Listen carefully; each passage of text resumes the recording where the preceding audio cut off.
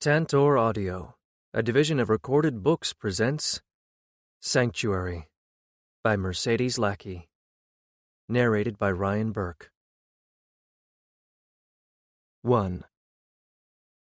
It was the silent, blue time before dawn.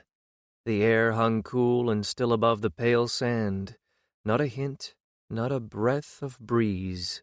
So still one could hear the tick of grain against grain as a thin trickle at the crest of a dune.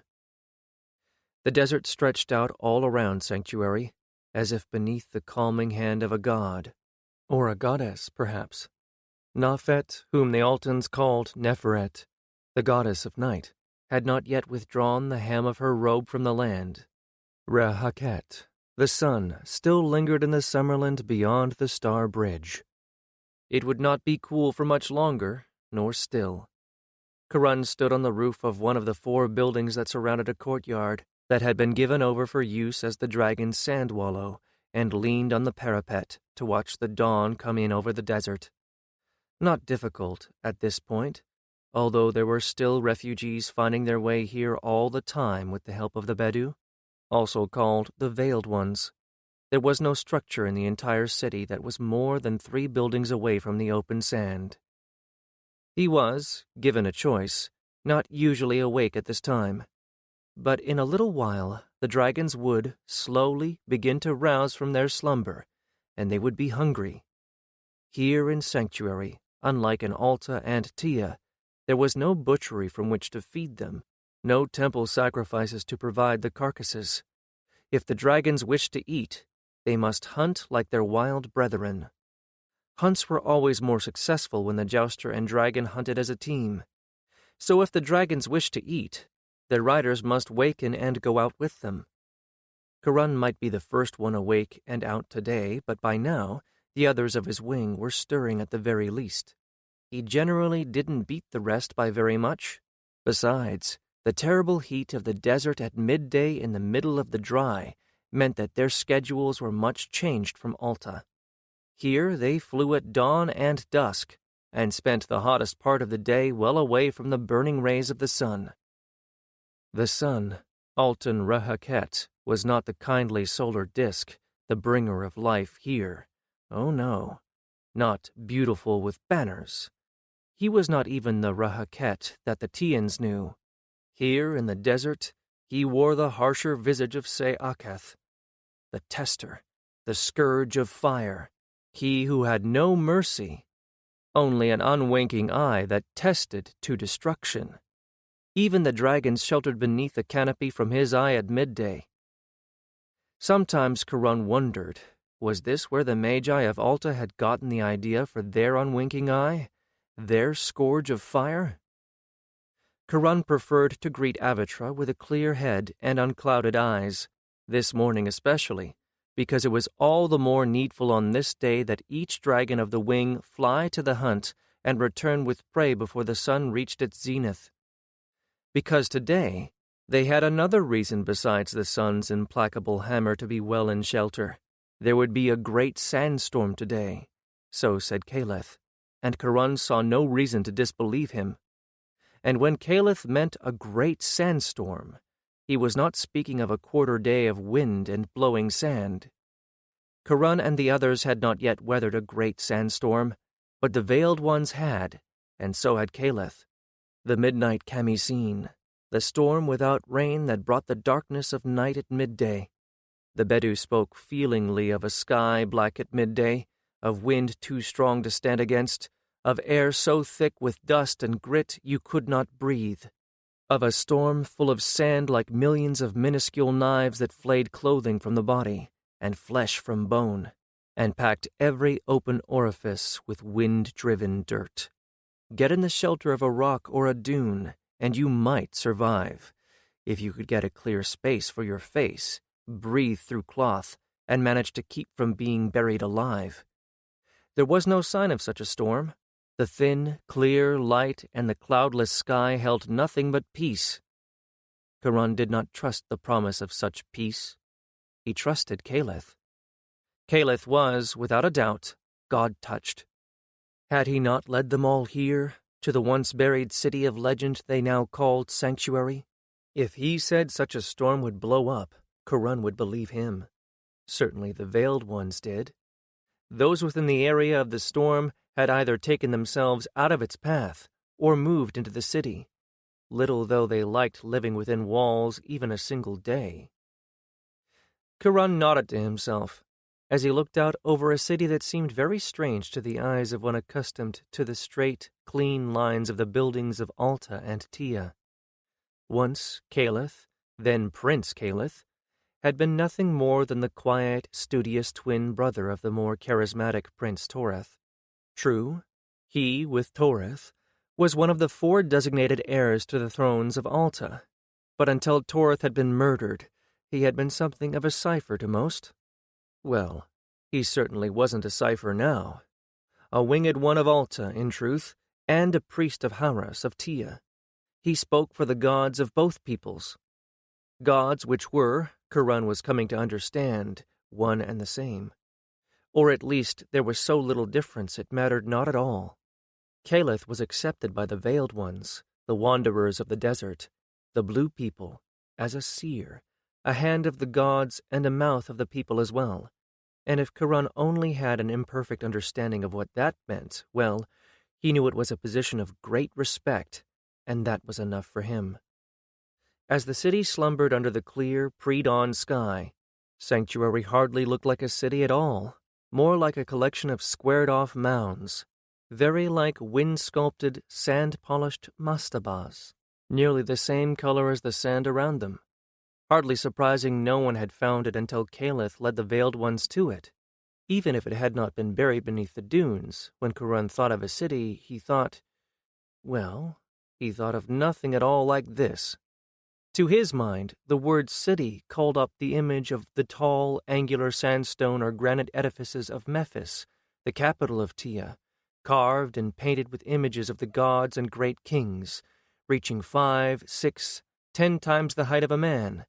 Or the city of his slave days, the mud-brick, 2-storied, mathematically laid-out buildings along the narrow streets where ordinary folk dwelled. Or possibly the white-columned, long, low buildings of Alta, reflected in the shining surfaces of her 7 ring-shaped canals. He did not think of buildings the color of sand, with rounded corners and edges, walls as thick as a man's arm was long, and scarcely an opening to be seen anywhere. But that was because the buildings of Sanctuary were armored against the blistering desert heat by the thickness of their stone walls, and against the sandstorm by their curves. Not even the dragons, much as they reveled in heat, spent more time in the sun than they could help, once the great disk had reached past the point of mid-morning. Some of the buildings, in fact, were mere antechambers into a labyrinth of rooms carved out of the rock bed beneath the sand, a network of man-made caves, which all connected eventually to that most precious of desert treasures, the water source that lay at the heart of Sanctuary itself. Water. Water was the reason for anything made by man in the desert. Men sought for it, fought over it, bartered what was most precious to them for it, killed and died for it, and for lack of it. And yet here, though long years gone, and until the gods permitted it to be found again, was a kingdom's ransom of the precious stuff. Beneath the sand, beneath the rock that lay beneath the sand, there flowed a river of the purest water, a quiet, steady stream, clear and cool, that widened here into a channel as wide as Great Mother River, and deep enough that it took an effort to touch the bottom, before narrowing again and flowing onward toward the Altan Delta. Kurun supposed it must come to the surface at some point, but no one had yet been able to pinpoint that spot, not even the wise desert dwellers, the Veiled Ones, who themselves had, until now, not even guessed that here was the life-giver that fed a great many of their oases. Here was the reason for Sanctuary existing at all, the reason it had been built in the far past. Here was the reason why Sanctuary was able to prosper now. Even the Veiled Ones required water, and in this part of the desert that they called the furnace and the anvil of the gods, they deemed it more valuable than the caches of gold that the new owners of Sanctuary were still discovering when wind freed another building from the grip of the sand. Which might happen today, actually. Caliph had hinted as much, calling the storm the instrument of the gods, and saying that in the past it had given what was needed when it was needed, and certainly Sanctuary was still surrounded on all sides by dunes and hard-packed sand. There was no telling what might lie beneath some of those mounds. A voice behind him interrupted his thoughts. "What do you think the sandstorm will show us when it passes?" "Sometimes I wonder if it isn't only the dragon's thoughts you can read, Arket 10. Karan laughed, turning to wrinkle his nose at the only female jouster, to his knowledge, ever to fly a dragon. Arket 10, sister of his good friend Orist, dimpled at him, as awake and alert as if this was midday. Well, she had always been a lover of the morning, already up and doing while he and Orist were still shaking the sleep from their eyes. It was a small fault, that. She was, in all other ways, to his mind anyway, anything that anyone could ask for in a companion. Not perfect, but who wanted perfection? It would be far too tiring to have to live up to the perfection of another. A companion who had flaws now, that meant you could have an affectionate rivalry without feeling as if there was no chance that you could ever come up to the standards set by your friend. She was not too tall, but Karan himself was by no means overly tall. Besides, the best jousters were light and lean, for the less of a burden they were to their mounts, the better. Light and lean Arket 10 certainly was. Reed slim and shorter than he, and he was no giant. Her lively black eyes met his with a look of acceptance and candor, and her ready smile warmed them further with good humor. If she did not have the finely chiseled and perfectly regular features of one of the images of the goddesses, she had a face that was full of personality. Since coming to Sanctuary, she had chosen to forsake wigs and wear her own blue-black hair cut in the short helmet style favored by the rest of the wing, which made her look superficially like one of them. But the gentle curves under her simple linen tunic made it clear with only a second glance that this was no boy. She wasn't beautiful, but truth to tell, Karan found himself somewhat intimidated by beauty. The elegance of court ladies made him flush and feel tongue-tied, and that was when they ignored him. When they had spoken to him or glanced at him or, worst of all, smiled, he found himself looking for someone to hide behind. But when Arket 10 smiled, which was far more often here than she had back in Alta, she always made him smile in return. What more could anyone ask? Once one of the fledglings of the Altan Temple of the Twins, one of her strongest gifts was that of silent speech with animals. While in the past she had sometimes disparaged herself for having such a minor gift, it had been worth more even than being God-touched on that black day when Caliph's twin brother Torith had been murdered by the Magi, and his dragon had nearly thrown herself, and every other dragon in the compound, into suicidal hysterics with grief. Until first Ari, the Tian jouster, then Karan, and then the 8 other Altan boys had raised dragons themselves from the egg, it had been unthinkable that a dragon should actually have a bond of affection with its jouster. Dragons were at best controllable, and only when drugged with the dust made from a dried desert berry called tala. No one had ever thought that a bonded dragon, if it lost its jouster, would choose to give its loyalty to another. But that was exactly what had happened when Torith died, and his midnight blue and shaded silver dragon Rieth Katan had nearly died of her grief and loss. When Arket 10 spoke to Rieth Katan and comforted her, that dragon had bonded again to the fledgling priestess, and had become her dragon, renamed Rieth Ka, thus making Arket 10 the first ever female in the jouster's compound as anything other than servant or couch companion. Just as well, since it had only been possible for her to hide from the increasingly imperious demands of the Magi in that one place in all of Alta. The dragons did not like the Magi, and not all the Tala in the world could stop them from making that dislike evident. The feeling of animosity was mutual, and the Magi had made it their business to remove the jousters, heroes of the war, by steady attrition. "Well, if you're thinking that we're better off here, no matter how hard life is, than there, well, I agree with you," Arket 10 said. "I'd rather starve and bathe in sand than stay in Alta one moment longer. Not," she added with a shiver, That I think I'd be aware of where I was by now if I had stayed there. Karan nodded and grimaced. Akhet-Ten was clever, if perhaps sometimes a little too inclined to flaunt that cleverness, brave, if a bit rash and headstrong, loyal, if stubborn, kind, if a little sharp-tongued, and the best sort of friend. And she was right. If she'd stayed, well, if any of them had stayed, they'd probably be half dead from injuries and overwork, or entirely dead. Except for Akhet-Ten, who would be locked up in the Magi's Tower of Wisdom with the rest of the Winged Ones, somehow being drained to give the Magi the strength for their magic. But, thanks mainly to Caleth, they'd escaped. They were safe in Sanctuary, and if the future was shrouded in uncertainty, it was at least a future that held freedom. As for Akhet-Ten, it was Karan's hope she was inclining toward becoming more than just a friend of late, though he was not pushing too hard. Akhet-Ten could also be very stubborn if pushed, and hated with a great passion the least hint that she was being pressured into doing anything. He probably had the Magi to thank for that. Still, his position could be much worse. He'd once thought that she harbored a secret passion for Toreth, and that had turned out to be false. The last thing he wanted to do was to give her even the faintest of impressions that he was putting pressure on her. Akhet-Ten was not a desert antelope to be swooped down upon, knocked over, and devoured. Rather, she was like her own blue-black dragon Rieth-Ka, to be courted with circumspection, tact, and delicacy, so that when she made up her own mind, it was with the impression that she had been the one who'd had the idea in the first place. She came up beside him to lean on the parapet and looked down into the sand pit where the dragons were just beginning to stir. All the dragons shared a sand wallow, rather than each having their own as they had back in Alta. There hadn't been much of a choice in that. The jouster's compound had been tended by a small army of servants, builders, and slaves.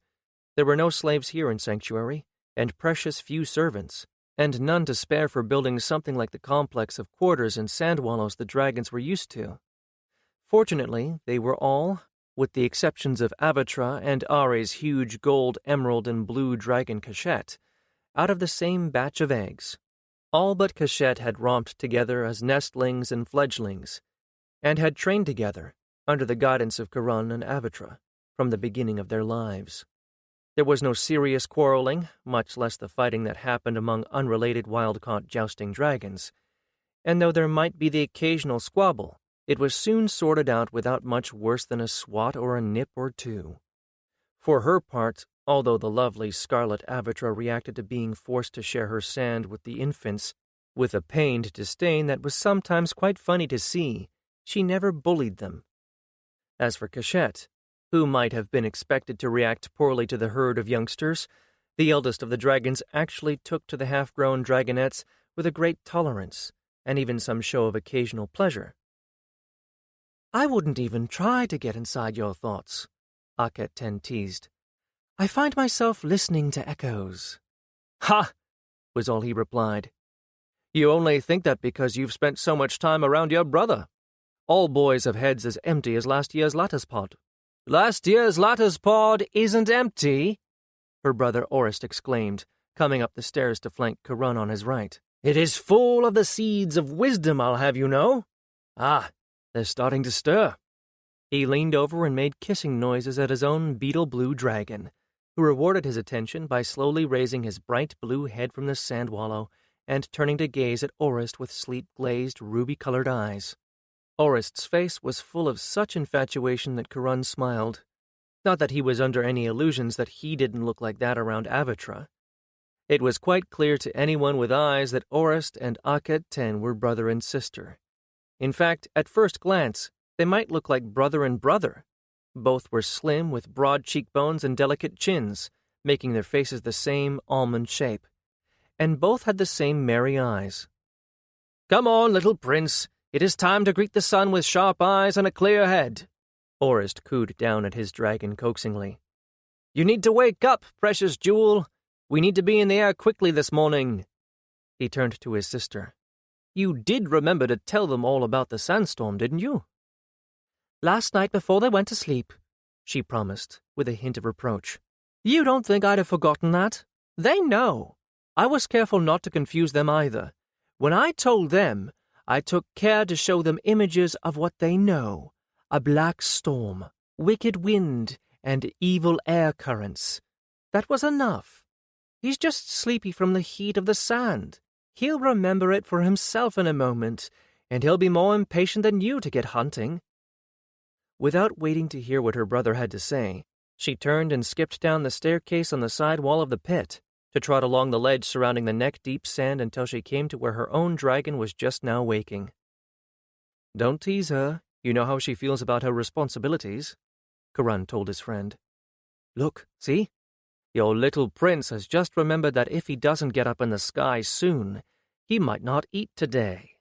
And indeed, the young male had raised his head to look to his rider with sense and a bit of urgency in his gaze. The dragon snorted at Orist with impatience and began to pull himself up out of his wallow, golden sand cascading from a blue back, without another word of coaxing from the young jouster. A familiar whine from just beyond Orist's dragon caught Karan's attention, especially when it was paired with an equally familiar snort. He followed Akhet-Ten down into the pit, to make his way in the opposite direction from the one she'd taken. Kashet and Avatra had taken to sleeping near to each other, not precisely curled up together, but they did seem to appreciate one another's company. Perhaps Avatra remembered Kashet from her earliest days in the Tien jouster's compound, when Kashet had been in the next pen over, before she and Karan, then called Vetch, had escaped and fled northward to Alta with Ari's help. Certainly Kashet remembered her. He remembered Karan, too, and with quite evident affection. The huge dragon snorted again when Karan came near, and craned his emerald and blue neck over Avatra to blow his hot breath into Karan's hair. Whereupon Avatra bristled with jealousy and shoved his head aside, claiming her rider for herself. Karan had to laugh as she tried to puff herself up and interpose herself between him and her rival for his affections. Kashet could bowl her over without even taking thought for it, even now. She had a hot temper to match her fiery colors when she was irritated. Fortunately, Kashet was a good-natured soul, and, well, it was possible that there was some instinctive behavior involved, too. Most male animals would put up with things from females that they would never tolerate in another male. "Peace, little one," he told her, as she shoved him a little off balance and tried to look up at him in adoration with one eye, while she still glared at Kashet out of the other. "You are first in my heart always, and Ari will be here any moment, and Kashet will cease to remember that I live." "Ari is here now," called a voice from above, and Kashet reared up to his full height at the sound of that voice, which put his head well above the level of the roof. Ari looked down over the parapet of the building next to the one that Karan, Orist, and the other members of Karan's wing, except Akhet-Ten, shared, waved to his protégé, then reached up to scratch the bony eye ridges of his own dragon as Kashet rested his chin on the parapet and sighed gustily.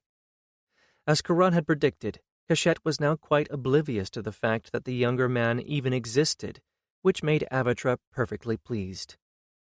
Ari alone stood out from among the Altan inhabitants of Sanctuary as noticeably different. He was much darker to begin with. Here in the desert, he had tanned to the color of old leather, while the Altans had gone the same golden brown as a properly baked loaf of barley bread. His face was broader than the Altan type, his chin stronger, his eyes a shade of brown that was very near to black. Karan would have liked to remain there, giving Avatra the caresses and affection she lived for, but there was no leisure for that this morning. The cramped quarters of the sandpit made it necessary for almost everyone to leave in order to get saddled, which would mean another delay in taking to the air, and this was a day when no one could afford much in the way of a delay. Kashet was the first to get out, by virtue of his size and strength. He simply hooked his front talons into the parapet and climbed out over the roof. The first time he'd done that, Karan hadn't been the only one who'd gasped and shrunk back, expecting the wall to come down. But either they were all very lucky, or Kashet was a shrewd judge of construction. He hadn't left more than a scratch or two on the top of the wall. Karan still didn't know what the walls of Sanctuary were made of. It looked like hard-packed sand or sandstone, but it wasn't. and it was tougher and stronger than anything Karan had ever seen before. The walls weren't made of stone blocks either. The entire city could have been carved from single pieces of stone. There were no signs of seams or block lines, and although the corners and edges were all rounded as if scoured away, at a guess, Karan would have said that they had been carved or sculpted that way on purpose from the beginning, given that nothing much seemed to mark them. Whatever material those walls were made of, it was something that stood up to the abuse of dragons climbing all over them. Nor could Karan have put an original purpose to this courtyard that now served as the dragon's sand wallow. When the wing had come to sanctuary, the space had been filled with sand still, left that way on purpose for the dragon's use, and the doors and windows that had once looked into the courtyard had been blocked up at Calith's orders. It was about the size of the landing courtyard at the Jouster's compound in Tia, which made it just about big enough for 10 dragons. Now, if somehow there would be more dragons one day, I will leave that in the hands of the gods, Karan told himself. The gods had provided for these 10. He would have faith that they would provide in the future. Or else he and Ari would come up with some clever plan to create more wallows and shelters somehow. Though the sands were not heated, as were the sands of the pens back in the compounds, they didn't yet need to be. The stone of the buildings and the sand itself stored enough heat over the course of the day to keep the dragons comfortable all night. And as for heating the sands in the winter, well, the eccentric Akkadian healer and Magus Heklatis had some ideas on that score, and Karan was content to leave it at that. Certainly the wild dragons managed. Theirs could too. At least there would be no cold rains to contend with. "Time to go, my son," Ari told his dragon. "No one else can move until you do." With a grunt, Kashet heaved himself up, first getting his forequarters up to the parapet, then carefully planting hind claws in the blocked-up window slits and slithering the rest of himself over the edge. Avatra uttered what sounded like a sigh of relief. She was still small enough that she could use the open staircase as a climbing aid, and that was what she did, leaving the rest of the dragonettes the room to shake themselves free of the sand and follow her lead. She and Kashet shared the roof of Ari's building as their harnessing stop. 6 of the 8 dragonettes made use of the other 3 roofs, 2 apiece, leaving the pit to Rieth-Ka and Orist's striking blue waistette. Harnessing these days was a far cry from the complicated affair it had been back when the dragons were part of Alta's and Tia's fighting forces. The saddles were the same, but there was no armor, no helmets, and no jousting lances. Not that they were unarmed, especially not when hunting. Aristocratic Gan had trained his gentle green dragonette Kalef to tolerate a light hunting spear flying past his head, so his saddle had a quiver of javelins attached to it. Orist, Ari, Peatep, and Akhet 10 could get their mounts to put up with arrows. The rest of them used slings and stones. Not much good at bringing down game of the size a dragon needed, but good enough to distract, irritate, or with luck, stun, and that was all the opening a dragon could ask for. No making formations for this task. Dragons needed a big hunting territory, and each of them had his or her preferred ground.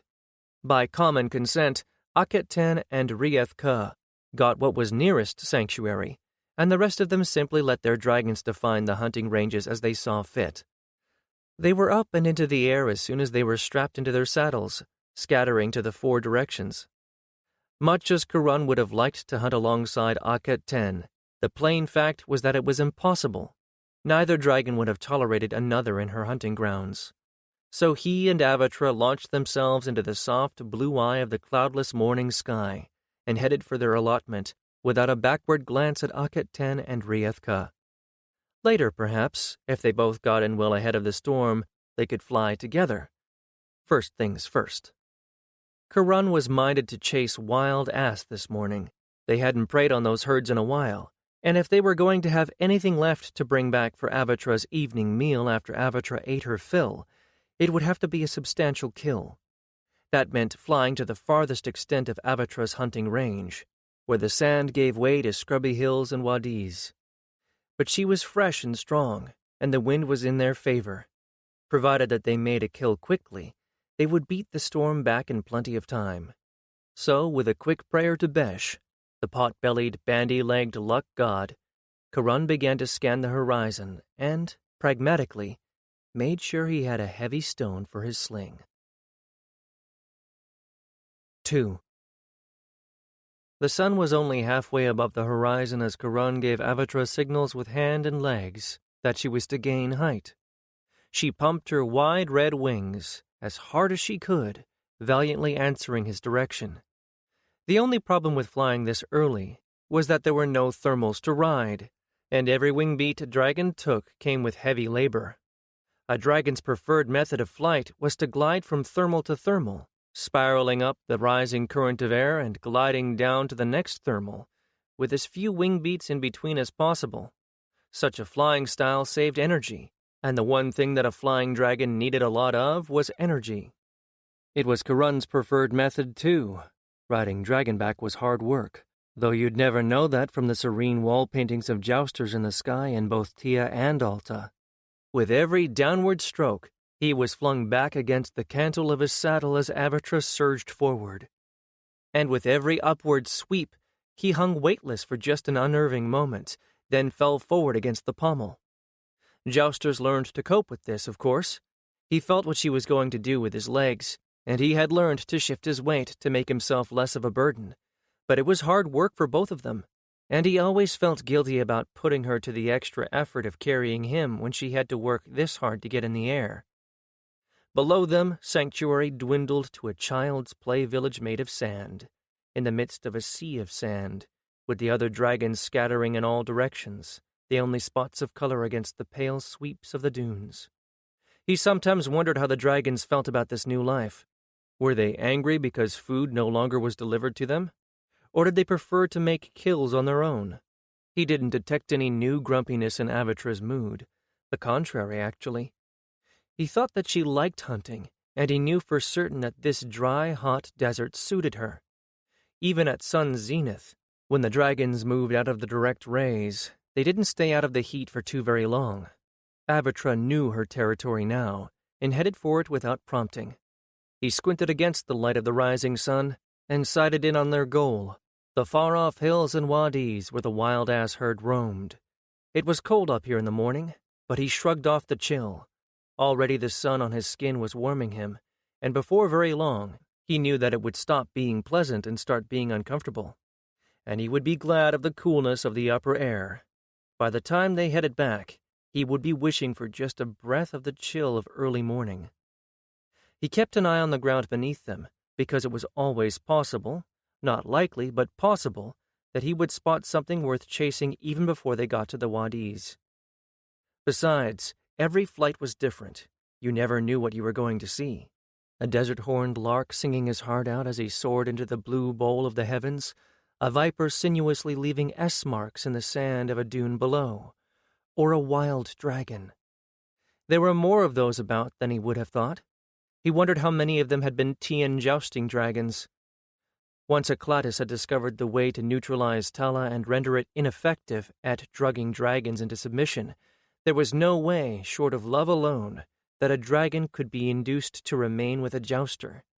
And the dragons that had escaped from the Tian jousters would probably not have gone back to their old territories. They would have been wary even if they had been inclined to fly all the way back. After all, that was where they had been captured as fledglings. Avatra reached a height she found comfortable. Somehow he had not yet been able to understand how dragons could read the invisible currents of the sky, and knew by that where their flight would come with the least effort. She settled into the longer, slower wing beats that moved her forward rather than upward, and he leaned down over her shoulder to make himself less of a drag on her progress. The sands seemed empty of life this morning, but with Calith's prediction of a sandstorm, it could be that the wildlife sensed its approach and had taken to shelter early. Only when they reached the wadis, and the landscape beneath them turned from undulating waves to hard earth and rock, cut by the occasional dry wash and punctuated with wind-eroded mastabas, did he start to see signs of life. Birds flitted from one bit of scrub to another.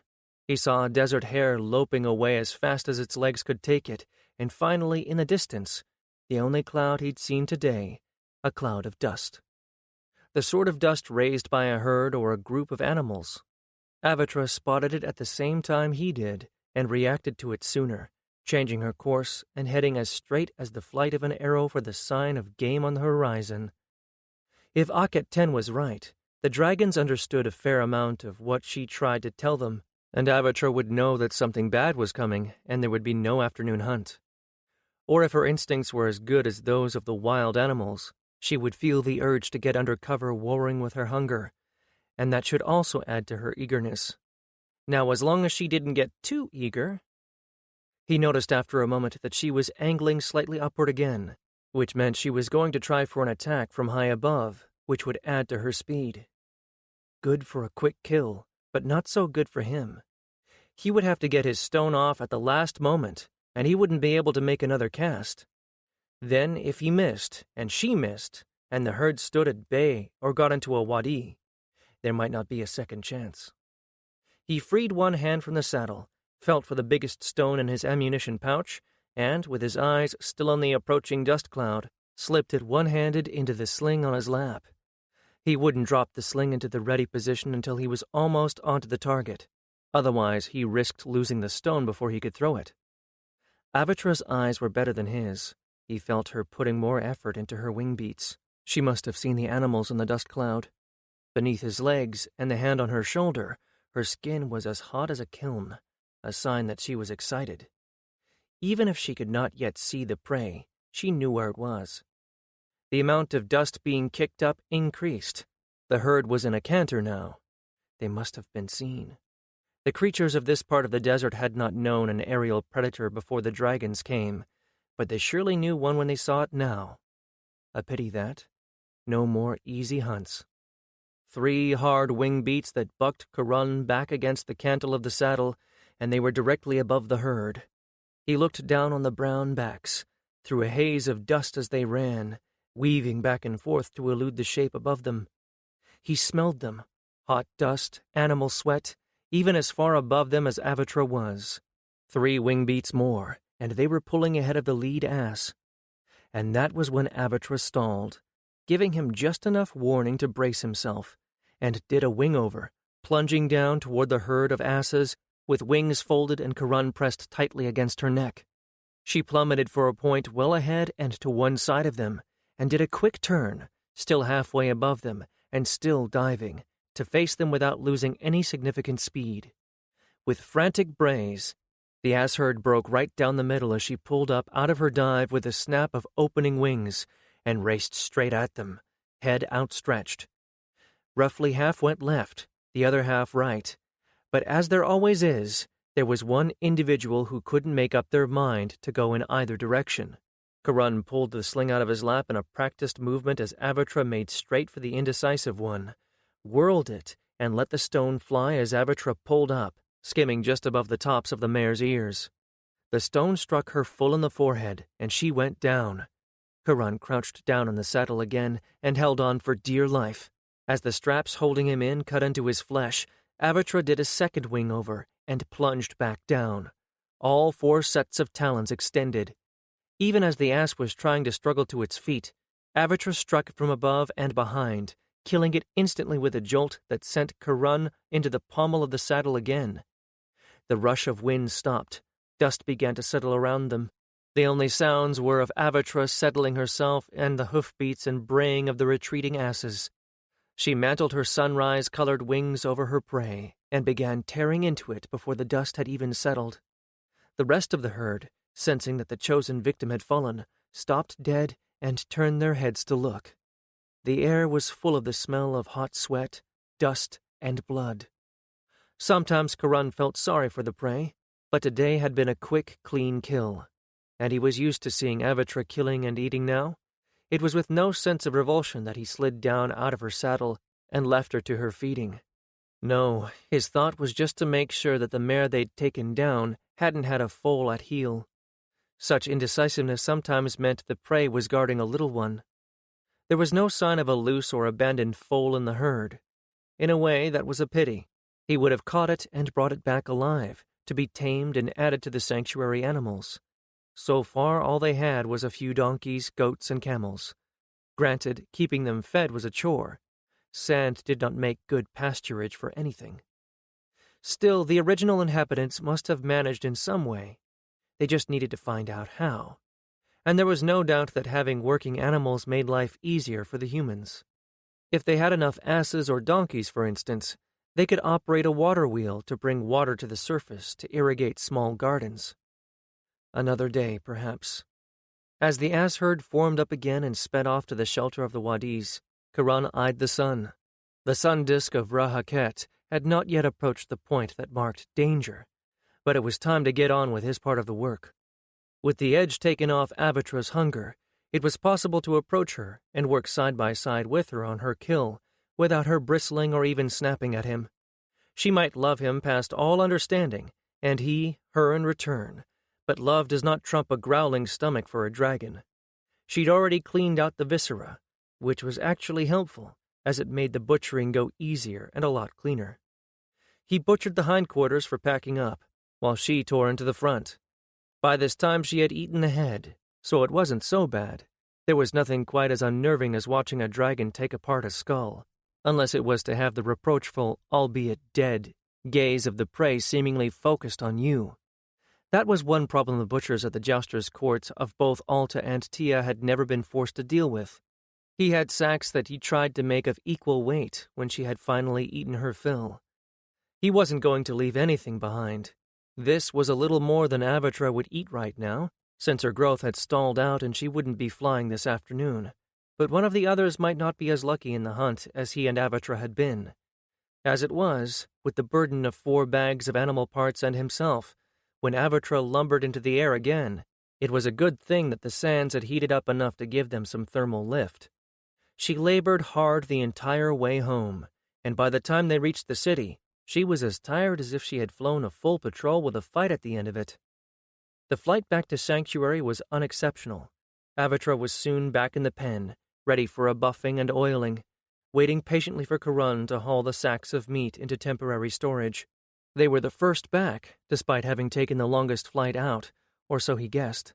But he had just begun scouring Avatra's ruby-scaled hide with sand when Ari and Cachette came in to land on the rooftop above. Cachette's landing was, as ever, a thing of precision. There was no better flyer than Ari's Big Blue. "How went the hunt?" he called up, since he couldn't see anything of Cachette but the dragon's head from his vantage point below. 3 gazelles. Cachette had one, and I brought the other 2 back, one for Cachette later, and one in case someone didn't do so well," Ari replied, and grunted with the effort of taking sacks from his dragon. "You won't hear me say this often, but days like this make me wish for the old times in the jouster's compound and the butchery. I don't mind not having a dragon boy, but being my own servant and my own hunter to boot is a bit of a hardship." Karan grimaced. Not that he didn't sympathize in principle, but he'd never really gotten used to servants, having been a serf and, as such, less than a slave most of his life. For him, life in Sanctuary just meant going back to old patterns of hard work. For Ari and some of the others, however, it was a new and unpleasant experience. But there were no serfs, no slaves, and precious few servants here. There just weren't enough people to spare for anyone to devote his time to waiting on someone else. The only servants that Karan knew of were the 2 that served Caleth, and the other escaped healers and priests, and they were more in the nature of being acolytes than servants. In fact, the very nature of the city meant that there were several classes that were entirely missing. No serfs, no slaves, no servants, and no farmers. All foodstuffs had to be brought in from across the desert or hunted on dragonback. Avatra squirmed and twisted to help him reach every inch of her hide, and grunted with pleasure when he got a particularly itchy spot. While he was working, Orist and Wastet came in with a flash of ruby and sapphire, followed by Akaten and Riethka, like a silver-edged shadow. Both were laden, so that was 4 in with good kills. Akaten and Riethka joined him in the sandpit, while Orist stayed up on the roof with Ari. A moment later, Osset Ra and copper-colored Apetma landed next to them. "Orist!" Akaten shook her head and made a faint sound of disapproval. "What about him?" Karan replied, rubbing oil into Avatra's wing webs. "Hadn't you noticed? You're no longer Orist's hero. Ari is." She shook her head again. Not that he'd ever disobey you, but he's transferred all that hero worship he used to have for you over to Ari. Karan thought about that for a moment. Huh, he said. I think you're right. He pondered the altered state of things for a little more. Well, good. Well, good, Aketin replied incredulously. Is that all? Actually, it's very good. The more he thought about it, the better he liked it. He had to be wing leader for right now, but with more people and more dragons, eventually Orist would be a wing leader in his own right. There was only so much of a leadership role that Karan was comfortable with. Let Ari be the commander of dragons. He was suited to such things. Very good! Aketin threw up her hands in exasperation. I would have thought you might feel strongly about losing Orist's allegiance. I'm still his wing leader. He's still my friend, and besides, Ari's older, and a lot better leader than I am. He looked under Avatra's neck at her. Aketin, let's not bring the game of nation and politics from altar to sanctuary. It's a good thing that the others are looking to Ari for guidance. He has more experience with a hand-raised dragon than anyone. He's older and a better fighter than I am, and he's a good man. So what if he's Tian? If the Magi really are moving into Tia, I bet we'll start getting more Tians here in Sanctuary before long. You'll just have to learn to live with them, Aketin. She hunched her shoulders. He couldn't see her face, but he imagined from her posture that she was frowning. All my life they've been the enemy, she said, and everyone knew about the rider of the big blue dragon that was so devastating to our side. Now everybody seems to be fussing over Ari, as if he'd never killed any of our people. Probably fewer than you think, Karan said slowly, thinking about all those times that Ari had returned from a patrol to brood unhappily all alone. And he regrets every single one. You know how people exaggerate. I doubt he's done a quarter as much as rumor would have it. Her shoulders were still hunched stubbornly, and he gave up. Look, if you can't be nice to him, just don't be rude. I am never rude, came the untruthful reply, but he had the feeling that was all he was going to get out of it. Why is it that my friends just can't all get along? He supposed he could thank the Magi for that as well. Possibly she was irritated because it wasn't just Orist that was accepting Ari without question. It was most of the others in the wing, and Nofret and Merritt and Calith. You'd think that if Calith has no issues... Well, perhaps she was feeling neglected. Certainly ever since they'd come here, it had been nothing but non-stop work for everyone, and Aketin was another of those who was not at all used to doing her own work. When the storm comes and shuts us all in, do you want to try and teach me to play hounds and hares again? He asked. She turned around, looking rather surprised. Yes, she said. I would. It'll probably be too dark for mending. It will be very dark, was all Karan could say. I only went through one midnight camisine in Tia, and the ones in the desert proper are supposed to be a lot worse. I think most people are planning on going all the way down to the river cave for as long as the storm lasts. But we can't take the dragons down there, Aketin observed. It will be too cold for them. He nodded. We'll move them in there, the winter quarters. He pointed at the end building of their court, which might have been a stable or something of the sort. They decided that would be the winter cave once things got too cold. Heklatus had not yet worked out how the Ged priests transferred heat into the Tian dragon pens, although he was certain that between them, he and Ari could puzzle the magic out. At least the dragons would actually fit into this building, and it could probably be heated conventionally. I don't want to leave Riath-Ka, she replied after a moment.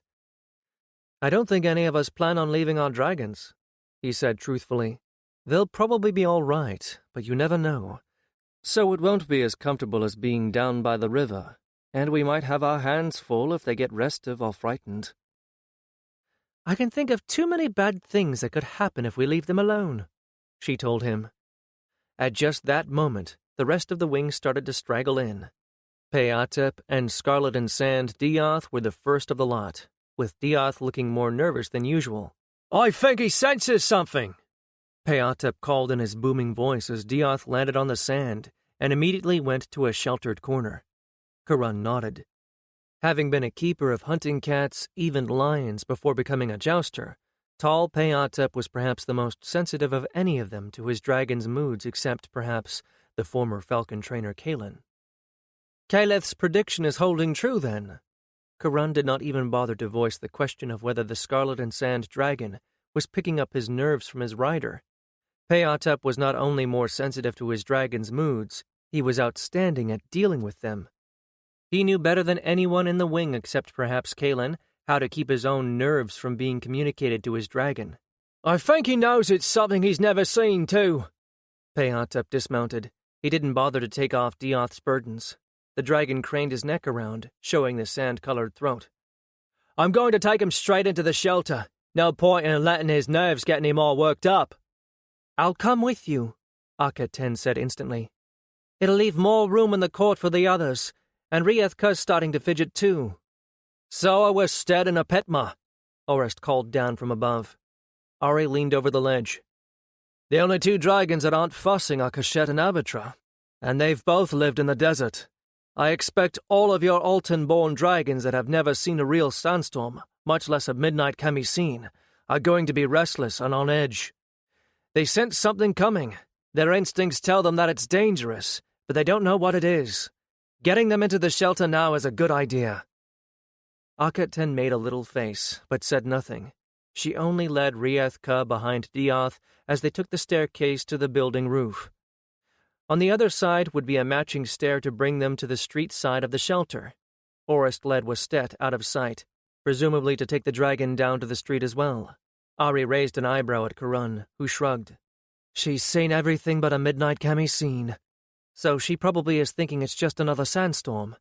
I think she's more interested in getting groomed, so I'll finish oiling her before I take her in. Karan looked up as Gan and his green dragon, Kalef, winged into a landing. Gan threw his leg over the saddle and slid down from Kalef's back with a flourish. But then Gan did everything with a flourish. I saw the others going inside as we came down. Kalef isn't too bad, but I might as well take him below anyway. He'll help the others calm down. Gan was the oldest of Karan's wing. Despite his theatrical nature, he'd be something of a calming influence himself. And if that wasn't enough, his exceedingly sharp wit would have them laughing. Huras and the heart-stoppingly beautiful Tathulan swooped in, a blue, purple, and scarlet blur coming to a dead stop in the pit by using the sand itself as a brake. It's coming, said Huras shortly. His eyes were wide, and it was clear from his expression that he was alarmed. But even though he was only a baker's son, and had never been off his ring in Alta before becoming a jouster, he was intelligent and steady, as steady by nature as his big dragon, the largest of the hatch. She trusted him, and he trusted in Ari and Karan's knowledge of the desert. They wouldn't panic unless it was clear that panic was called for. We were at the edge of our range, and saw it when we got height. She caught breakfast. Has anyone got a spare for her second meal?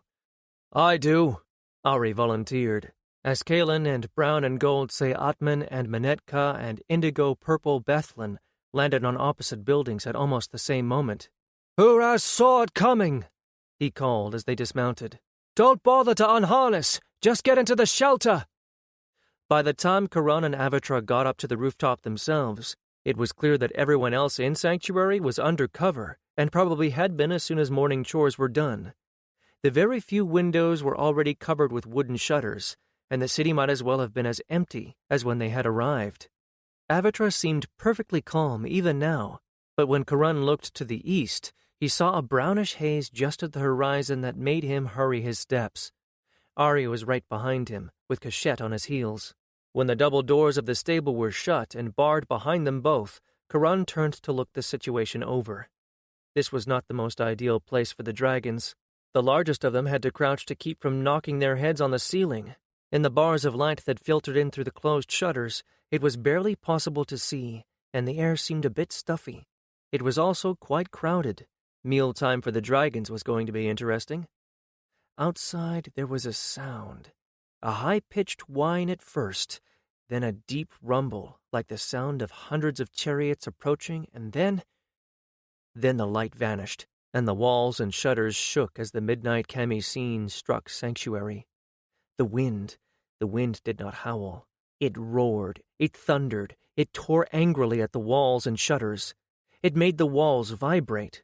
It filled the air with a dust as fine as flour. In that moment when the light was gone, Karun felt himself groping for Avatra's comforting presence. This storm felt like a living thing, like a great beast, like a lion, that roared defiance of all the world, that seized entire buildings in its jaws and shook them until their contents rattled like the seeds in a dry latta's pod. Yet there was nothing inimical in this fury. It didn't care if the building was empty or full of people and dragons. There was nothing malicious there, not like the storms the Magi had created. That didn't stop Karun from feeling like a mouse sitting in a hole with a hawk in the air above him, but at least he knew that the hawk had no plans to torture him if it caught him. Thanks to Caleth's warning, they had planned ahead. No sooner had the light gone than someone near the back held up a lit oil lamp. The flame wavered and flickered in the conflicting air currents. Whoever it was quickly sheltered the flame with his hand, and a moment later, others clustered around him with lamps of their own. It wasn't stuffy anymore. Wind whined through all the cracks in the shutters and around the door that a moment ago had let light in. Wind wasn't the only thing coming in. So was the sand. It was some measure of the force of the wind that the sand was spraying into the cracks hardly wider than a hair. All the dragons, Avatra and Cachette included, inched toward the back wall until they were huddled together. Their pupils were as wide as they could go, making their eyes look like black plates rimmed with ruby or gold, and every time an especially fierce blast shook one or another of the shutters, all their heads swiveled as one to face the source of the noise. "I doubt they're going to panic," Ari said over the scream of the wind. "And if we all settle down and act normally, they'll relax." Gan cleared his throat, then tossed his head as if dismissing the storm as a trivial inconvenience. "These walls and shutters have withstood centuries of storms, and this one has nothing of magic in it. I doubt they're going to fail now. So who's for a game of hounds and hares?" They had made the stable ready long before the storm arrived, and at Gan's prompting, the others unpacked game boards, jackstones, and dice. Karun arranged a couple of flat cushions next to Avatra, and Akhet-Ten brought over her game board. They settled in, Karun to learn the game and Akhet-Ten to teach it. Within the circle of light cast by an alabaster oil lamp found here in the ruins. Shaped like Lata's buds, one of its 3 cups was broken, but the other 2 cast a fine light, sheltered from the weird breezes whipping through the stable. Gradually, as nothing worse happened than drifts of sand forming at the windows and door, and the howls of the wind shaking the shutters, the dragons relaxed. Eventually they put their heads down on their forelegs, or draped head and neck over a neighbor's back. They still showed no signs of relaxing their vigilance enough to nap, but they weren't ready to bolt at the first alarm anymore. There was no way to gauge the passage of time, but the Altons had known that would be the case. The artificial darkness was a lot like darkness cast by the storms the Magi conjured in order to drive the Tian jousters out of the sky, and they were as used to such conditions as anyone could be. However, "I think we should feed the dragons at the first sign of hunger," Karun said, looking up from a game at which he was, predictably, losing. "If we wait until they get really hungry, there might be fights." "I can keep track of that," said Akhet-Ten. He nodded. With her gift of silent speech with animals, she would have plenty of warning when they began to complain. When the first dragons began getting hunger pangs, she alerted their riders. As the meat was distributed, there was some minor squabbling, but not much, and quickly sorted out before it escalated beyond a nip and a hiss. This could never have been done with the wild-caught dragons. There would have been bloody fights over the food in no time, and woe betide any human who got in the way. The storm continued to howl long after sunset, only dying around the middle of the night. By that time, as the oil lamps burned out one by one, everyone had gone to sleep. Karun only woke because a beam of moonlight penetrated the shutter and shone directly into his eyes. He got up and opened the door. He expected a flood of sand to pour into the room, but instead it appeared that the storm had scoured the street clean. There was no real sign that such fury had lately raged out here. The air was still, cold and calm, and the streets peaceful. He wondered what the storm had buried, or revealed. But that would have to wait until morning. 3. The dragons woke early that morning and wanted out. They jostled each other and whined with impatience once they were fully awake, and if it seemed crowded before, with the dragons fussing, it was like being in the middle of a cattle pen that had been crammed too full. No one could sleep with the fidgeting, impatient snapping, and noise. It was obvious that it was time to go. As soon as the stable doors were opened wide, they crowded through, shoving and squabbling, in a hurry to get to their saddling stations. It was time to fly, time to eat, and most of all, time to be outside of walls. Whatever those walls were made of, it was remarkable stuff. There was not so much as a gouge or a scratch on them after half a day of being abraded by wind-blasted sand. But a cracked water jar that had been left carelessly beside the door was now little more than a sand-smoothed lump of baked clay. Laden with saddle and guiding reins, Karun climbed the stairs to get to the rooftop. Too impatient to climb, Avatra spread her wings and flew up. He had to smile at that. She was not only maturing, she was showing more initiative. He'd begun teaching her to come at his whistle some time ago, thinking it would be a useful trick if they were parted. Now she obeyed him as eagerly as any dog, and the others had begun teaching their dragons to do the same. Aket-10 and some of the others were already up there, staring out to the west.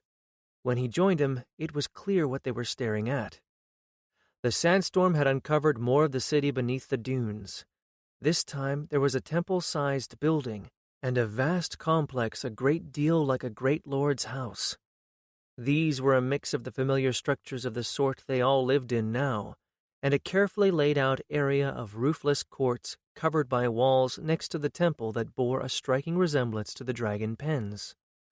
"We could use that temple for the dragons, instead of this building," said Peotep speculatively as he tapped a toe on the roof of the stable they had just used, then glanced down at Aket-10 from his superior height and added, "If the gods allow."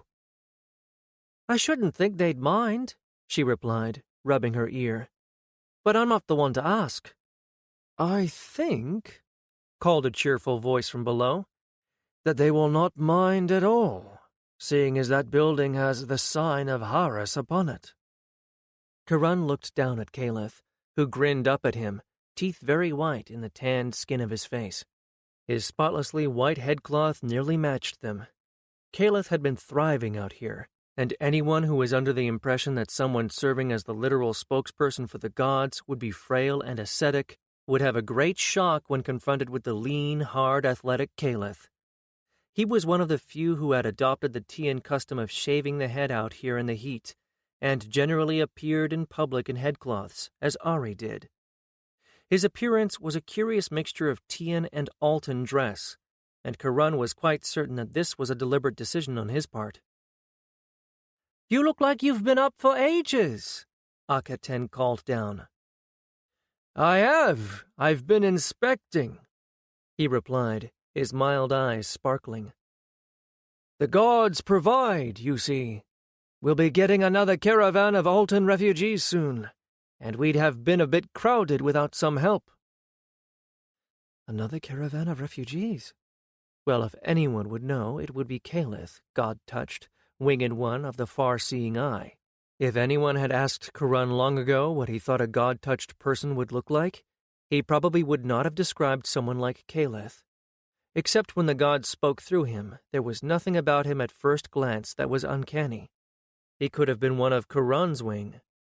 Stronger, browner, and more vigorous than he had been when he was merely Toreth's scholarly twin, and with him, the heir to the twin thrones, the power of a winged one sat lightly on him. But it was there, oh yes. Those with the eyes to see it knew very well that the gods had set their mark on him. It was in his eyes, the straightness of his back, and the very way he moved, as if always conscious of the lingering presence of something greater than himself at every moment. "While you were inspecting, I don't suppose you came across a cache of enchanted sleeping wenches, did you?" asked Gan wistfully. They wouldn't have to be princesses or anything of the sort, just old enough to have cut their child locks and young enough to still have all their teeth. Karan bit his lip to keep from laughing, though he knew that half of what Gan said was for effect. If anyone was to have taken a vote as to which of the jousters was the best looking, Gan would have swept the tally boards, and while he certainly was, understandably, vain to a certain degree, and took full advantage of the effect of his beautiful body and features on women, he also enjoyed mocking himself and the teasing of his friends. Caliph laughed. "Ah, poor Gan. You have certainly suffered more than any of us here, with no one to admire your handsome face except Herclatus." Gan grimaced. "Believe me, I tell you in all sincerity that by now even that scrawny old healer is beginning to have his charms." Osset Ruff feigned alarm and edged away from him. The rest laughed, and Caliph spread his hands wide. "Well, the gods have heeded your suffering. Cheer up. The problem will be taken care of before very long, I promise you." Imperious Bethlin whined and shoved Manetka with her indigo-blue nose. She didn't give a toss about new buildings or newcomers. She was hungry, and right now. Avatra wasn't as demanding, but she made it known with little anxious bobbings of her head as Karan glanced at her that she was uncomfortably empty herself. "I've already allotted the big building and its courts to you," Caliph told them. "It's much more suited to the dragons than this makeshift arrangement anyway."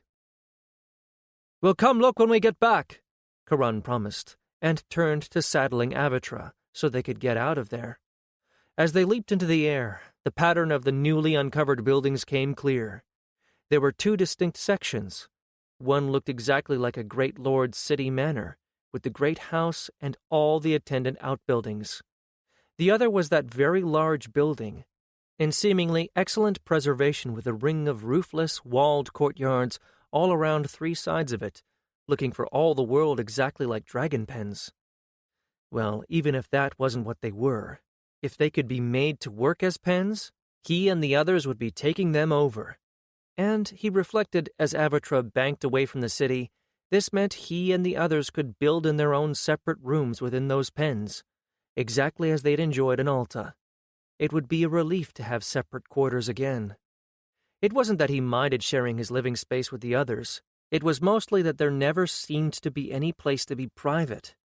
For all that he had been a serf, Karan had been accustomed, most of his life, to being alone, for his lowly status had meant that not even Kefti the Fat's slaves had been willing to share a room with him. Even when he had been Ari's dragon boy, that status had made it necessary to accommodate him in Cachette's pen rather than the quarters of the rest of the Tian dragon boys. But now, crowded up into a single house with all of the riders but Akhet 10, he had been very aware of the presence of others around him, and it felt exceedingly uncomfortable. Sometimes it was only sheer exhaustion that allowed him to sleep. "So, it looks like we'll be alone again at last," he said cheerfully to the back of Avatra's head. She was listening, he could tell by the way she glanced back at him, but she wasn't giving him a lot of attention. She was colder than usual in the morning, and that made her hungry. Her concentration was on the hunt. She'd get her fill of it today. With no sandstorm coming, and with yesterday's storm confining the human hunters within walls, today would be one of those days when he and Avatra would be doing the new work of a jouster, helping to keep the people of Sanctuary fed. Hunting was not just for the dragons. Hunting was for the people, too. He slapped her shoulder. "The sooner we get game, the sooner I can see what we can make of this gift from the gods. Let's try that watering hole where the thorn trees are. After that storm, I bet a lot of the game is thirsty." A pity there had been no one to take that bet. When they returned with two small gazelles, and Avatra full and ready to sleep the afternoon away, he found that they were the last to make it back. As they flew in above the roofs of Sanctuary, he could see figures prowling the newly uncovered buildings, and recognized Ari, by his striped headcloth, and Akhet 10 among them. He unharnessed Avatra, and as he was putting her saddle up, Hurok Ebb, the provisioner, approached him. The provisioner, a solemn-faced old fellow with a sturdy, compact body who was naturally bald without needing to shave his head, had been appointed by Caliph to take charge of the common treasury and to make sure everyone got a fair share of the food that came in. Eventually, Karan supposed, this would stop. Sooner or later people would be, if not raising their own food, certainly finding ways to make money to buy it, rather than depending on what was brought in, paid for by the treasures that were turning up in the city. Or, at some point, those treasures would stop turning up, and only what was brought in by the dragons would be available to distribute. At that point, things would be as they were in every other city. But that was for another day, and hardly Karan's concern. The provisioner was certainly happy with the morning's catch. He made his usual point of thanking both Karan and Avatra for their work before he carried off the bounty. Karan gave Avatra a quick sand buffing, but she didn't seem to want an oiling and definitely did want to nap. So he left her to doze in the hot sand of the pen while he went out to join the rest of the wing in exploring what the sandstorm had uncovered. Of course, the first place he went was that big building with the surrounding pen-like structures. It naturally drew the eye and their attention, since the tall building loomed over the surrounding structures by a full story. He followed the sound of voices when he got there, straight to one of the pens, where all the rest had gathered. "Workshops," Ari was saying judiciously, as he kicked through bits of rubble embedded in the sand. Caliph nodded. "I would guess the same," he said. "As we have been looking through the ruins, I've found broken tools, half-finished projects. I agree that these were all temple workshops, and you know what that means. This was a great temple at one time, one that had many workshops making statues of the gods and offerings. These workshops must have had roofs of palm-leaf thatch, so when the sand overwhelmed this place, what little was left of the roofs crumbled away to nothing." Karan joined them, noting that Ari's prodding toe had turned up a half-finished statue of the god Haras in his falcon form. It seemed Caliph's guess was correct. "Which suggests to me that at one point there was a palm oasis here too," Ari replied, stooping to pick up the statue and turn it over in his strong hands. "What was here once, we can build again. And meanwhile, if you are sure the god Haras will not begrudge us living room—" "Very sure," Caliph replied with a nod. "As sure as I have ever been of anything. These workshops can be made into pens, as you have been suggesting, and that big enclosure that was probably a corral for sacrificial cattle can be made into a nursery for little ones." "Little ones?" Karan felt it was time to make his presence known. Caliph favored Karan with a half-smile, though the smile didn't reach his eyes this time. "You don't think the Magi are going to leave us alone forever, do you? One day we will need justice to fly to defend Sanctuary, I fear." As a matter of fact, he had hoped for something of the sort, but it appeared that his hopes were in vain.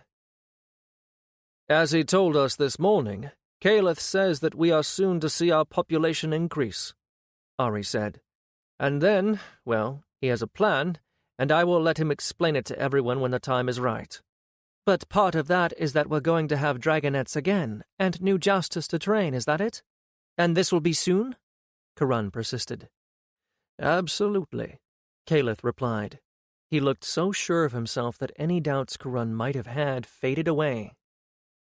"But we haven't any dragons other than Kashet who are of breeding age," he pointed out. "If we're going to be hatching our own and raising them from the egg—" "It is safe to transport an egg when it is first laid, before it has begun true incubation," Ari observed. "I wouldn't do it by cart or transport it for more than half a day, but in a sling between two camels, it would probably be fine. By the time the wild dragons are laying their eggs, Heraclitus will have perfected the magic that makes the sands hot, and we will be able to incubate the eggs," Caliph said, with his eyes looking off into the distance. "After that he will train new wings, and—" He broke off what he was saying. "One step at a time. We will make these workshops into new pens, the old temple into a place where dragons can wait out a storm or shelter from the cold, and the cattle pen into a nursery for the eggs and dragonettes. And meanwhile other things will be happening, and for that we need a council and official leaders." Well, that was new. "A council?" Karan asked. "Leaders? But—" "All in good time," Ari cautioned. But it is best to have the plan in place before you need it. Does Lord... Karan began. Lord Kaman knows and approves, said Caliph, and that seemed to be that. After all, if Lord Kaman, who had been the de facto leader of the refugees since they had all arrived here, had no difficulty with these plans, who was Karan to object? Oh, yes, Haklatus said when Karan came to talk to him. A good deal of what your priests did to bring heat to the sands was mummery. Mind, it is a good thing to have the blessing of the gods when you decide to work a bit of magic. But there was no need for all the chanting and incense and pretty priestesses and mist linen, he chuckled. Except, of course, that the old priests probably liked looking at pretty priestesses in mist linen. He raised an eyebrow at Karan. Mind, mist linen is a very good choice for adorning a fine body, don't you think? The Akkadian healer, who was also a magus, according to his own people's way of magic, was a short, bandy-legged fellow with a knowing eye and a head of curly, silver-streaked hair. Wiry and agile, rather than slim and graceful like the Altans, he stood out among the refugees physically for more than just his Akkadian tunics and his wild halo of hair. He also was not in the least interested in priestesses in mist linen, which Karan knew very well. Karan felt his ears growing hot, and gave himself a moment to think by looking around Haklatus's quarters, which did not differ substantially from the ones he had in the jouster's compound in Alta. Everything he remembered from there was here. The Akkadian statues of gods, the mix of Akkadian and Altan furnishings, the case of scrolls, the odd metal lamps that Haklatus favored. Then again, Haklatus had been able to take virtually everything he owned with him. Unlike the jousters, he hadn't had to abandon anything, because he and Lord Kaman had smuggled themselves out disguised as an aged husband and wife leaving for the country. A wagon full of belongings made a useful foil. But, he began, deciding to quickly change the subject, Caliph seems to think we're going to be needing everything the Kamisin uncovered and more. I thought Sanctuary was pretty much just for the jousters and the people that the Magi were determined to do away with. Just how many people are going to be turning up here? Haklatus turned sober. More than either of us think, I suspect, he replied. I have the feeling that things are not going at all well back in Alta. Caliph has been very close-mouthed about what he has seen. I believe he is waiting for the next lot to arrive to confirm with their own words what he knows, rather than risk our incredulity. Because I think he knows that the skeptics among us will take it all more seriously with eyewitnesses. Karan felt his heart sinking. It won't be good, he replied, shaking his head. I didn't want to think about it as long as we were all right, but, well, he won't have to have eyewitnesses to convince me. Nor me. Haklatus sighed, scratching his head absently. The Magi had certainly begun their covert takeover of Alta long before Karan had arrived. But shortly after he had joined the jousters of Alta, they had moved from covert to overt. Once they had relied on their own strength, like the priest mages of Tia, and their magic had been used to defend Alta. Now, however, their power was stolen from others, and their magic was used to help them in a bid for control of the people and the land. Karan had discovered that they were stealing whatever it was that enabled the Winged Ones to see into the future and predict earthshakes, and to see at a distance to predict the movements of Tian troops, leaving Alta vulnerable. Worse, they were draining enough of it that the Winged Ones were dying of it, and they had begun moving to drain the same resource from those with other abilities, like the healers. Once, the eye they had created was a potent weapon that lashed the earth with fire and had been Alta's last-ditch defense. Now it was used to keep the people of Alta in fear, lashing out whenever anyone challenged the authority of the Magi, incinerating the very people and places it was supposed to protect. Whoever, whatever, had started the war between Tia and Alta was lost in the past and 100,000 recriminations. But now, so Kuran and the others believed, the war was being prolonged because death, and all the magic inherent in the years that might have been lived, gave the Magi the power they could no longer live without, and could not raise for themselves without harm to others. They had used up as much of their own power as they were willing to part with. They were using up the winged ones, and there was every indication, or had been when the jousters had fled, that the Magi had learned how to profit from the sacrifice of others. And now that they had found this new source of power, he and Heclatus and the few others who suspected it had no doubt that they would exploit it as ruthlessly as they had every other resource. It gave them stolen youth. It gave them the power to control the eye, and Karan could not even begin to guess what else they had planned. One thing he did know, it had given them supreme secular power, or at least it had put the twin thrones of Alta within their grasp. Of course, in order to get access to the twin thrones, and to set themselves up as the heirs apparent, they needed to be rid of the then-current heirs. The murder of one, the disgrace of the other, the fabrication of a twin bloodline, and the deed was done. The murdered heir had been Torith, a jouster, and Calith's twin. He was not, by any means, the only one they had killed, but this was the death that had shown the jousters, all of them, just what the Magi had become. And subsequent subtle persecution of the jousters had proved to them that the Magi were determined to be rid of the one group that resisted their takeover. When Karan and the rest had fled Alta, it had been with the knowledge that the Magi were going to destroy the jousters as the last obstacle that stood between them and their control of the entire country.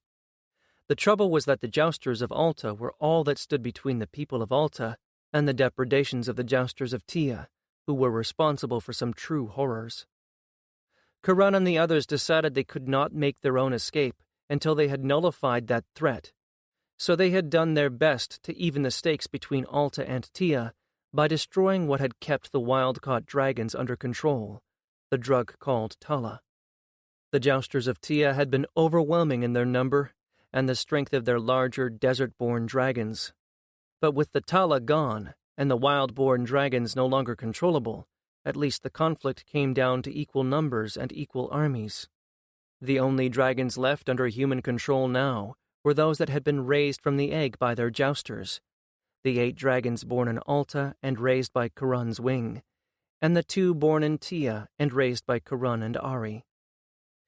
These were now the dragons and jousters of Sanctuary, who served and protected those who were pledged to end the war, though they had no idea yet how they could do that. There was only one thing that any of them knew for certain. Ending the war began with ending the power of the Magi, because the Magi were the ones prolonging the conflict, and the only ones who benefited from it. So now the question in Karan's mind was, how badly had things deteriorated in Alta since Karan and the rest had fled the city? He could not imagine that they would have improved.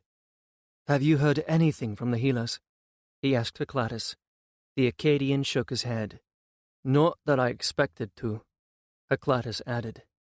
"I think that whatever information comes to us will come in with these newcomers that we are expecting."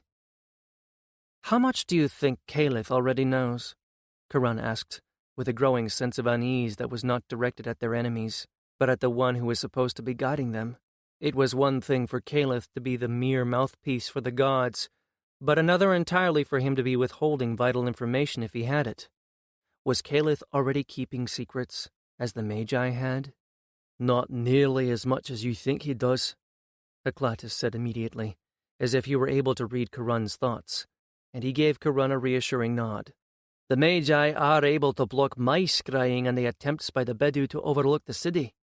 I think they can probably even cloud whatever ability the gods gave Caliph as well. My bet would be that Caliph knows just enough to make him sure he hasn't got sufficient information to give good advice, much less base decisions on." Karan shook his head, for that made no sense at all. "How can men block the power of the gods?" he protested. Heclatus gave an exasperated snort. "Oh, do think, will you?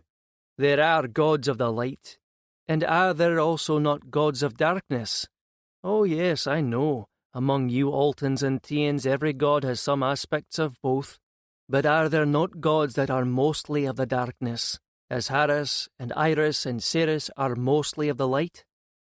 "Well," Karan admitted slowly, "yes." "And did those gods of light and darkness not go to war against each other in the distant and legended past?" Heclatus persisted. Not war, precisely, and do you not think that the Magi of Altar are, even now, giving those dark gods what they most crave? And in return for those gifts, those dark gods are preventing the servants of the light from seeing what they do? Heclatus looked at him as if he were a particularly dense apprentice. Charon shivered. It was bad enough, thinking that the Magi alone were working against them, but to think that gods might be getting into it. How could they ever hope to prevail against gods? The good thing is that the gods seldom intervene directly, Heclatus went on, with an arched brow as he noted Charon's shivering. Probably because, having warred with each other in the long past, they are loath to begin such a war again. I do not believe we need fear divine or infernal retribution. Interference, perhaps, but that, my young friend, can go both ways. Do not grant the darkness more power than it already has by giving in to your fears. And remember that if this is the case, and they have allies, well, so do we. Anything else that the healer might have added had to be left unsaid, for their conversation was interrupted by Hurras, who diffidently rapped at the door of Heclatus's dwelling. Heclatus almost never closed his door except during a cameo scene, saying that a healer must always be available to those who needed him. "Charon, healer, I wouldn't interrupt you," the stocky young man said, as Charon saw immediately by the excitement in his eyes that he must have some news. "But one of the Bedu guides has just come in with word. The people Caliph has been expecting are not more than half a day behind him, and you will be most glad to hear who they are." The weary caravan of refugees arrived at Sanctuary in the last gleam of twilight, as the full moon rose over the desert. Weary they might have been, but they arrived in good order, which was only to be expected, since their leader was Lord Yatiran, the father of Orist and Akhet Ten. And with him was his entire household, wife, sons, servants, and every other relative and their households that wished to escape. Every bit of movable property, every scrap of food they could buy or harvest, every animal that could take the desert trek, all of it. They formed an irregular blot against the pale desert sand as they approached, a blot that brought its own dust cloud and heralded its approach by the bleating and calling of the animals with them. Small wonder that Caliph had said that without the sandstorm uncovering the new parts of the city, they would be crowded. There were others with Lord Yatiran as well, but no other great houses intact and entire. Some healers, most notably those who had the special gift of healing by touch, and a very, very few, of the priestly caste. Akhet Ten and Orist were beside themselves with relief and joy, and could not wait until the caravan arrived. They flew out to meet it on their dragons, and arrived back leading the refugees from the air, so Charon did not witness how they greeted their father. Not that he needed to. He knew that the greeting would have been full of tears and pleasure, and he also knew that while he was very happy that his best friends had their mother and father safely with them, there would have been a small part of him eaten up with envy. His father, after all, was dead beyond a shadow of a doubt. His mother and his sisters, if they weren't also dead, were worse off than slaves. He couldn't begrudge Akhet Ten and Orist this meeting, but he was glad he didn't have to see it. Instead, he was able to wait by the side of Caliph and Lord Kaman with all the rest of the jousters to welcome the refugees to their new home. He would not even have put himself forward as the Lord was greeted by Kaman as an equal, and himself gave Caliph the bow of deep respect. But Lord Yatiran caught sight of him and greeted him with an enthusiasm he hadn't expected. "And there you are!" Lord Yatiran exclaimed, embracing him as he might have done his own sons.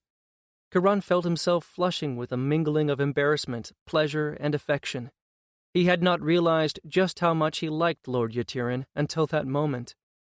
He had known how much he respected the man, but not that he had come to think of the Lord and his family as a kind of second family of his own. "Charon, it is good to see you again." "My lord, I am happy beyond telling you that you have come safely here," Charon managed to say with only a little stammer of confusion. "And with your entire household. We should have been here sooner, but he would not leave anyone behind," said Iris Aten, Akhet Ten's mother, with a warm smile for her husband. She didn't look much like Akhet Ten. Where her daughter was flexible and tough, she was willowy and gracile. If Akhet-Ten was a bit like a cheetah, Iris Aten was a pampered temple cat. Nevertheless, she had made the trek, and evidently without a word of complaint. "Not that I didn't agree with him. I will leave nothing for those wretches to seize in their greed. Not the least servant, nor the youngest goat. I would leave nothing for those monsters in their tower to use against us either," Lord Yatirin said, his face darkening. His wife put a comforting hand on his arm. "Nor would I leave anything or anyone behind to suffer their wrath." "Not that we believe the Magi have so much as a clue that we have fled," added a young man who looked very like Orist, but was wearing what looked to Karun like the robes of some sort of priest. "We left behind a great deal of misdirection. They should think that we left for the remote estates, well past the bounds of the city, and they should believe that it is because we fear the earthshakes." "This must be the brother that's a Teoth priest." Karun had not had the chance to meet all of the brothers, or even Akhet-Ten's mother, except in passing. He tried not to feel too overwhelmed by this sudden avalanche of brothers, but he couldn't help but wonder if they were eyeing him. Were they looking at him and wondering how he felt about Akhet-Ten? Did they wonder how she felt about him? But there were 8 other young jousters, and if they didn't know, he resolved to put the worry out of his mind for the moment. "How did you manage that?" he asked. "A great deal of carefully placed gossip," said yet another brother. This one must be the eldest, the one who had been Lord Yatirin's steward. He looked like an older and taller version of Orist. "We have been dropping hints, acting terribly worried about the earthshakes, for, well, ever since Father let us know that we might need to take ourselves out of reach of the Magi. We aren't the only ones either.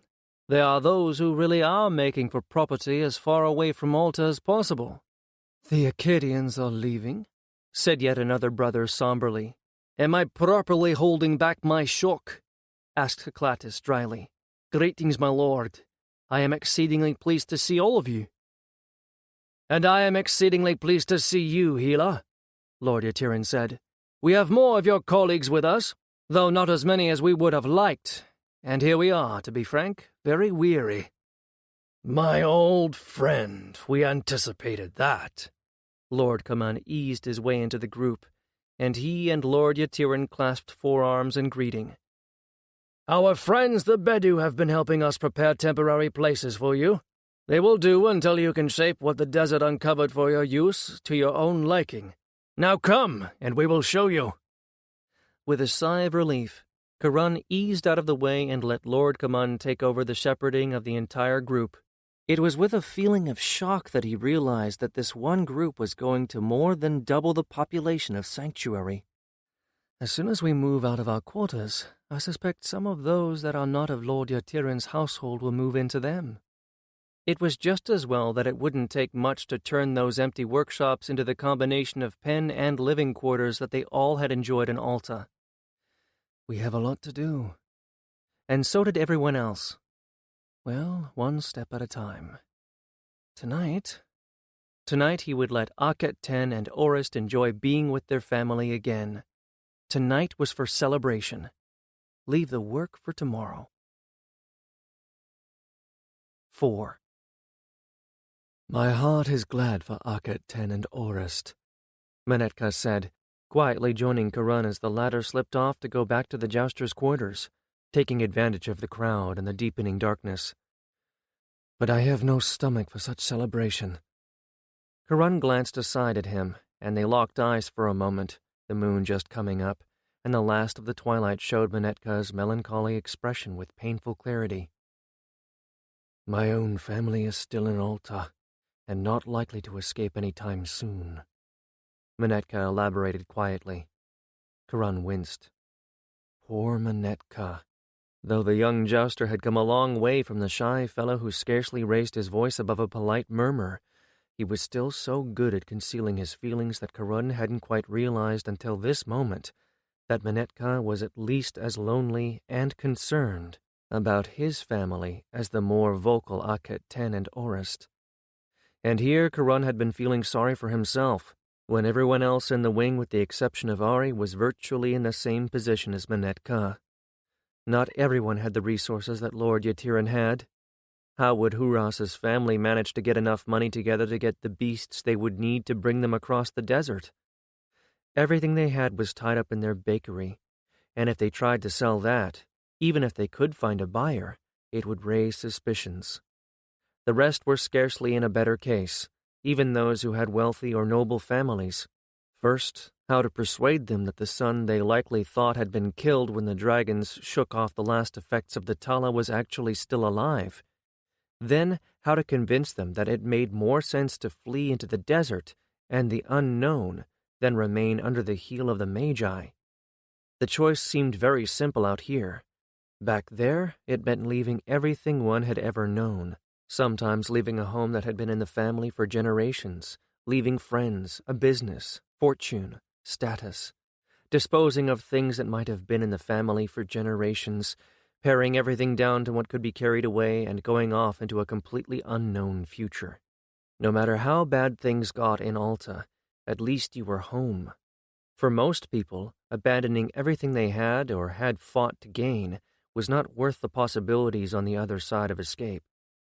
Huras eeled his way through the crowd to join them, then Gan, Peatep, and Kalen let the crowd follow Lord Yatiran and his caravan of refugees, and separated themselves by the simple expedient of standing still while the crowd moved off.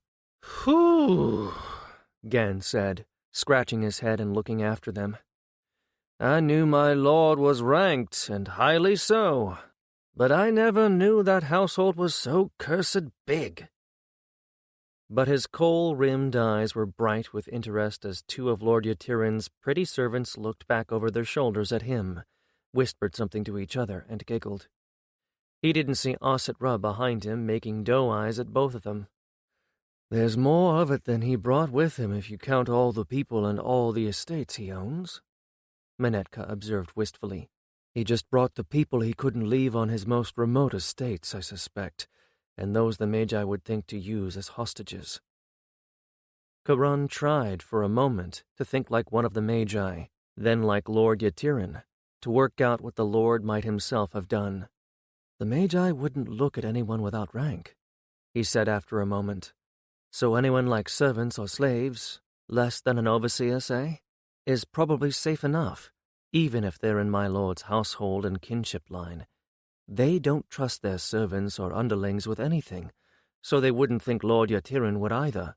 "Speaking from personal experience, to those of a certain mind, anyone less than an overseer is invisible," Gan observed. "Simply not worth troubling your mind about." Ositra nodded. "Scarcely more than a living Abshadi if it comes down to it." Gan shrugged. "And if I were Lord Yatiran, I'd feel safe enough in leaving some of those behind, so long as I got them out of Alta City. Out of sight and out of immediate reach is pretty much out of mind." "Something about the Magi is worth thinking about," Menetka added after a moment. "They don't travel outside the third ring, ever. I'm not sure the remote estates really exist to them, except as an abstract concept. So, if we needed to, we might be able to use those estates to help funnel people out of the city, or to hide people on, because the Magi might not think to look there." They walked on in silence under a sky blossoming with stars, and something else occurred to Karun in that moment. In Alta and in Memphis both, people had been afraid of the night, afraid of the hungry ghosts that haunted it, the spirits of those who could not cross the star bridge into the afterlife. Sanctuary of all places should have been awash with haunts. So why was it that no one feared to walk in the night here? He was thinking about this so hard that when a voice came out of the dark, he nearly leaped out of his skin. "It seems I am not the only one who is looking for a little peace." Gan recovered first. "Calith!" he said incredulously, peering into the shadows in the lee of their building. "The same." A long, lean shadow detached itself from the rest and moved toward them, resolving into Calith. "It seems that there will be a celebration, and I dislike being the skeleton at a feast." Calith approached them, slapping Karun lightly on the back and Gan on the arm. I thought I would come spend some time with my friends who I have seen far too little of lately. Besides, there is a slight difficulty in being the one who speaks for the gods. When people are sober, they look at you out of the corners of their eyes and are afraid to speak to you. And when the date wine has flowed too much, they suddenly wish you to trot out your trick, like a prize flute girl who can play while bent over backward. "Well, that's one trick I can do without," Gan said, "unless the gods are telling you how we are to feed all these new mouths." "Ah, I don't need the gods for that.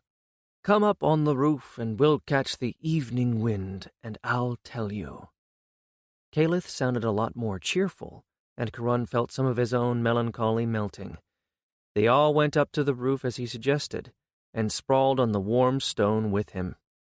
Baked in the sun all day, though the temperature of the wind off the desert was dropping, the stone under them, and the sands of the dragon pens below, radiated heat and wood for the rest of the night. Down below, the sounds of the dragons dozing recalled nights that seemed 1,000 years in the past, when they had gathered in one or another of the pens while the dragonettes slept. "We have water, which is the main thing," Caliph said after a long silence. "Some of those folks that Yatirin brought with him are growers, and not the usual sorts of Alton swamp farmers either.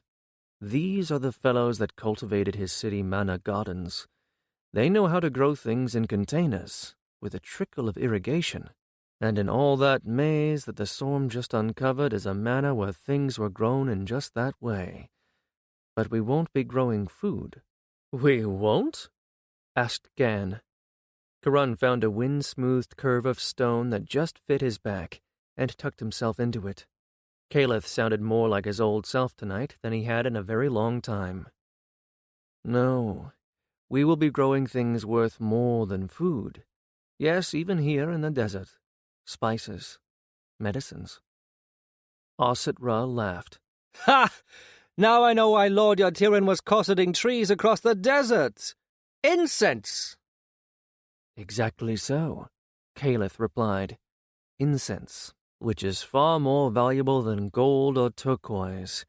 There are young incense trees and seeds for spices and herbs in the packs Yatirin brought with him."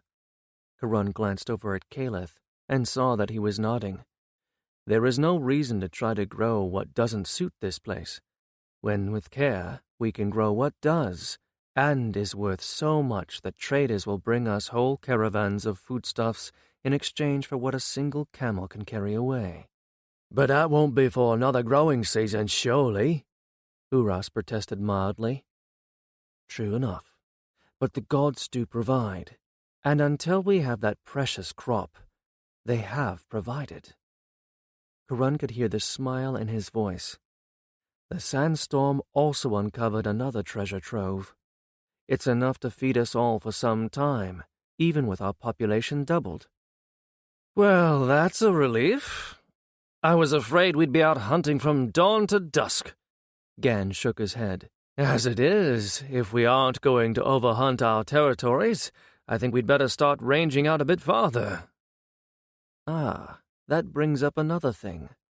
Who ranges to the east the farthest?" Caliph asked. "I do, I suppose," Karun volunteered. "Ari goes farthest to the south. We have the two oldest and biggest dragons after all." "Then I want you to range farther than you already have, into the Wadi country. There's another abandoned city there that used to be allied with this one, and will want to colonize it for the dragons and jousters eventually." Karun didn't ask how Caliph knew that. After all, Caliph had been the one who'd found sanctuary. "Well, what am I looking for?" he asked. "And can you give me some direction?"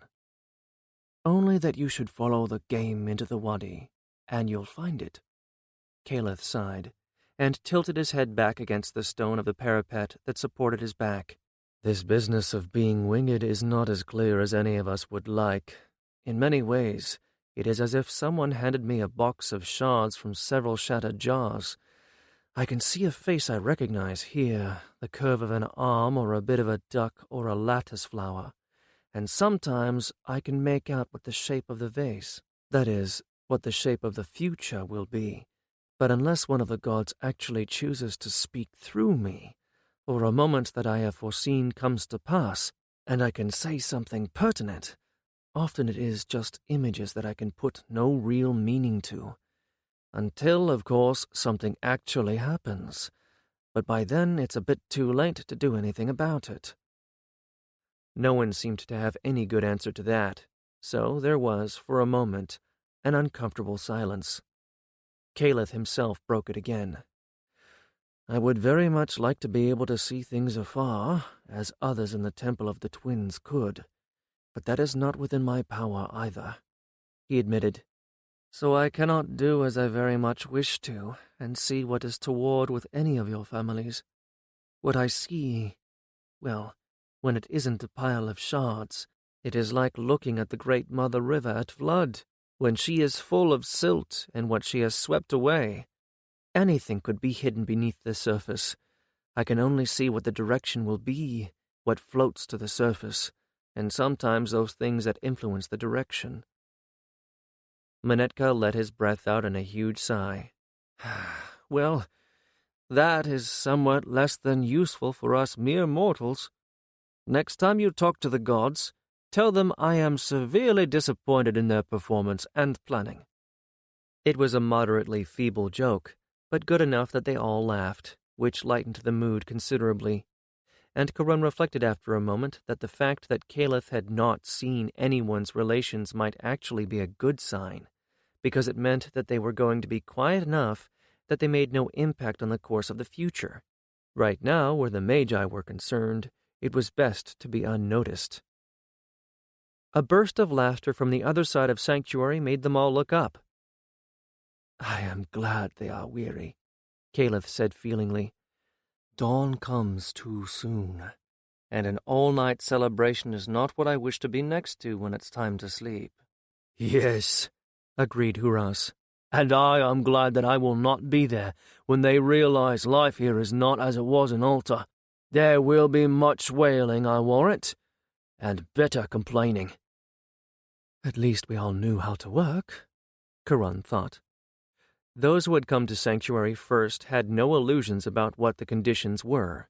In fact, their expectations had been lower than reality. No one had anticipated water in such abundance, which made a great deal of life much easier than it would otherwise have been. He closed his eyes and let the warmth of the stone bake into his back. At least Lord Yatirin brought servants with him, Gan observed. I cannot imagine the amount of complaining if some of the household learned they were to haul their own water and wash their own linen because there was no one here to do it for them. I think that Lord Yatirin has sufficiently warned them, Menetka countered. It isn't as if Lord Kaman hasn't been able to get some information to him. Karun sighed and opened his eyes again. It is hard to imagine what is going to come of all this, he said quietly. With lives being upended, those used to being served having to fend for themselves. Well, Lord Yatirin will not need to be worried about that, Gan pointed out. He has brought enough people with him to ensure that his inner household will not be cooking their own food and washing their own linen. Ah, and he did bring something else with him that you lot should be grateful for, Caliph replied slyly. Females. Young women. 2/3 of his household is female. Most are young, none are children, and half are unmarried. And we are no longer in the army, to be subject to soldiers' rules, and Gan cannot possibly monopolize all of them, added Karun.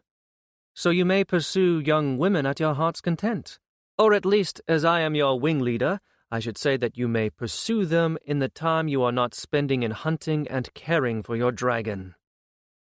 Even as he said that, he wondered how much time he would be able to get with Akhet 10, now that her family was here, and she was no longer needing to hide from the Magi.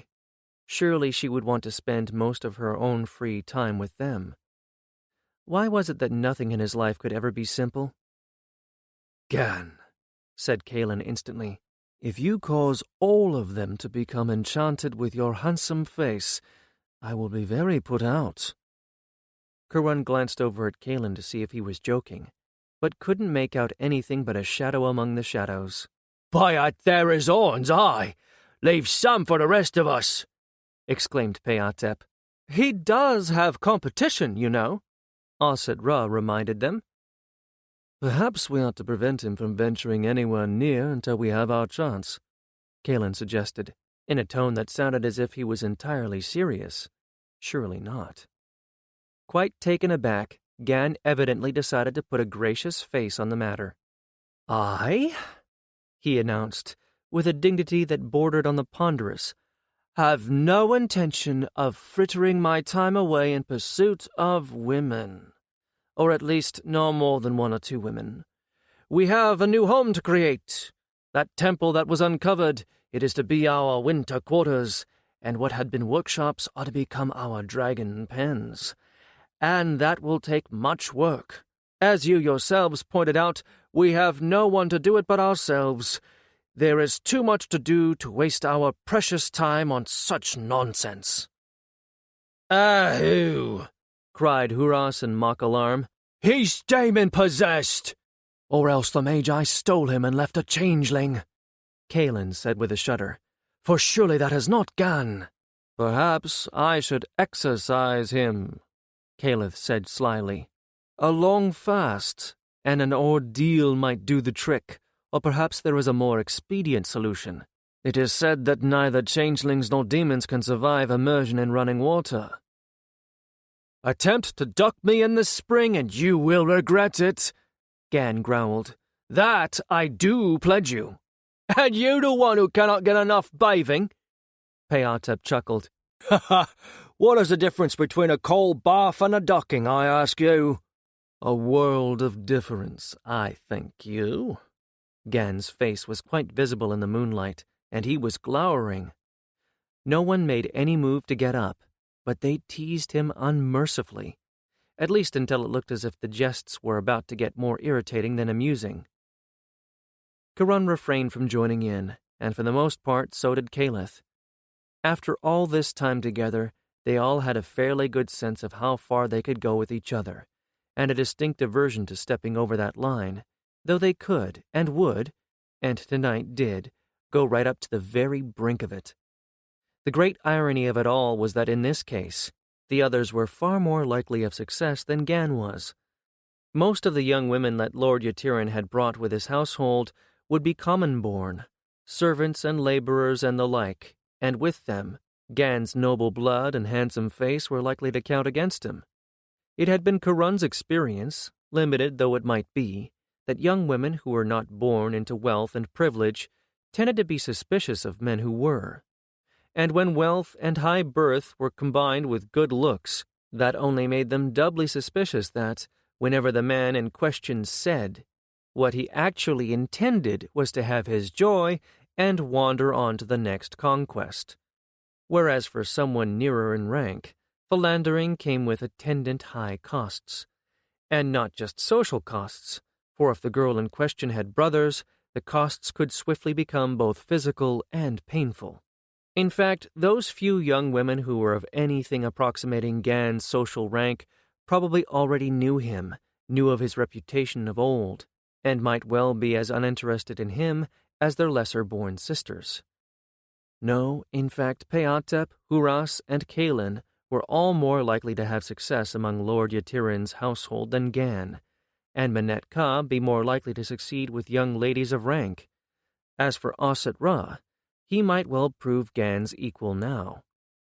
But Gan probably hadn't realized this, and it was pretty certain that it wouldn't occur to the others either. Curran didn't intend to point it out. For one thing, it wasn't too likely that any of them would believe him, and for another, it was pretty amusing to see Gan stew a little. "Peace! Enough!" Gan said finally. "Women and cats will do as they please, and there is no predicting either of them. Except that I would advise any of you who wish success to sacrifice to Pashette on the morrow, and leave me be. She is like to contribute more to your benefit than anything I could do." Since Pashette was both the goddess of cats and of love, it was generally agreed that Gan was right. and a sacrifice to that goddess was a light one anyway. A bit of a tribute to one of the temple cats would serve. Caliph had lured a few wild Mao cats out of the desert, and their first litters of kittens had grown up tame. They had taken up residence in the temple he and Heclatus had set up. And to make doubly sure, a little incense burned at Pachette's image would do the trick. Pachette was the sort of deity that preferred admiration to worship, and a practical tribute to one of her chosen creatures to an expensive or elaborate sacrifice. Karun yawned hugely. Sacrifice to Pachette or not, as you will. I agree with Gan in this. There is a great deal to do, and I very much wish Avatra to have a pen all to herself soon. With these new people about, the sooner I can give her privacy, the better. There is something you should know, Caliph said, and the hesitation in his voice caught the attention of all of them instantly. There is another group of people coming, and on the one hand, you will be pleased because of what it will mean for your dragons, but on the other hand, I do not know what you will think. There was such a long silence following that astonishing statement that Kalen burst out with, Well, you cannot just say something like this and leave us hanging. Out with the rest of it. Caliph sighed. The new group will be here in 2 days, 3 at the most. You will be pleased because they will give you heated sands for your dragons, but you may not be pleased because they are priests from several temples. From Tia. 5. The entire population of Sanctuary was waiting when the travel-worn and weary caravan of Tians arrived with a light escort of Bedu. There was no doubt that they were priests. Their shaved-in, wigless heads marked them. But these were not the sleek, polished, and gold-bedecked priests and priestesses Karun remembered. They wore the simplest of garments, nothing more than linen kilts for the men, simple sheath gowns for the women, and mantles for both to shelter them from the worst of the direct rays of the sun. The coal about their eyes was smeared, and it did not look as if they had renewed it since they left the borders of Tian lands. They were not laden with gold and faience jewelry either. The most any of them had were common amulets on leather thongs to mark which god they served. The little priestesses were in the saddest condition, nearly fainting with weariness, thin and parched-looking, so much so that it would have taken someone with a much harder heart than anyone here possessed to turn them away. But it was Caliph who stepped forward first, to extend his hand to the priest in the lead of the group, as the Bedu who had guided them here dropped discreetly back. The leading priest drew himself up with a weary dignity. "We have come to fling ourselves at your mercy, Alton," he said, his voice hoarse, the Tian accent and pronunciation sounding strange in Karun's ears after all this time away from it. "We are no longer safe in our own land." Not only did he look weary, he looked bleak, as if he had no real hope of anything other than being turned away. "This is why we called this city Sanctuary, my friend," said Caliph, his hands still extended. The priest looked at it for a moment, as if he could not quite believe it. Then he stretched out his own hand, and the two clasped arms, hands to wrists. "Welcome, brother," Caliph added softly. One of the little priestesses burst into tears of relief, and as her sisters clustered around her, the rest of the women of Sanctuary, Akhet 10 among them, hurried up to them, enveloped them, and carried them off before the priests could say a word. The priest smiled wanly. "Trust the women to cut through all the nonsense we men put up as barriers. I am Baket Ka'apat." Caliph's smile was broader. "I am Caliph, and you are all weary, hungry, and most especially thirsty. Come, you can tell us the rest after you have remedied all these ills, and when you are not standing in the desert sun." But the priest held up his hand. "There are some others with us. I would know if they too are welcome." Some of the priests stepped slightly aside, and from the back of the group came forward a set of faces that Karun had never expected to see again, especially the tall, blocky, bald-pated, white-kilted man in the front of the group of much younger men and boys. Nor, it seemed, had Ari. "Harriet!" they exclaimed simultaneously in disbelief. Harriet, once the overseer of the Tian Dragon Courts, squinted in equal disbelief, looked briefly stunned, and then stumbled forward. "Ari? Ari? By Nofet's breasts, you miserable cur! You're alive! You're alive!" They fell on each other, embracing like long-lost brothers. "Sobek's teeth! I should have known you were too evil to die," Harriet rasped out. "You jackal, you dog! How did you come here? Did the Bedu bring you? Tell me you have not lost Cachette." "I have not lost him. It would take a god to part us, I think. But there is more," Ari said, pushing Harriet a little away and gesturing behind him. And as Harriet's eyes fell on Karan, he saw them widen yet again with disbelief. When he and Ari parted completely, he continued to stare at Karan and finally said, "Is that can't be. But you're dead." "No more than Ari," Karan said, flushing a little. "And I'm afraid you have Ari to blame for the deception." Then he raised his head, with pardonable pride. "I did not steal that little red dragon, Harriet. I raised her from the egg, as Ari raised Cachette, but in secret. And in truth, you could say that she stole me." And with that, he whistled. Avatra might have been waiting for his call. She shot up out of the pen to the complaints of the others, whose rest she had disturbed. It was too crowded there for her to fly straight up from the sand, but as the Tians exclaimed and pointed, she half leaped and half flew from the rooftop she jumped onto, hovered for just a moment to pick out a clear space, and landed in a backwash of wing-made wind and airborne sand. In the next moment she was butting Karan with her head, and looking curiously at the newcomers while Ari beamed. "Who?" exclaimed someone from behind Harriet. "She's a beauty, by Harris!" "You think she's a beauty?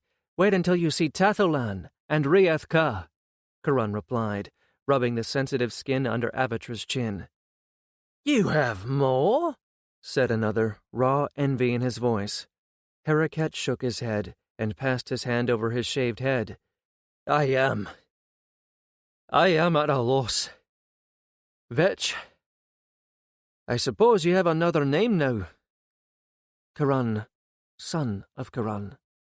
He looked up at Harriet and realized that he did not have nearly so far to look up now. "Which is my right and proper name." "A man's name, and you are growing into it." Harriet managed a smile. "You look so unlike the boy, Vetch. I do not think I will have difficulty remembering what to name you." He looked back at Ari. "In truth, I do not know what to think or say, so I shall say nothing and allow you to do my thinking for me, Ari. Are we welcome? I have with me all the dragon boys trained by Bakken, aye, and Bakken himself. We could not stay, Ari, not when. But the priests will tell you." "The priests will tell us all when you are all rested in Kalma," Caliph told him firmly. "And yes, you are welcome too. This is, after all, sanctuary, and it would be a poor sort of sanctuary that did not offer shelter to anyone who needed it." In the end, not everyone in Sanctuary came to hear the tale of the Tians told that night, when they were fed and rested, but most people elected to. Some came out of curiosity, some out of concern, and some, sad to say, to gloat over the sad state of the former enemy. They gathered in an open square beneath the stars, the only place big enough to hold them all. At the center were the Tians that seemed to have been given the authority to speak for the rest. Harriet and several of the senior priests. So too were the most senior in Sanctuary, Caliph, of course, and Eclatus, and Lord Kamun, Lord Yatirin, his wife Iris Aten, and their eldest son, and Ari. And somewhat to his own surprise, Karun, drawn firmly out of the crowd by Lord Kaman and Caliph. The rest, with the exception of some of the Tians who were still deep in the sleep of exhaustion, arrayed themselves around the court, or on the roofs of the nearby buildings. The court had the acoustic advantage that anyone speaking at the center of it could be easily heard by everyone in and around it. Rugs were spread for the group at the center to sit on. Anyone else sat or stood as he or she wished. Most stood, the better to see the proceedings.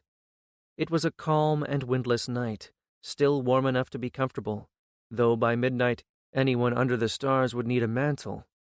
The Tians began to explain what had brought them across the desert to seek a haven here, and the sense that Karun had at first was that his fellow Altans were prepared to enjoy their tale of woe.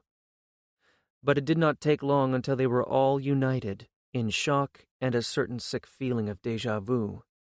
The tale was all too familiar. When the dragons were revolted, we didn't really have a good idea of what had happened, said Harakat. We knew the dragons had been getting restive and hard to control, but none of us ever really thought that there was anything wrong with the Tala, not even Bakken or me. My guess was that your sea witches were to blame somehow, but it never really occurred to any of us, I don't think, that we'd actually lose the dragons until it happened. No one knew the dragons actually had been lost for days, one of the priests put in. It wasn't until the messengers came back from the battlefield with the report that we knew why no jousters had returned from the battle. And until then, Harakat continued, we actually thought your sea witches had found some way to make lightning strike them out of the air, or something. About half of the riders came back afoot, though most of the ones that didn't were not actually killed by their dragons or by falls, or so I'm told.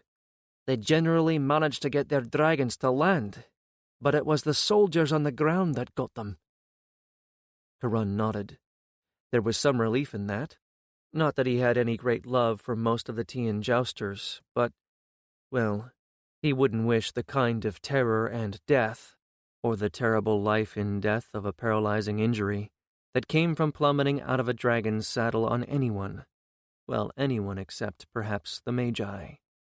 So, without dragons, and with no means to control captured dragonettes, there was no need for the courts of the jousters, Harakat said glumly. It wasn't long before orders came that took most of the servants and slaves away. Only a few of the dragon boys, me, and a couple of slaves remained. The jousters that survived generally went into the king's army, and most of the dragon boys dispersed, as did most of the servants. Bakken decided he'd try either to pay one or more of the trappers to try to get an unfledged young dragonette right out of the nest, or else he'd get one himself. But right about the time I was going to attempt to persuade the great king's advisers that this was worth trying, the great king got new advisers. He looked over at Bakat Ka'apet, who took up the thread of the story. The priest looked much better now, shaved and bathed, and with a proper headcloth and a bead collar that might have come from one of the ancient city treasure troves. That was Calith's touch, Karun had no doubt. Calith knew that to have respect, oft-times one had to look as well as be impressive. The man was dressed in a fashion that clearly marked him as a priest, yet he no longer had the distinctive look of a Tian priest about him. The priest's eyes remained on Lord Kaman and Lord Yatirin as he spoke. But Karun had the sense that he was very aware of everyone else whose face he could see in the torchlight. The first we knew of these new advisers was when the great king's previous advisers were suddenly called up, thanked, and dismissed. Sent back to their estates, if you please. And in their place, as if conjured from air, there were strangers who remained with the highest at all times, and that was when the trouble started. He shook his head. Small things at first. The temple tribute was reduced, not by a great deal, but it was reduced in order to support these new advisers, who had no land, and seemingly no family. Then there were accusations. People who objected to the presence of these advisers, or even voiced any questions about where they had come from and who they were, why the Great One had chosen them, were sent out to the provinces. "That was if they were of wealth or birth," growled another priest. "If they were neither, they tended to disappear, and it wasn't wise to ask after them either." Bakat Ka'apat sighed. "Then came the orders that certain young people in each temple should come to serve the highest at the palace. It took some while, though, and the God-touched were summoned from each temple separately by name."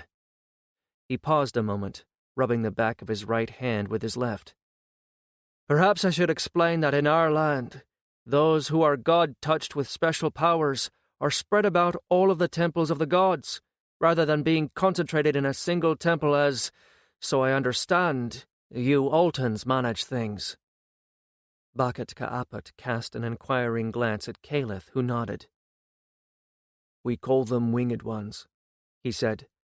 "The priests are winged, those who are not yet trained are nestlings or fledglings, and they all serve and are trained together in the Temple of the Twins. Well, except for the healers, who have their own temple, in which all gods are honored, including those we Altans know not." "That," said Heklatus briskly, "is because all healers, whether they heal by the knife, by the leaf, the flower, and the root, or by the touch of a hand, must learn every aspect of healing, and all gods favor the healer. It is so in Acadia as well. I suppose being scattered thinly through every temple in Memphis and outside it was the reason why it took these so-called advisors so long to find our equivalent of nestlings and fledglings, which we call acolytes," Bakat Ka'apat said with a grimace. "And because they were spread about the temples, and the summons came, not all at once, but over days and weeks, it took us longer to realize that these so-called advisors were making off with every child and adolescent that was God-touched." "Nothing like this had ever happened before?" Caliph asked, in tones that suggested he knew that it hadn't. Bakat Ka'apat shook his head. "Never. What need had the great king of those who were untrained or half-trained? I know that I asked why they were being taken, and I was told that since there were no more jousters, the untrained were going to be learning to act in concert, as the Altan sea witches could. This was meant to give Tia a weapon equal in magic to what Alta had, and since Haras priests do use magic, when they have it, in combat I thought no more about it." Lord Yatirin pursed his lips. "Even though these were the youngest and untrained, and not the experienced and trained?" Bakat Ka'apat closed his eyes, as if in pain. "To my shame and sorrow, if I thought at all, I was simply glad that the ones called were those who were untrained or half-trained abilities we could afford to do without. And to be honest, we didn't, any of us, think that there was anything wrong. After all, these were the great king's advisors who had issued the orders. Why would they do anything to harm Tians, especially consecrated youngsters?" "We soon found out differently," said another priest bitterly. "We did not see the young ones at all after a time. Some parents began to make diffident inquiries. Still, there was no sign of them, no rumors, and no one within the palace would talk about where they had been taken. And then one terrible dawn, the bodies began to turn up, thrown by night into Great Mother River." Bakat Ka'apat looked sick. "That was when we realized how wrong we were." "What?" Ari exclaimed, turning white. "Bodies," said Bakat Ka'apat succinctly. "The bodies of the God-touched that we had allowed the minions of those advisors to take. Something in the palace, or wherever those demons are working their evil magic, was killing them. The youngest and weakest first." Karun felt sick. Caliph only shook his head. "This is what I feared," he said quietly. "When I stopped being able to see what lay within Tian lands, I feared there were magi there now, and that somehow they had wormed their way into the Tian king's good graces." Another priest, considerably younger than Bakat Ka'apat, who wore the amulet of Thet about his neck, leaned forward. "We should have never known, had they not been so greedy about draining so many of the children of their power until they died," he said bitterly. "There were too many for the crocodiles to take them all, and so we found some of them. That was when I made the approach to the great king, and as soon as I was given audience, I knew that I should say nothing. Not only was there a shadow upon him, but he looked to be as he had been in full flower of young manhood, and so did the 3 advisers." "That has a familiar taste to it," Lord Kamun said, with controlled anger in his voice. For some time now, Karun had been a little concerned about the older man. Being forced to flee his own land had taken something out of him. But now the old warrior was back, and Karun was relieved to see it. "So did the Magi of Alta and our rulers, when our winged ones began to be taken." The Thet priest looked angry and resolute, and just as much a warrior as Lord Kamun. "I know the forbidden spells that can give one a second youth, though I am sworn never to use them. It is the business of those of Thet to be upon the watch for shadow magic and the powers of darkness. We know these spells so that we may combat them. I knew the signs of what was happening. Those children had been killed so that their power might be absorbed and their years might be stolen and given to the great king and his advisers." Every time those words were spoken, Karun felt colder. Bad enough to be profiting magically from the deaths of fighters in combat, but to murder children. "You said nothing," Eclatus said shrewdly. "Else you would not be here. And do not feel guilt. If you had confronted them, I think none of you would be sitting here now." The Thet priest Ptah-Hetep nodded. "I made some excuse, some trivial request, and fled the abomination, before they realized that I knew them for what they were." And Ptah-Hetep here wisely began by telling his own priests what was happening. Then they in turn spread out by ones and twos to the rest of us, Bakhet Ka'apet continued. It was the god's own will that he went softly and secretly, rather than trumpeting the abomination to the world and being cut down for it. Ptah-Hetep shook his head, and his expression, already mournful, saddened further. "I was cunning, and perhaps the gods gave me warning. I knew there were no Thet priests strong enough to take those jackals of darkness in their own lair. When you cannot fight, you must flee, for you cannot fight on another day if you are dead." Bakhet Ka'apet nodded, and so did Lord Kamun, Lord Yatirin, and Caliph. It took us but a single night and a day to organize our flight, and since Ptah-Hetep was the good childhood friend of Hokat Ta Karen, the remaining Haras priest for what was left in the jouster's court, and knew he could trust Hereket, he told Hereket and the dragon boys with him also, and asked if they could aid us in any way. "There was nothing left for us in Memphis, and the priests are not accustomed to defending themselves," Hereket pointed out. "We are." "So?" He shrugged. "I had some few acquaintances among the Bedu, as does Hereket, and we managed to gain their aid," Bakhet Ka'apet concluded. "They told us of sanctuary, but warned that we might not be well received here. We said we would take our chance that you would accept us. That is the whole of the sorry tale." That was not the whole of it, Karun was sure. How they had smuggled themselves out, the long and terrible crossing of the desert, even with the help of the Bedu, that would fill 100 scrolls, he was sure. But it was not, at the moment, as important as what had been imparted. "But the god-touched children," someone said from the darkness. "Why? Why did we not rescue them?" Bakhet Ka'apet asked savagely, his eyes flashing anger. "Because by the time we had organized ourselves, and knew what the advisors were about, we had found the last of the bodies, the eldest of the children. There are no more. We failed them. We failed in our duty to them, and we might just as well have set a knife to their throats ourselves. Now, shall I pound the ground and weep and strew ashes on my head? Or will knowing that I know my guilt, and know that I can never expiate it, satisfy you?" It had been a very long time since Karun had heard that level of bitterness in anyone's voice, and the last time it had been Ari crying out, "I do not make war on children." "We will build a shrine for them," Caliph said into the heavy silence. "You will give us their names, and we will build a shrine to them in the river cave, where the sand cannot etch the names away, nor time erode them. They will have in the afterlife all that they should have enjoyed among us. They will not haunt this side of the great sky river as hungry ghosts for much longer." Bakat Ka'apat let out his breath in a sigh. "I will carve those names with my own hands," he said heavily. "I would do so with my fingernails, if that was the only tool I had."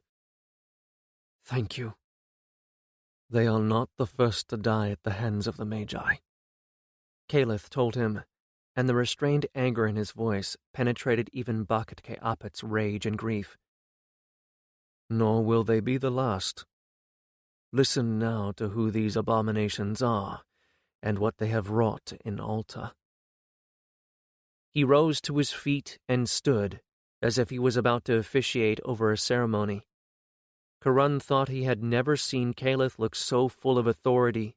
This young man, who was not a great deal older than Karun himself, was standing among men much his senior in age and authority, and yet they were listening to him with as much deference as if he had Lord Kamun's years and experience. As the torchlight flickered, the shadows moved across his face, and the larger shadow he cast behind him stretched up the wall like a kind of guardian spirit. Briefly and succinctly, Caliph told the Tians what the Magi of Alta were, the weapons they had created, how they had consolidated their power for decades, and how they had finally moved to take Alta into their hands. "It is the winged, the God-touched, who give them the most power. But the power and years can be stolen from any living human, we think." The Thet priest nodded. "So we have been told in the scrolls of the forbidden magics. Though it takes the deaths of many to equal the power of a single God-touched victim. So, as they exhaust those with the holy powers, they turn to the common man," Caliph continued, and raised his eyebrow. "Do you see now why they should be so very interested in this war, and the indefinite prolonging of it?" Bakat Ka'apat closed his eyes, while some of the others behind him exclaimed, as if thunderstruck that they had not thought of this before. "To my shame," said Patahatop. "That had not occurred to me. I thought only to take the rest of us out of their reach." "Wisely," Lord Kamun put in with emphasis, speaking for the first time since they had all sat down. "You could not do any good by allowing yourselves to be taken. You have removed one arrow from their quiver. That was well done." "And the trek across the desert is not well suited to taking thought for anything but the journey," said Lord Yatirin with sympathy, "as we who lately took that trek know too well." "That is why we meddled with the Tala, we young jousters and Haklatus," Karun put in. "We knew we could not hope to stop the war, but we thought we could at least put it on the footing of soldier against soldier, without the dragons adding to the slaughter. But," he added, feeling sick again, "I never thought that the Magi would take themselves to Tia and infect it with their evil." "Well, we can all play the I never thought game until we are so bowed down with grief and guilt that we cannot move," Haklatus said sharply, cutting through an atmosphere that was increasingly loaded with just that. "Now we know. Caliph has the guidance of the gods themselves, as well as the eye that sees into the futures. We have dragons. Caliph tells us that we will have more flocking to our banner, and we have the best minds in both kingdoms to deal with this. We have traded what we know, found it appalling, and have joined forces. And this is enough for one night, don't you think?" Words so blunt they were the equivalent of clubs left everyone sitting in stunned silence. Then, after a very long moment, in which Karun fully expected someone among the Tians to take offense at the Acadian's rudeness, the silence was broken by laughter. It was laughter with an edge of bitterness and grief to it, but it was laughter all the same, and it was coming from Bakat Keapet, who bowed his head as his shoulders shook, and finally sat straight up again and wiped his eyes with the back of his hand. "By the gods, Acadian, your tongue alone is sharper than 20 swords," he said, and Karun thought there was just a touch of admiration in his voice. "If ever I need a goad, I will come to you direct. I wonder that you are still alive. In Tia you'd have been challenged 100 times by now." Aclatus shrugged, looking smug. "In Acadia, I was. Why do you think I am here? But in Alta that was. A man who cannot fight with his wits has no right to challenge one who can to battle with swords, especially when that one is in the right. And you know that I am." I do. Just keep that tongue of yours to a goad, and do not turn it into a flayer's whip to take the hide off those you would help. You are right.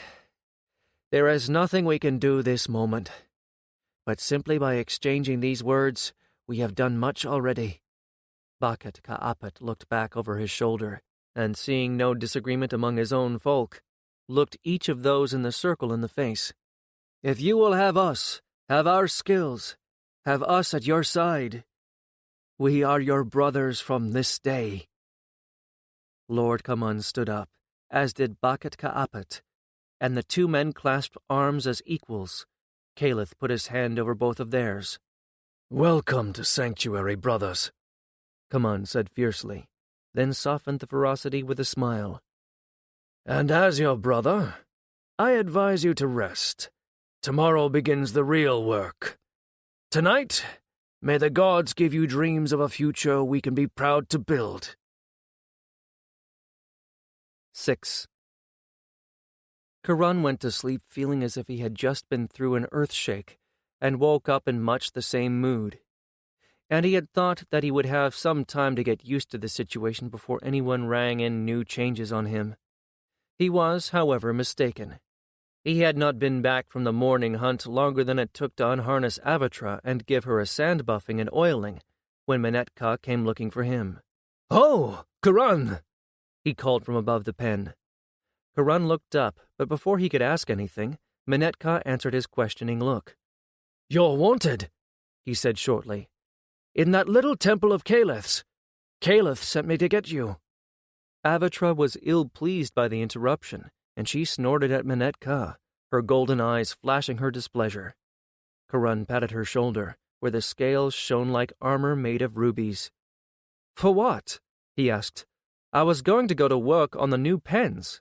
Menetka shrugged. "They didn't tell me, but I expect they want you as the wing leader. Anyone who's like to be in charge of anything is there right now. I suppose they're forming that council Caliph was talking about, and they want you for something having to do with it." Well, he could see why they would be doing that now. While people were still in shock and feeling sympathetic to the Tians, it was best to make them a fundamental part of Sanctuary, especially if more Tians were likely to be coming.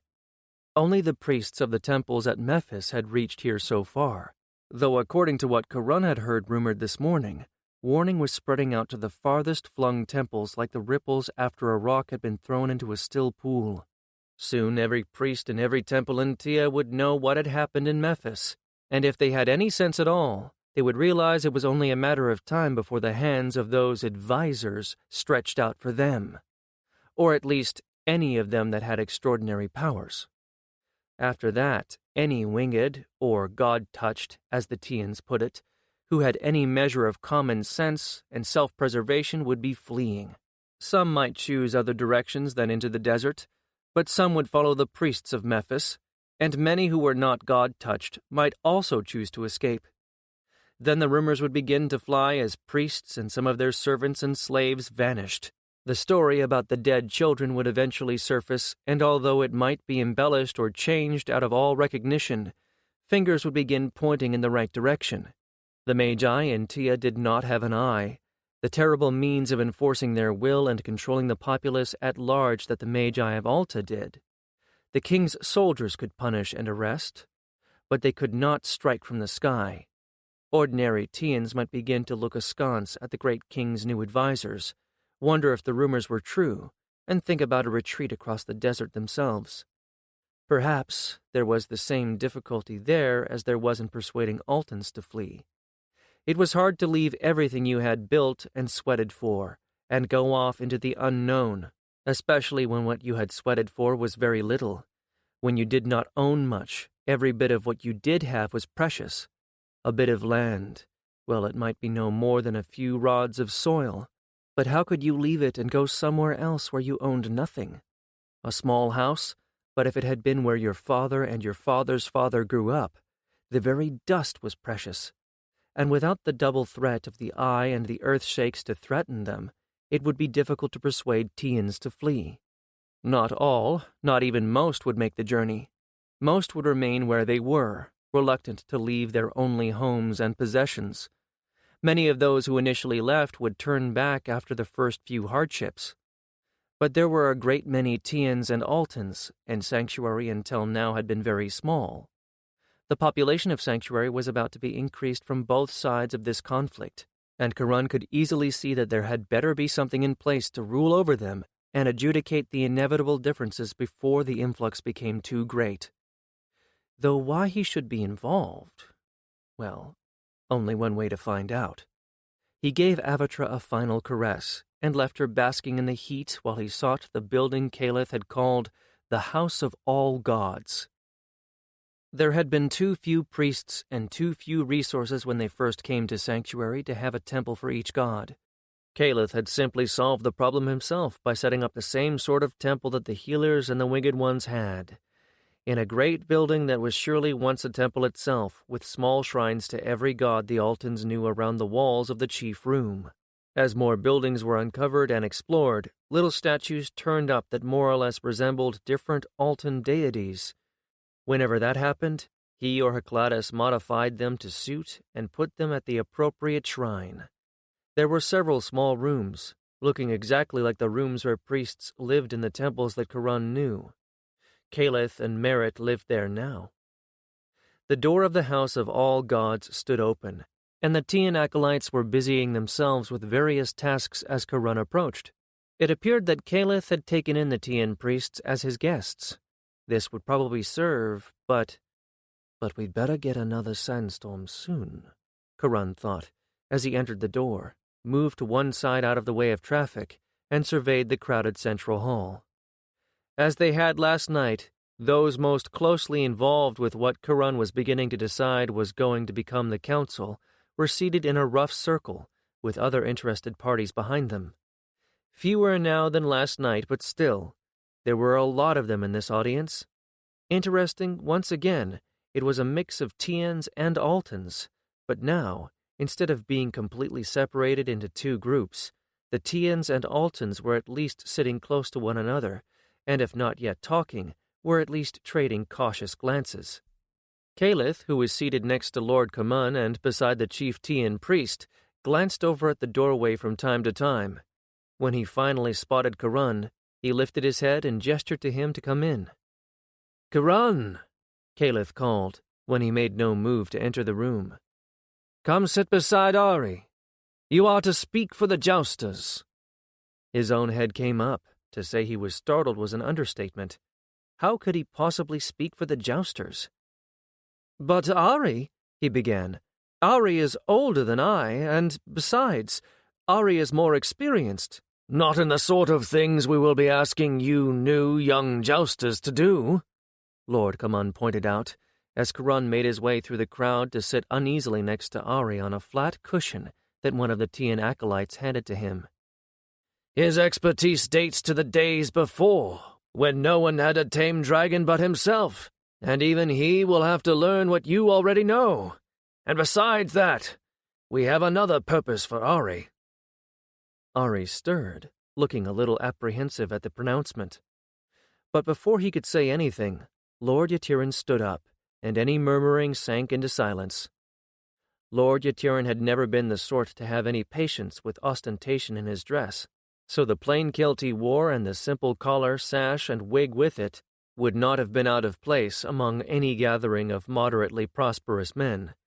It was not his physique that commanded the room either. Like most Altans, especially compared with Tian's, he was slender, and although he was in excellent condition, his was the build of a scholar or scribe, not a warrior. It was something else entirely that set him apart, the feeling of completely unconscious authority, as if all his life men had listened to him and obeyed when he gave an order. Which, of course, they had. I make bold to call this meeting into order. We are here because things have come to the point that we need a council of peers to govern us, he said, in such reasonable tones that there was nodding all the way around. I think we are all agreed on that, even our new allies. And we were fairly agreed some time ago on who should sit on this council. But after last night it is clear to me, and perhaps it has always been clear to Caleth, that Sanctuary is not going to be the retreat for Altans alone that we once thought. It will be bigger, holding far more people, and a council alone will not suffice to govern it. He paused, but there was no sound of disagreement. We are used to being ruled by kings and queens, both Altans and Tians alike. I believe most folk will be uneasy without such rulers.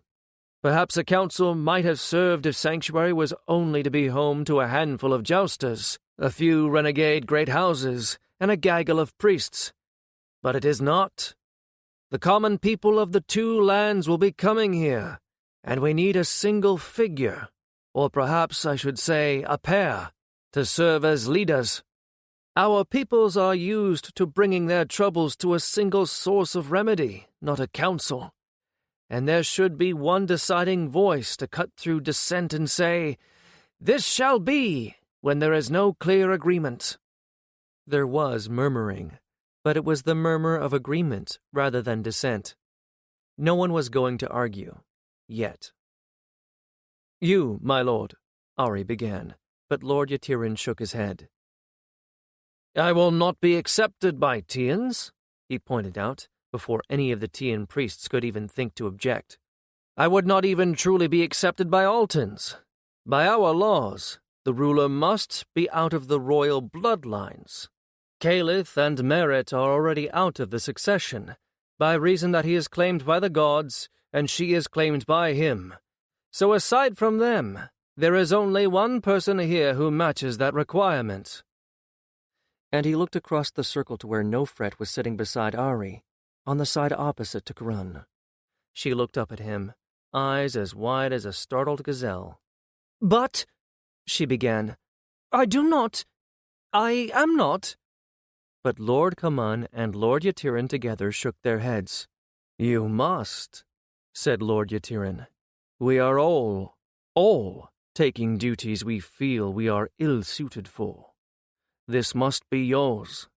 Besides, Nofret, you and your sister were trained to sit on the twin thrones.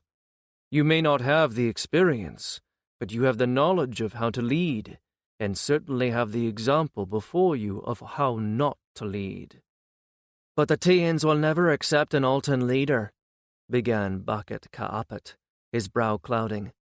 There have been only 2 queens who ruled in all of our history, and even then they ruled as regents for their infant sons.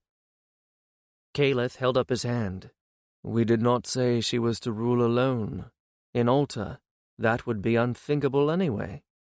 We are no longer to be ruled by the sacred twins, I think, but... And now he looked at Ari. There is a logical partner for Nofret who would be accepted by the Altans, and that is you, Ari. Ari startled visibly. He had not been expecting this. But then, by the murmurs, neither had anyone else. I cannot see why, Ari began. Only because you are far too modest. If I recall correctly, it is you, Ari, who more often than most has the best ideas. Caliph lifted his right shoulder in a kind of shrug. Ask anyone, and they will tell you. It is you who is the likeliest to devise solutions to problems quickly. But most of all, you are a peacemaker. It is you who most often can take people who are quarreling and bring them to work together. Oh, no, Ari objected, shaking his head. It is you, Caliph, who does all that and more. But only when under the hand of the gods.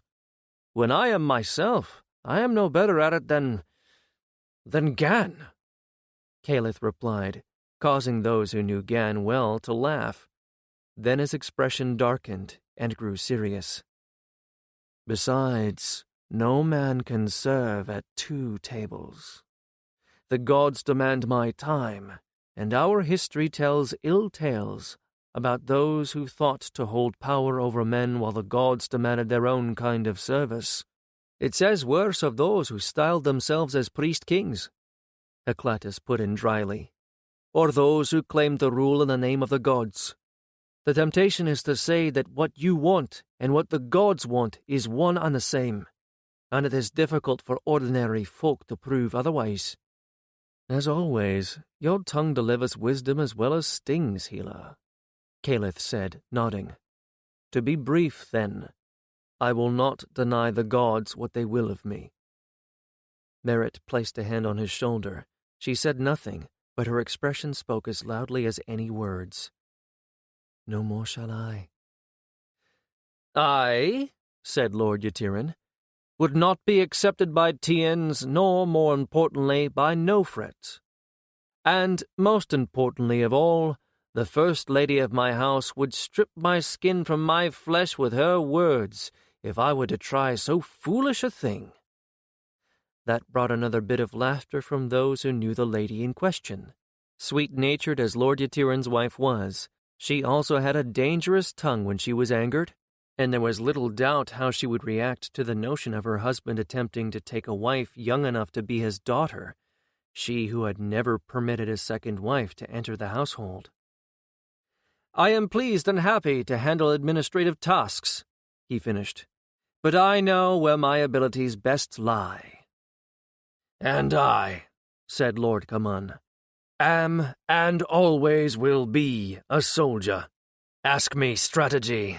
Tell me that tactics are needed, and you will have all you desire.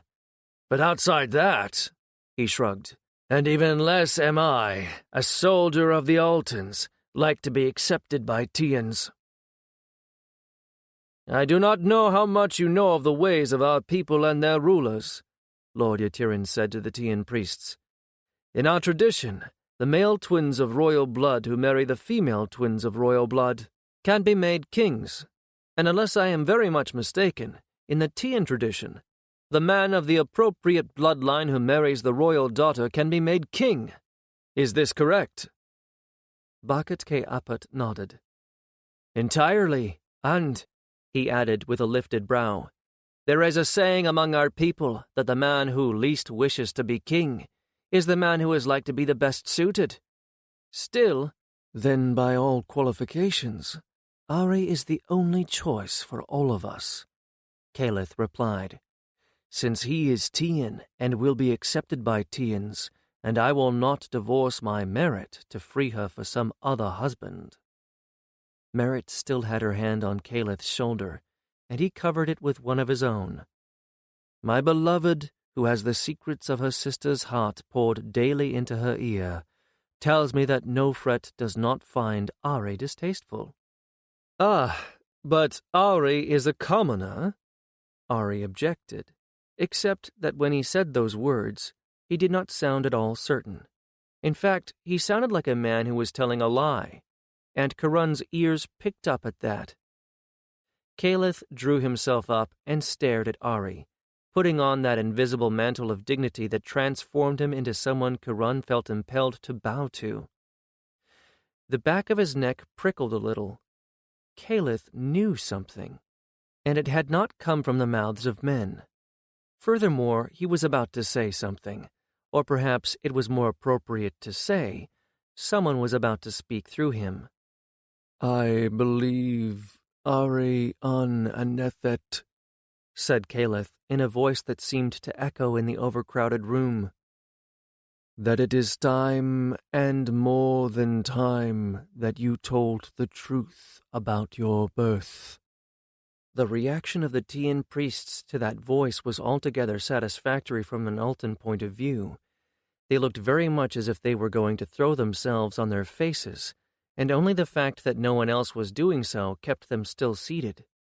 At the back of the room, the few acolytes who were still here had thrown themselves prostrate. So the Tians do recognize the voice of the gods when they hear it. That made Karun feel a good bit better. It meant that the priests knew now what power was holding the reins here, however lightly those reins were being held. And when their fellow countrymen showed up, the priests would take care of whatever enforcement of the laws and ways of sanctuary needed to be done. It was one thing to claim to speak for the gods, but when you could demonstrate the fact, well, that was another bundle of reeds altogether. But others here had paid more attention to the words than the tone or the way in which the words were delivered. "Your birth?" Heriket looked from Caliph to Ari, his face screwed up in puzzlement. "What about his birth? He's the son of a scribe."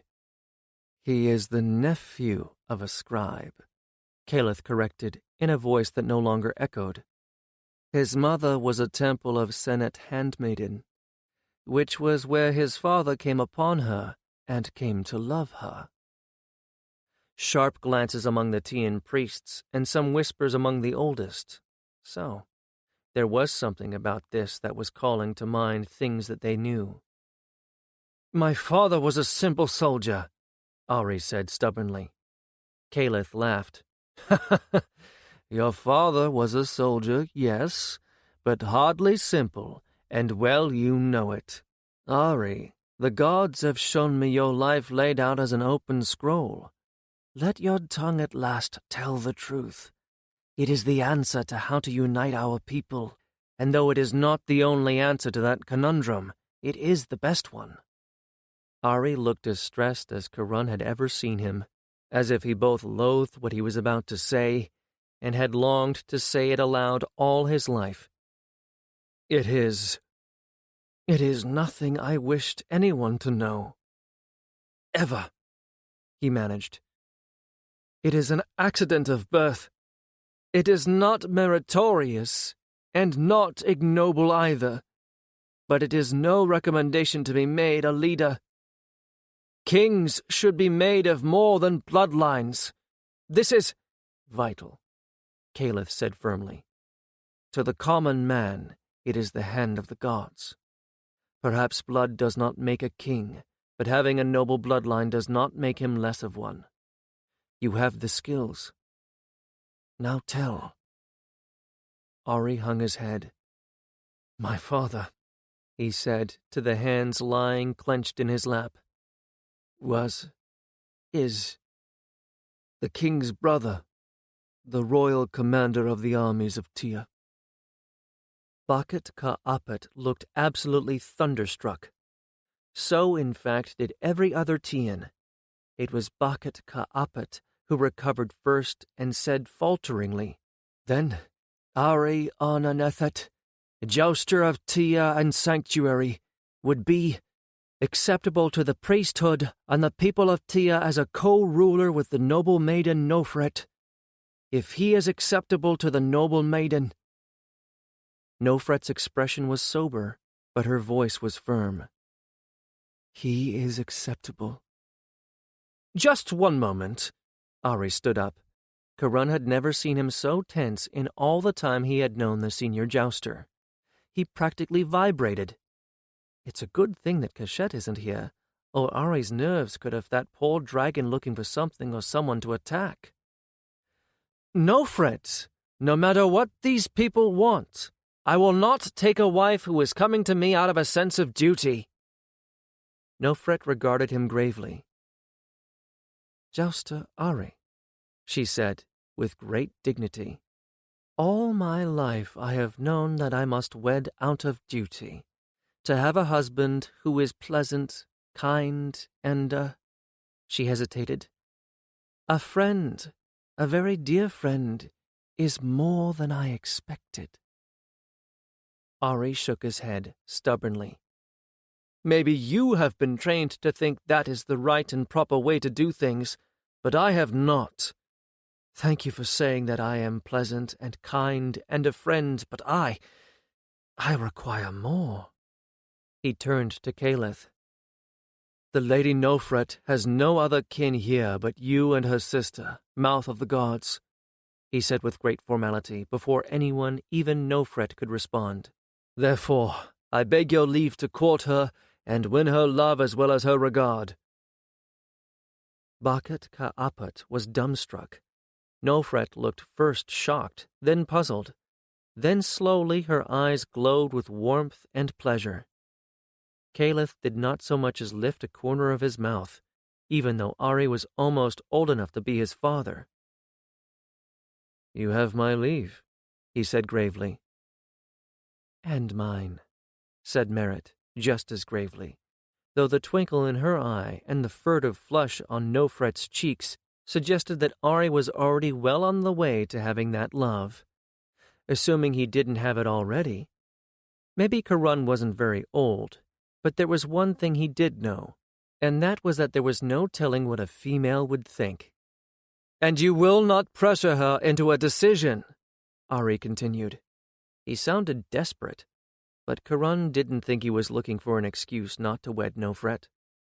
On the contrary, he wanted her desperately. He meant exactly what he said.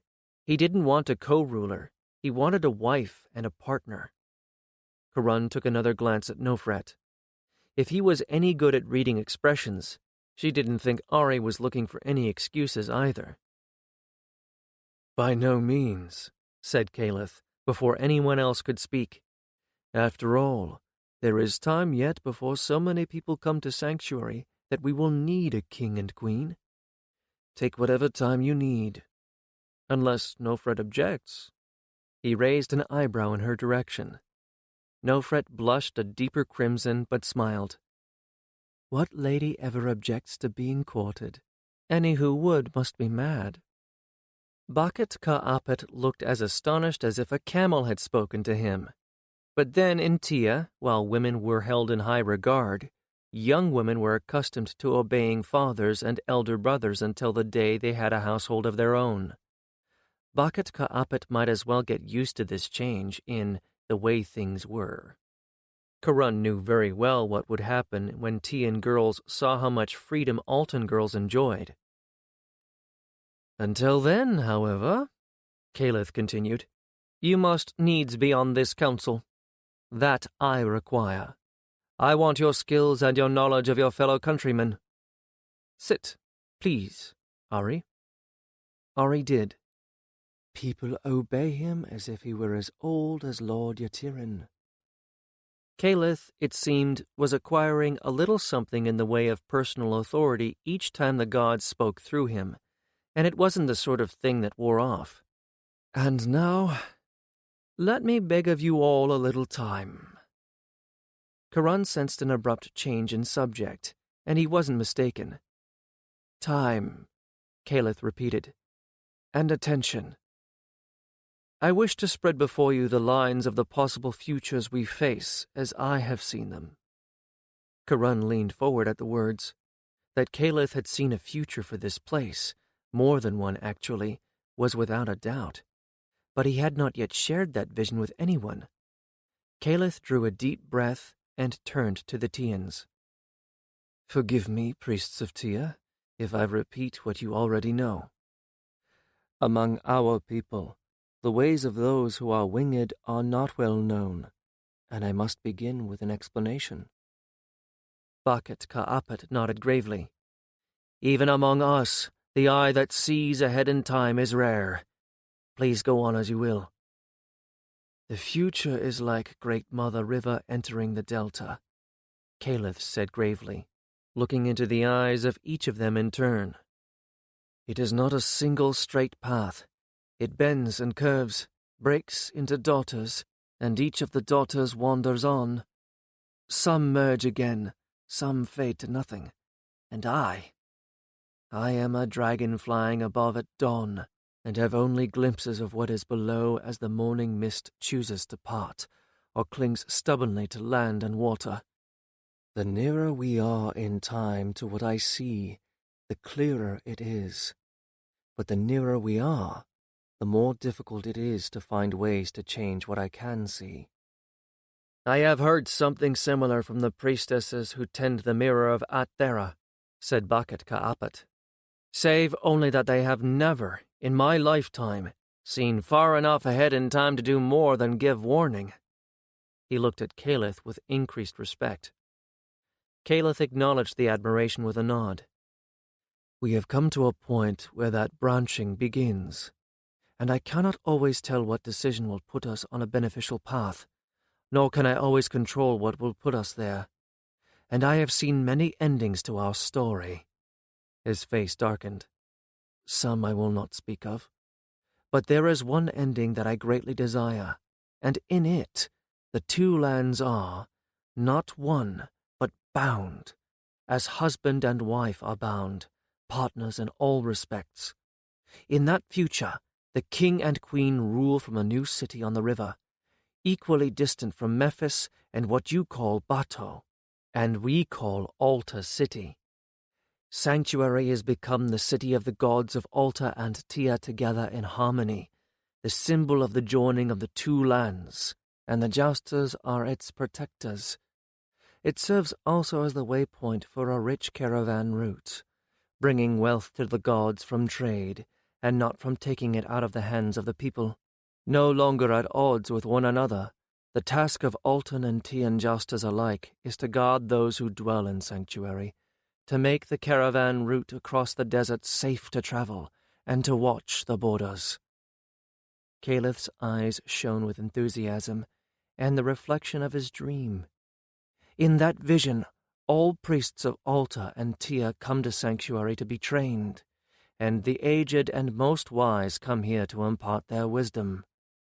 Sanctuary is a place of peace, where enemies learn to become friends, and ways are found to heal old wounds and make new dreams grow. Karan caught his breath at that vision, and he was not the only one. What a dream, if only it could come to pass. That is the vision I desire you to hold in your hearts and give to the people as a goal. Caliph went on. Would I could tell you how it is that we will come to that place, but that is the end I hope you will strive for. Now he looked deeply into Bakat Ka'apet's eyes. This is the one he has to win over, the senior priest, perhaps the high priest. He's had power in his hands. When Tians come here, he'll have it again. Will he barter some of that power to Caliph for a piece of Caliph's vision? You have us, mouth of the gods, Bakat Ka'apet said slowly, and then to Karan's complete astonishment, the priest bowed. Not the bow of equal to equal. He abased himself, as he would have at the altar of a god. The only thing he did not do was to lift up Caliph's foot and place it on his own head in token of complete abasement, and Karan had the feeling he had actually considered doing even that. After a moment of shock, so did every single one of his followers bow, down to the acolytes who stopped hovering at the edges of things, trying to pretend they were busy so they could listen. They too dropped what they were doing to throw themselves on the ground. Caliph rose, paced slowly to where Bakat Ka'apet was stretched out, and touched his shoulder. I do not need minions, Holy One of Tia, he said quietly. Sanctuary needs partners, friends who share the work and the dream. Bakat Ka'apet rose also, and once again he and Caliph clasped arms. Those you have, I swear it, for myself and for these. Then that is all I can ask. With a radiant smile, Caliph went back to his seat. Now, he continued, looking around again, There is the little matter of where we are to put all of you. 7. The acolytes of the various Tian gods were surprisingly willing to help with the work on the new dragon pens. Not that acolytes of any sort weren't used to working hard, but they were generally not accustomed to the kinds of labor that might be termed common. Nevertheless, they turned their hands to it, fitting stones into place, making cement to hold them together, although the task of trimming them to fit was left to Lord Yatiran's experienced stonemason. But perhaps that was because the 4 buildings surrounding the original pen were destined to become temple quarters for them all once the jousters moved. At the moment, the priests and acolytes of the entire Tian party were all crowded very closely together in Calith's temple to all gods, sleeping with scarcely a place to put a foot between them, and it could not be comfortable for any of them. At any rate, with their help, and the help of some of Lord Yatiran's people, the conversion occurred within a few days. The original doors, which fortunately had no lintels anymore, if they ever had possessed such a thing, were bricked halfway up and the walls raised, so that a real sand wallow could be made deep enough for a dragon to dig him or herself in. Then, before the sand was brought in, a walkway was constructed around the periphery of each pen, just as the pens in Alta and Tia had been constructed, with a wider platform at the rear. Last of all, copying the pens in Alta so that the riders could live with their dragons, a single-roomed shelter was built on that platform at the back of the pen, and a water trough where a dragon could drink. Since Karan had been put in charge of the new jousters, there was one thing he had made very clear. Everyone, including Ari, had agreed with him. No jouster would ever live apart from his dragon again. Jousters were going to change. It was time for that change to begin. They would no longer live as lesser nobles. Not that they'd be able to under the current conditions anyway. They would be housed in conditions no better and no worse than any officer in the Tian or Altan armies.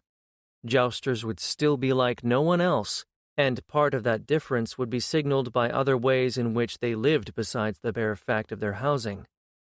It was no longer possible, with the bonded dragons, to treat a dragon like an inanimate thing, the chariot that one drove, the sword in one's hand. It was no longer possible to shrug, walk away, and get another if one's dragon was ill or injured, or worse, died. Not that anyone with the bonded dragon would be able to do anything like that. Look at the way every jouster in Karan's wing fussed over their darlings, fretting over a bit of scuff on a scale, seeing that their dragons were fed, watered, and comfortable before they even considered their own needs. They hadn't much cared for having walls between them and their beloveds, but now that the new quarters were built, that would end. The new jousters were partners with their dragons, and like the faithful hound that slept at the foot of his master's bed and followed at his heels, the dragon would spend as much time as possible with his own jouster, which was, after all, the way that both dragon and jouster wanted things. Karan had not really slept easily without being able to wake in the night and hear Avatra's breathing. Perhaps one day, when there were more resources, the quarters could be enlarged. For now, they were comfortable enough, and at least when the temperature dropped, as Karan very well knew, they would be better than most. The one thing they didn't have to worry about out here was rain. Any rain that fell in the desert was sporadic and wouldn't turn a pen into sand soup the way it did in both Tia and Alta. So no awnings were going to be needed over the pits. A sturdy roof on the jouster's shelter to keep out the sun, however, was a must. Otherwise, in summer, the heat would be a punishing thing, even for a dragon. Once the construction was done, the biggest job, other than raising the walls and making the walkways, was in fitting the pens with sand. Karan had a hope that perhaps the gods would oblige with another sandstorm, but in the end it was done by the simple, if more back-breaking means of having every single able-bodied person in Sanctuary get together to spend a single day helping to carry and dump sand into the waiting pens. Then the Thet priests, with Haklatus watching closely, invoked their spell. It was the same magic used in Tia and Alta both that kept the sand in the pens at a temperature comfortable for the dragons. Without the need to impress, as Eclatus had shrewdly guessed, it was a much simpler affair than Karun had observed when he spied on the ritual. What Eclatus had not realized, however, was that the little priestesses were actually needed and were not merely decorative. In fact, in many ways, they were crucial. Theirs, it seemed, was a passive power. Karun suspected that if the Magi had guessed what it was they did for the priests, their names would have been first on that list of those who had been called to serve the advisors, and their status as priestesses would not have saved them. They amplified the power of the spell, giving it not merely strength, but reach, sending it far beyond the area in which it would normally operate. So the Thet priests were able to steal heat from somewhere far outside the walls of Sanctuary and sink it into the sands. But they also created at long last one of the cold rooms where meat could be stored for days at a time at need, channeling the heat from that place into the pens as well. In the times when there was more game caught than the dragons could eat that day, it could be stored against greater need. The Thet priests were adept from a long practice at finding good ways to channel the heat, but it was clever Herclatus who suggested one change that had never occurred to them: to move the heat through time as well as distance, taking heat from Sanctuary during the day to be used at night, keeping the buildings cool by day, as the palace at Memphis was. The mere concept made Karun's head spin, but apparently they worked out how to do that. It seemed so impossible that he finally decided to just pretend he hadn't heard any such thing.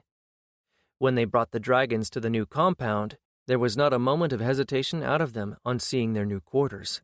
The dragons had never been so happy since they had left Alta.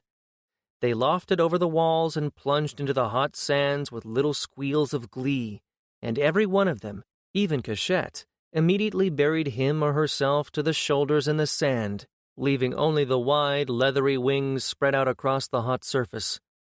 The Thet priests, who back in Memphis had never actually stayed around long enough to see what the dragons made of their pens when the heating spells were renewed, watched them with spreading grins on their faces. By this time they had all made the acquaintance of one or more of the dragons and had, predictably, been charmed by them. It was hard not to be charmed by indigo-colored Bethlyn with her assumption that everyone she met was a friend, and by the gentle green Caliph, and beautiful tricolored Tathulan, who could excite admiration in the dullest of observers. But each of the others had their little coterie of admirers. All of the dragons liked people, even shy Scarlet and Sand Dioth. And why not?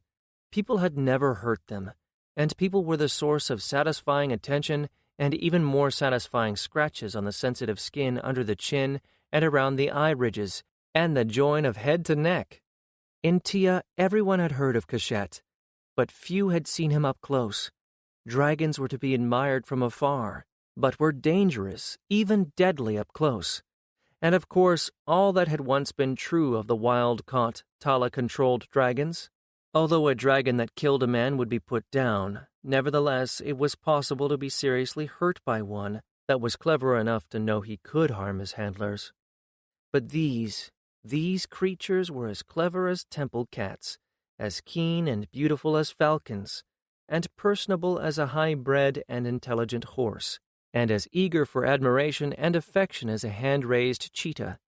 It was quite clear the moment you approached one that he or she liked being in your company, and would no more harm you than your favorite hound would. Every one of the newcomers had a favorite among the dragons. That had begun from the moment the jousters had come to Sanctuary, and those who had just arrived had simply carried it one step further, for they began wearing little tokens in the dragon's colors to denote that partiality. Now that the pens were complete and the priests had done their magic, they all lingered, congregating around the pens of their particular favorites, talking with great enjoyment about new ideas for improving the dragon's living conditions, while the humans of the wing moved their belongings at long last into their shelters. It was a great deal more to move than Karun would have thought. Somehow all of them had managed to accumulate enough personal comforts to make life reasonably close to the one they had once enjoyed. "Perhaps," said one young priest to another as Karun hauled in a load of flat cushions, We ought to build a hatching pen. It would be better to have it before we need it. These dragons aren't old enough to breed yet, objected the one he was talking to, chasing away a fly with a whisk, though not the pretty, bleached horsehair and gilded thing he would have had back in Tia, but an improvised switch made of frayed palm fiber. I don't think any of them except Cachette is. What would you hatch? Still he looked interested. And this was very new, this interest in dragons in general, as well as partiality to particular ones. Wild eggs, said a third decisively, this one bearing the hawk pectoral of a Harris priest. It'll be nesting time soon, and if you get an egg before the mother starts incubating them, you can move it safely. Steal them the way my mother stole wild goose eggs, and bring them back here to hatch. Sling it between 2 camels or something, so you don't addle it while moving it. Ari was passing by at that moment with his bedding, and laughed. His dark eyes crinkled at the corners with amusement. Ha ha ha! You've never seen a nesting she-dragon, have you? Even if she isn't incubating, she's guarding, and it'd be worth your... Then he stopped, and Haraket, who was carrying another load just behind him, nearly ran into him. He had a most peculiar look on his face, and Karan tossed what he was carrying into his shelter hastily and went to join the discussion. "What are you thinking?" he demanded of Ari, before Haraket could ask what was wrong. "I know that look. You've thought of something." That we've got 40 or 50 inexperienced she-dragons out there right now? Ari said, staring off into the hard blue sky as if he could conjure a dragon out of it. That instinct will tell them how to mate, but not what to do afterward. Remember how you got Avatra's egg so easily away from her mother? I don't know that the she-dragons out there will be much different. So I'm thinking that we'll have dragons laying eggs in the wrong places, or in more than one nest, or just laying them and going off without knowing they have to incubate or guard. And some of those eggs will be laid near enough to Sanctuary to retrieve them. I can't see a reason to let good, fertile eggs go to waste. And we have 8 or 10 dragon boys right now who would give their privates for a dragon of their own, said Haraket, nodding. Tell them they've got to go retrieve an egg a couple of days away from here. That's nothing. They'll bring it back on their own backs if they have to. I'd go back to Memphis for a dragon egg, said Bakken, coming into the conversation, his voice raw with longing. I'd do it barefoot and in a loincloth. You shouldn't have to go that far, Karan replied, and when the others looked at him, he grinned. Oh, he'd seen the envious looks from the Tian dragon boys, every one of them thinking, if I'd only had an egg, I could have an Avatra now. They'd seen enough of Cachette, and worked enough with the young ones that were about as tame as a wild-caught falcon to have gotten the fever for themselves. Look, when the Tala ran out, you had all those dragons loose on the border of Alta, and I do think that most of them didn't go back to the hills beyond Memphis. For one thing, the pickings in the swamps are better, though they would only hunt there, not den up. For another, if they tried to go back, the other dragons would drive them out. The wild ones have established groups and territories, and the Tian dragons would have been nothing more than clumsy interlopers. Ari nodded his approval of Karan's assessment. Oh, a few of them would get accepted, but the rest would be driven out. And of course, some of them wouldn't have bothered to try and go back, since there would be good hunting here, and none of them are afraid of humans. That means they're forming wild wings of their own. In fact, I think I've been seeing some of them in the distance. I just didn't think about it, because as long as they didn't bother me, they didn't really matter. I believe I have too, Ari replied thoughtfully. But I've been so busy hunting I hadn't paid a lot of attention to the wild dragons in the distance. I know I have, said Manetka quietly from behind Karan. There's a natural hot spring in my hunting area, and there's a whole herd, a group of them anyway, that I see there most mornings. They sleep around it at night. I know they're jousting dragons, because they let me get pretty close before they fly off. Bakken's eyes lit up. Females? He asked eagerly. At least 4. And they're all breeding age. Minnetka chuckled. They left us alone. I don't know whether it's because I'm with Bethlin, or because Bethlin is too young to be considered a rival. I think I know where there's at least 1 or 2, Karan said slowly. I think I'll go look. I have to go there anyway to hunt tomorrow. It's where the mountains meet the desert. Then I think we should construct a hatching pen, said the young priest firmly. We haven't the need to hurry, the way we did to work on these pens so we could all move to better quarters, and it won't take all that long to do a single pen. We'll help, replied Bakken. Then he hesitated and looked at Karan. That is, if... A memory flashed through Karan's mind of how Bakken had made friendly overtures to him despite being given very unfriendly treatment on Karan's part. How Bakken had inadvertently been the one who had taught him what he needed to know to train Avatra. Without Bakken, he probably would never have escaped successfully with her. Bakken, we've done without dragon boys this long. Why start spoiling us? He said with a laugh. No, this is important. Kalith has said we must have more dragons, and until ours are old enough to breed, this is the only way we'll get them. You build the hatching pen, and as many more new pens as you can. We'll see if we can spot any groups of the old jousting dragons about, and when we find them, we'll start watching them, or asking the Bedu to. And trust to luck and to Harras. Harras will favor us, said the young priest firmly. He must. If he fails to do so, he may well find himself with no one to worship him but those the advisors deem too unimportant or ineffectual to repress. Karan winced, but after what he had seen in Alta, he couldn't find it in him to disagree. He slept better that night, with Avatra literally within reach. She had elected to rest her head on the platform, with her nose just inside his shelter, than he had since the first days of utter exhaustion following their arrival in Sanctuary. It was good to be with his beloved again, good to have her scent of hot stone and spice in his nostrils, good to know that if anything disturbed her in the night, he would be right there to soothe her. Not that anything did. She slept as soundly as he. Perhaps she was as comforted by his presence as he was by hers.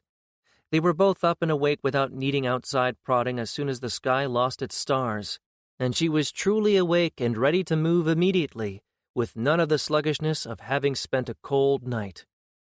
It was just light enough to make out the shadows of things against the lighter stone and sand, the rack for the harness and saddle, the stone trough that had been moved here with much grunting and labor for Avatra's water. She stood waiting for her harness, as good and obedient as anyone could have asked. It was a distinct pleasure to be able to saddle her without jockeying for space with the others. He had done this so many times that he really didn't need to see the worn, familiar straps and buckles to get her harnessed up.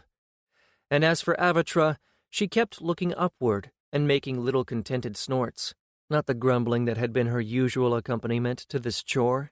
It seemed that everyone else in the wing was having a similar experience with their dragons this morning, because he didn't even hear whining from Dioth, Pei Atep's scarlet and sand male.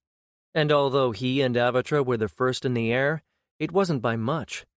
Akhet Ten took off right after he did, and before he had gotten too high, Pei Atep and Ari were a wing beat behind her. Mindful of his promise to range farther today, he took Avatra up high. She followed his signals and his encouraging hands, rising upward in as close to a vertical climb as a dragon could manage. He was glad of the saddle straps today, leaning over her neck and feeling the thrust of her muscles under his legs with each upward surge of her wings, each wing beat a flash of glowing scarlet in his peripheral vision. And when they could see the distant mountains, he signaled her to level off and head in that direction. By moving her up as high as he could safely take her while she was still fresh, she had the height to take some glides, saving her some laboring in the thin, cool morning air. Cool? It was more than cool. It was cursed cold. But that was the way of things in the desert. He glanced down. At this point, a wild ox would look smaller than an ant, But the only thing he saw was a single Bedu on a camel down below, and the only reason he knew there was a Bedu on the back of the camel was by the barely visible flapping of his robes. It was probably one of the outriders, bringing back water skins full of precious water from the spring below sanctuary to his clan or family group. They flew on as the sky lightened, going from deep velvety blue to gray, as the eastern horizon brightened, and at last the very edge of the great disk showed at the world's edge. The sun gilded the tops of those distant mountains at their halfway point, though the land beneath them was still in shadow. He held himself back from asking her to fly faster, even though he feared that if there were dragons in there, he would miss the sight of them taking off for their morning's hunts. She needed to save her strength for her own hunting, but he kept his eyes strained toward those low, rough crests, rather than looking for game as he usually did. And so luck was with him, and he did catch sight of them as they powered up out of the canyons cut into the rock. The sun struck them as they came out of the darkness, flashing on their scales, and making them look like distant, iridescent gems being flung into the sky by a careless child. 10 of them altogether, ruby red, deepest maroon, 2 sky-colored blues, a blue-green like a beetle's wings, a green-gold the color of sunfish scales, a red-gold like an emerald pendant, an indigo, and a coppery brown. They scattered to every direction in order to avoid each other as they hunted, though they spread mostly to the north, but there was no doubt in his mind that they were using the canyon as their den. He marked it in the map in his mind, and with a feeling of relief, turned to the important task of helping Avatra with her hunt. He could scout the canyon later. She was hungry now. He could feel her impatience in the way she kept scanning the desert below, and the sudden way in which she changed direction when she thought she spotted something. And a good thing, too, for the hunt was singularly frustrating. They spent most of the morning gaining height, searching for prey, gliding down and having to labor for height again.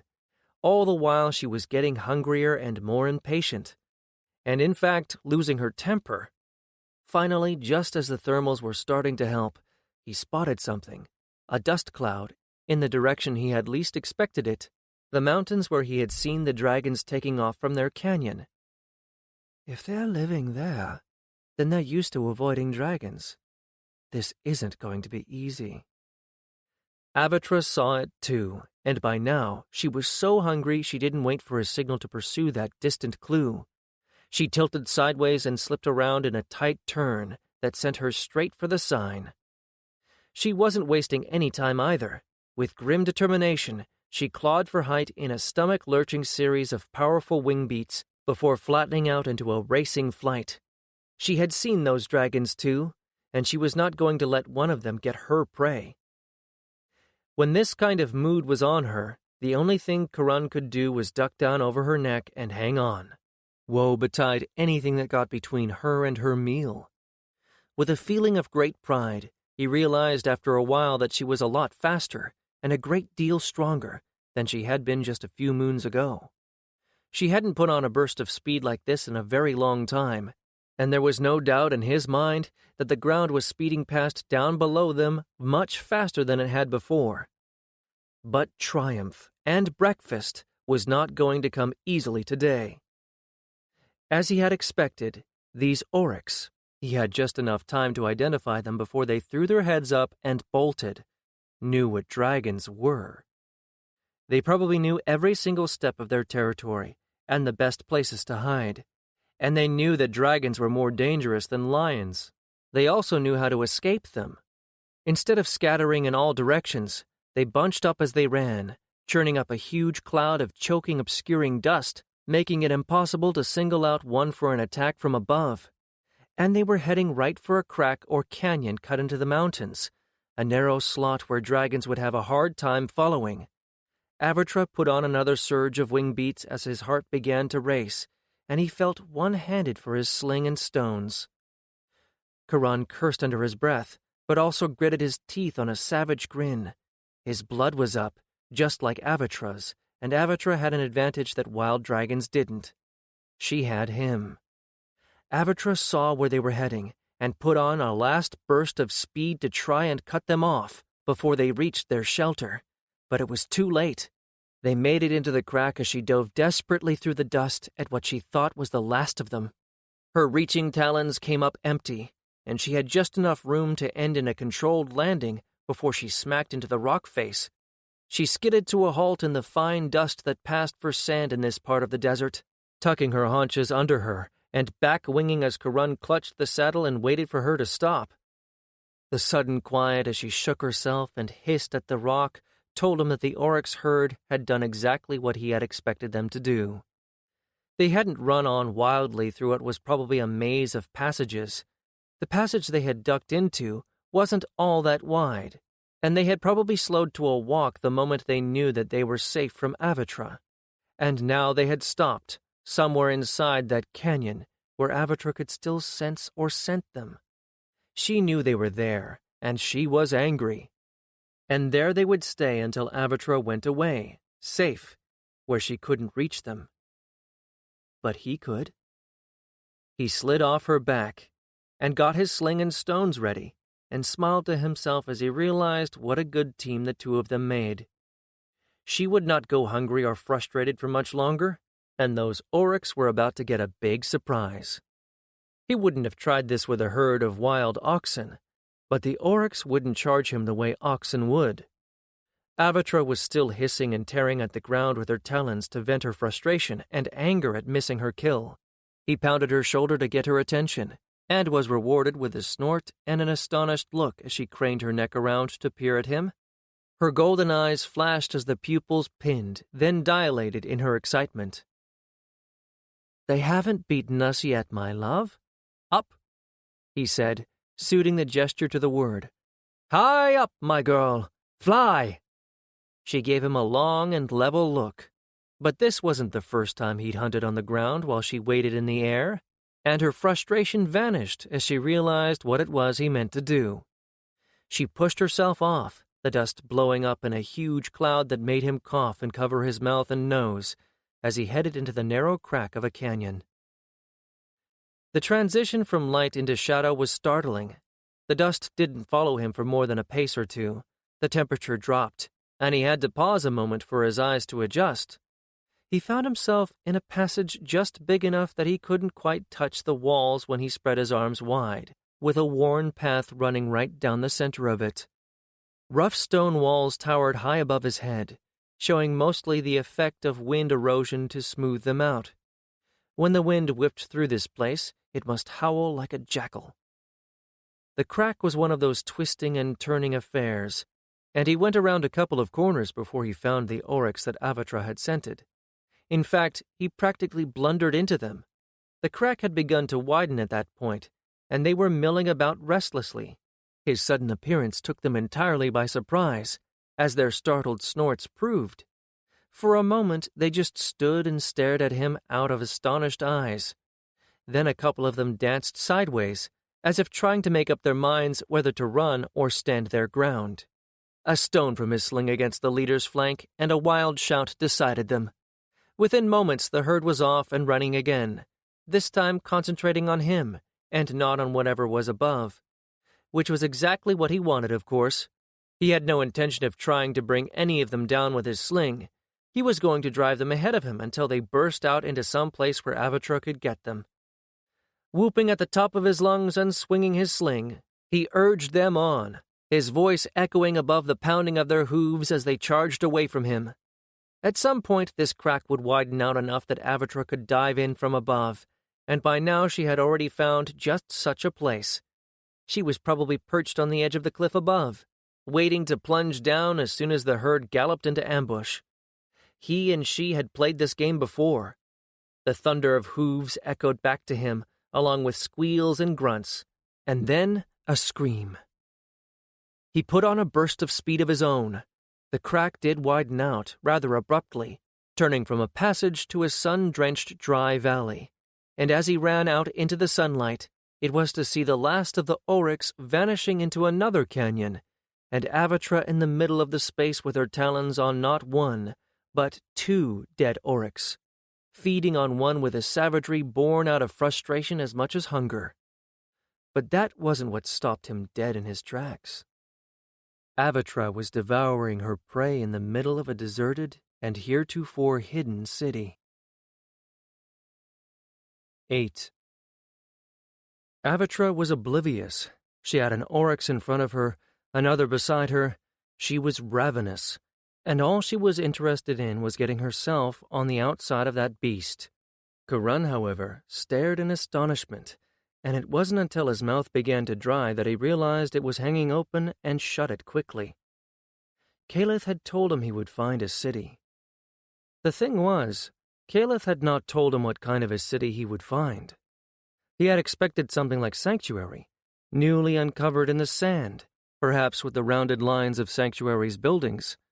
And truth be told, he had expected something more derelict even than Sanctuary, with roofs gone, walls caved in. Even if it was made out of the strange stuff Sanctuary had been built of, the legends all said Sanctuary had been buried and preserved in a single day. He calculated the new city to have been abandoned over the course of years. This was a city hidden in canyons, and it had not been built of the hard stuff of Sanctuary. It had not been built at all. It was carved out of the living rock of the cliff face. It didn't look abandoned at all. Well, except for the fact that there were no doors and no shutters for the windows. Otherwise, he would not have been at all surprised to see people come hurrying out of those doors to see what the noise was about. There was, so he had been told, a temple like this in Memphis, the funerary temple for one of the many great kings buried across the river in the city of the dead. As he stared at building after building, turning slowly in place, he could see resemblance to the buildings of Alta and those of Tia, but not as if this was a blending of the two styles.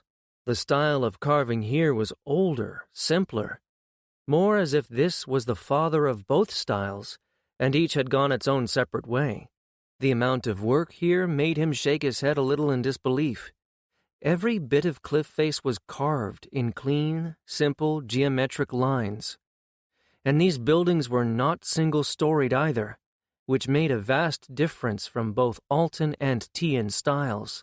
2 and 3 sets of windows looked down into the canyon from each site.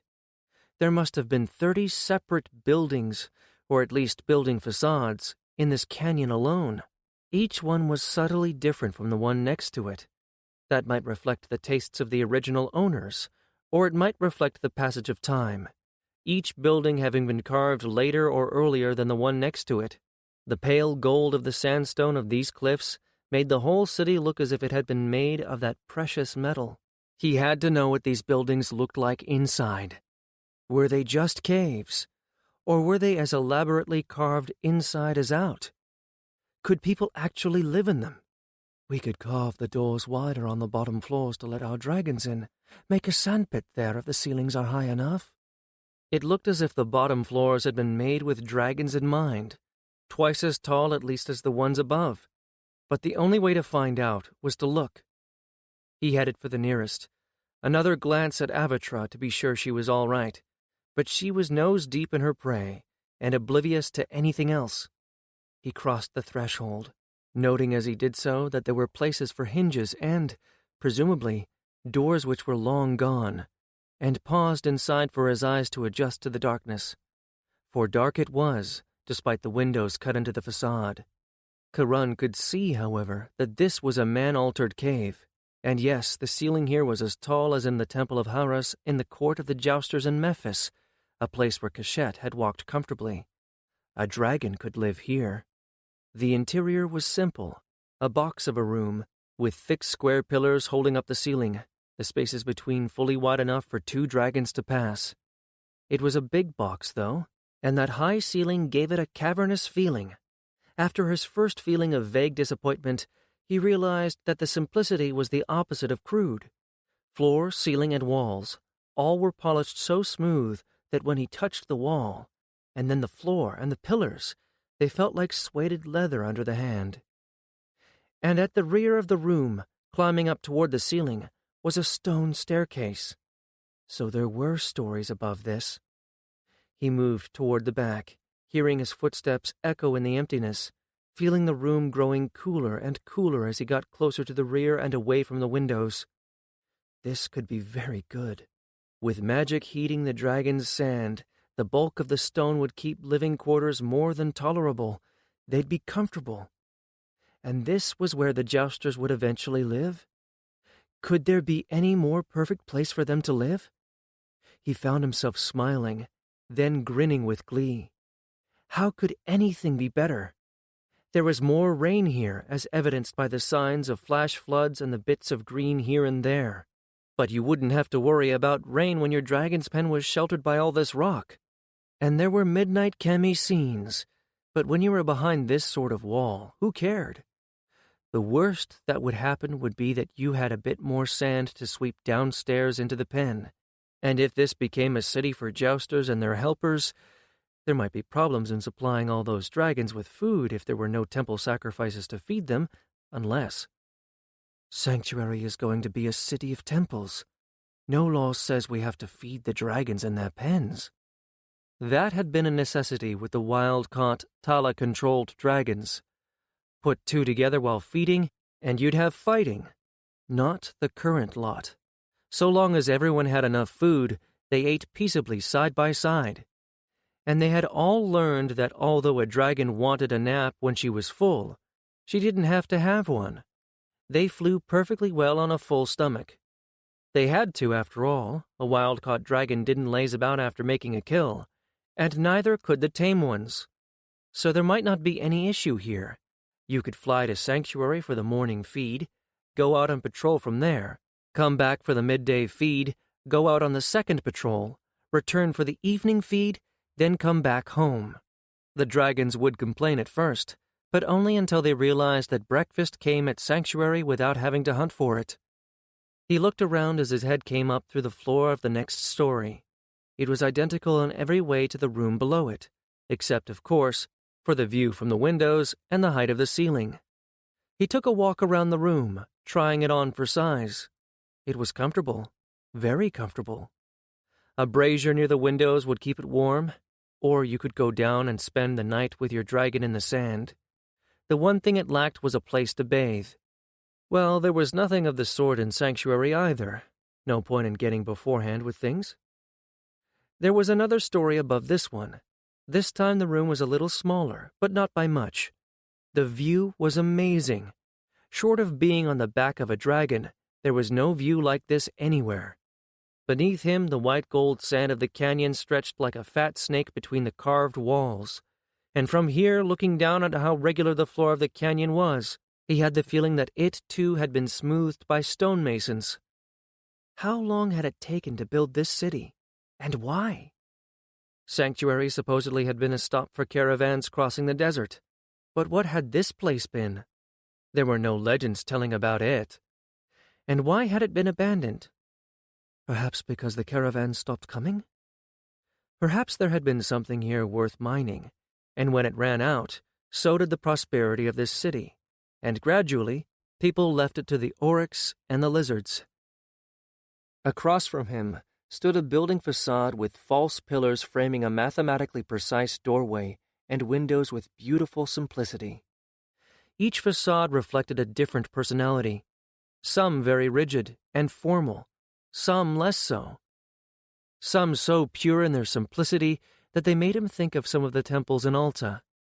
Some had false urns carved into the rock, or the stylized forms of gods that looked familiar, yet strange, reduced from the realistic, if rigid forms he knew to the kind of sketched-in shape that an artist would rough out before carving the details.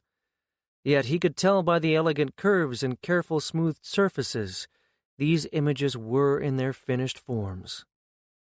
Yes, there was that, or something like that, the curve of an ibis bill thrusting out of the otherwise featureless head, but as smooth as a bone fishhook. And there was Pachette, in her feline form, two of her, in fact, flanking a door, with the barest curves for brow ridges, and no sign of eyes or nose, and yet more the essence of cat than anything but a real living feline. After he had studied them, he began to have the feeling that he would never quite look at the images of the gods in the same way again. These seemed so much more powerful, purer. From here he could see 4 more canyons branching off from this one, And in at least 2 of them, there were more buildings. How many jousters and dragons and their helpers and families could be accommodated here? 50? 100? More? He felt dazzled by the idea. A city, an army of jousters, whose duty was to guard the borders and the priests of sanctuary and protect the caravans coming across the desert. Jousters who could actually have families, perhaps raising sons and daughters to ride dragons themselves? Dragons flying to mate, and new dragonettes being raised from the egg by the children of jousters. The vision was nothing less than intoxicating. Could that possibly come to pass? I'm getting ahead of myself again. Far ahead. We've a long way to go before we're safe from the Magi, and that has to be taken care of first. He shook his head. All that was for the future. For right now, he needed to keep his eye on the immediate needs. Still, he ought at least to investigate this place and get some idea of how big it was, and whether it was all in as good repair as this building was. Calith would want a report, and so would the others. Even if they weren't going to be able to move here in the immediate future, they would still want to know everything about the place. He trotted back down the stairs and out into the canyon. Avatra had finished her first oryx, and was beginning, in a much more leisurely manner, on her second. She looked up as he neared, and made a little noise of inquiry. "Eat, sweetheart," he said, and passed on to the next building. All the ones in this first canyon proved to be in excellent repair, although despite the uniform appearance of the facades, only a third of them were actually 3 stories tall once he looked inside. It was clear why. In some, the rock had flaws that would have made cutting a 3rd floor dangerous, and in others, it appeared that work had stopped before a 3rd floor could be put in. He wondered about that, but cutting so much rock was difficult and dangerous, and perhaps these places had all begun with single stories. Then, as the owners acquired wealth, 2nd and 3rd levels had been added. He couldn't imagine how a family would cope with the noise of having someone cutting away at the rock above them until the room was completed, though. Maybe they'd moved elsewhere until the work was finished. Akhet 10 would probably be full of theories about these people, but unless they ever found, say, wall paintings showing how they lived, her hundreds of questions would go unanswered. When he'd finished taking inventory, he found that a 3rd of the structures were limited to 2 stories, and a 3rd were only a single story inside. The rock itself told the tale for the most part.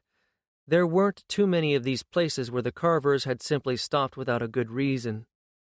He moved into the first side canyon, and here he met his first disappointment. This canyon, much narrower than the first, was nothing like as grand. The facades were simple blocks of stone, where the rough face had been sheared off in a flat plane, and the windows and doors were just geometric holes in the rock. Many of the facades had fallen, choking the entrances. It looked as if they were victims of earthshakes. The carving here was inferior, too, with nothing like the fine finish in the first canyon. So in this city, too, there were the wealthy and the not-so-wealthy. It was quite possible, actually, that farther down this canyon, or others, he would come to a place where the living spaces were nothing more than caves crudely recut. The second side canyon was similar, and a 3rd was completely blocked by fallen stone. As in Sanctuary, however, there was no sign that people had ever shared their city with dragons, not even the wild, Tala-controlled kind. That was disappointing, though he was sure that the buildings could be fitted with the sort of things the dragons needed. And there was no obvious water source, which was more worrying. Given the evidence of earthshakes, he had to wonder if the reason that the place had been abandoned was because a tremor had cut off the water source and it had failed. In the 4th side canyon, however, which was almost as wide as the main canyon, the buildings were virtually intact, and had a sense about them that they were not private dwellings, but public places. Temples, perhaps, and schools, libraries, records houses, courts. He couldn't have told why he felt this way. There was just something about the facades that seemed impersonal, yet open. Certainly they were all more uniform than the ones in the first canyon, even though the carving was just as high quality. As he approached the largest, he caught a whiff of water. He sniffed eagerly, Yes, there was no doubt of it. He smelled water. There was another scent along with the moisture, a hint of sulfur, that suggested that this might be a hot rather than a cold spring. That was all right. They could make do. They could build catchments and cisterns for rainwater, so long as there was a water source that wouldn't run dry. Thinking now of nothing but the water, he broke into a trot, noting that for the first time he'd found a building that already had an enormous front entrance. Quite large enough for a dragon, actually. Without thinking, he hurried toward the entrance, and the increasing dampness to the air as he neared made him move faster. From the scent, there was a lot of water there, maybe as much as flowed beneath Sanctuary. Then an angry hiss from the darkness made him stop for a moment while his feet refused to move. The hiss came again, and it wasn't the hissing of steam escaping from a vent in the rock. Slowly, never taking his eyes off that black rectangle of a door, he started to back away. His heart had started again, but now it was pounding, and he felt very much like a mouse that had inadvertently walked up to a cobra's den. There was something moving in there, back in the deeper shadows, something big, and he had a pretty good idea of what it was. Move slowly. Don't run, or you tell it that you're prey. Keep your eyes on it, and hope that it doesn't decide you're prey anyway.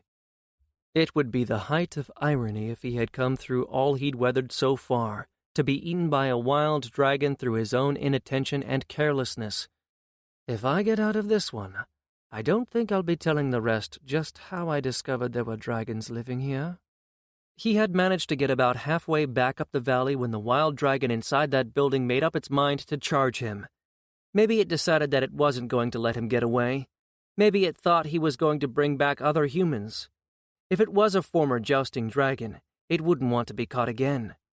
For whatever reason, he glanced back for a moment to see how far he was from the main canyon, and when he looked back, a thing that seemed to be all teeth and talons and 3 times the size of Avatra was bearing down on him. Despite that, he had thought he was ready to face an attack. He wasn't. All he could see was death with teeth as long as his arm, and eyes that held nothing but rage.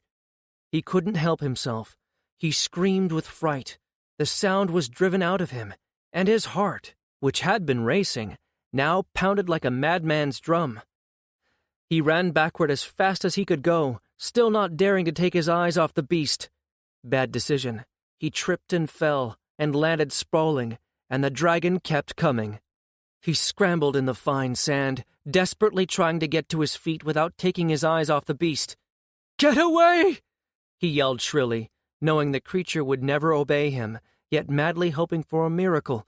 "Get back! Back!" It kept coming.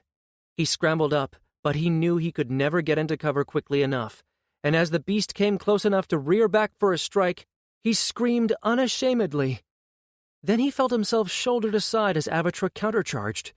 He fell down, but this time he didn't try to get up. She got within talon range of the wild dragon, swiveled to put her body between him and the other dragon, and put her head down, hissing defiance. With a snort of astonishment, the other dragon, a green, skidded to a halt. He was much bigger than Avatra, but she caught him by surprise, and as she stood between him and Karun, tearing at the sand with her talons, neck outstretched and hissing furiously, he backed up a pace, his neck stretching upward, eyes wide and shocked. This was a strange dragon in his territory. A strange young dragon who should have given way to him. But she was defending the creature he had thought to make a meal of. Karun watched the wild dragon blinking at her as surprise turned to bewilderment. Wild, or now wild, for although he didn't recognize the beast, he thought that it probably was one of the Tian jousting dragons. Most wild dragons avoided humans. They fought back with particularly nasty weapons. They didn't taste as good as oryx or wild ass or ox, and there wasn't as much meat on them. Wild dragons mostly didn't see humans as worth the bother.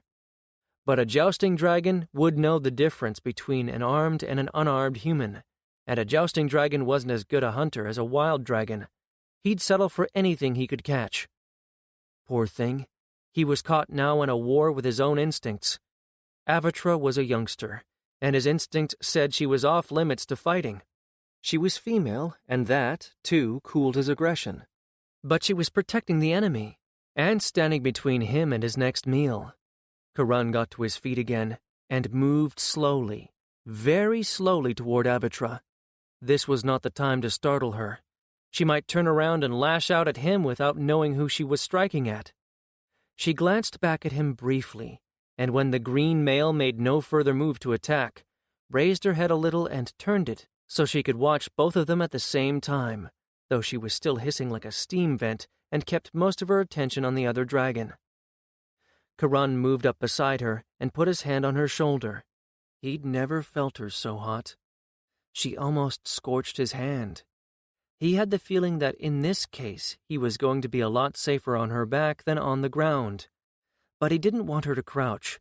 That might give the other dragon a chance to attack. "Avatra?" he said quietly. "Leg." Without taking her eyes off the green male, Avatra slowly backed up a pace, then extended her foreleg for him to use as a step to vault up into her saddle. The moment he was in place, she straightened her neck and, still keeping her eyes on the other dragon, began to back up. The male remained where he was, still looking thoroughly bewildered. Karan, meanwhile, was losing no time in fishing for his restraining straps. He wanted to be buckled into place and quickly. He hadn't quite realized how frightened he'd been, and was, until he tried to get the straps buckled and discovered that his hands were shaking so much he was having a hard time with that relatively simple task. He fought with the metal and leather, and it felt as if someone had glued all of his fingers together. They just wouldn't work right. "Come on," he told himself fiercely, feeling his heart pounding so hard he had to swallow around the pulse in his throat. If she has to fly for it. But the straps were not cooperating, and neither were his hands. As Avatra reached the mouth of the side canyon, the green male suddenly made up his mind to charge again. And this time, instead of charging back, Avatra leaped for the sky. And he only had one strap fastened. With a yell, he grabbed for the front of the saddle and hung on for dear life, wedging his feet into the chest straps and clamping his legs hard against her sides. Forget the reins. She side-slipped and turned in the air with a lurch that sent his stomach where his heart had been, and put his heart in his throat. Fear ran through him like a bolt of lightning as he nearly came out of her saddle. With tremendous wing surges, she threw herself upward.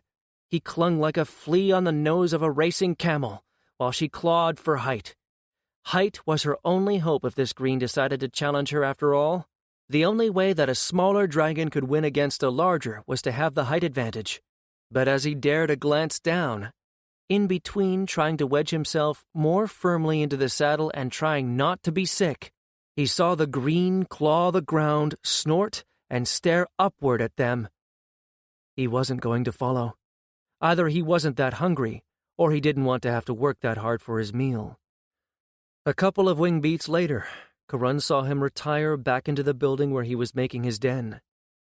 So if he wasn't going to pursue, time to get Avatra down before he fell out of her saddle. And Avatra responded to his frantic directions to land on the top of the cliff.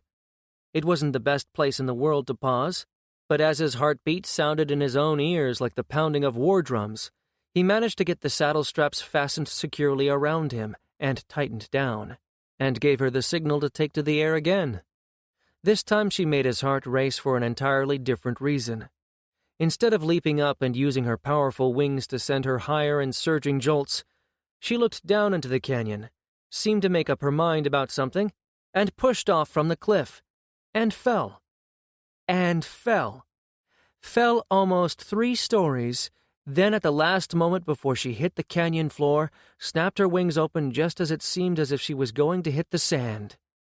If this hadn't been exactly the kind of maneuver they had practiced to run against the Tian jousters, he'd have probably dropped dead out of fear. As it was, he found himself yelling involuntarily and once again hanging on to the saddle for dear life just before she turned the drop into a climb.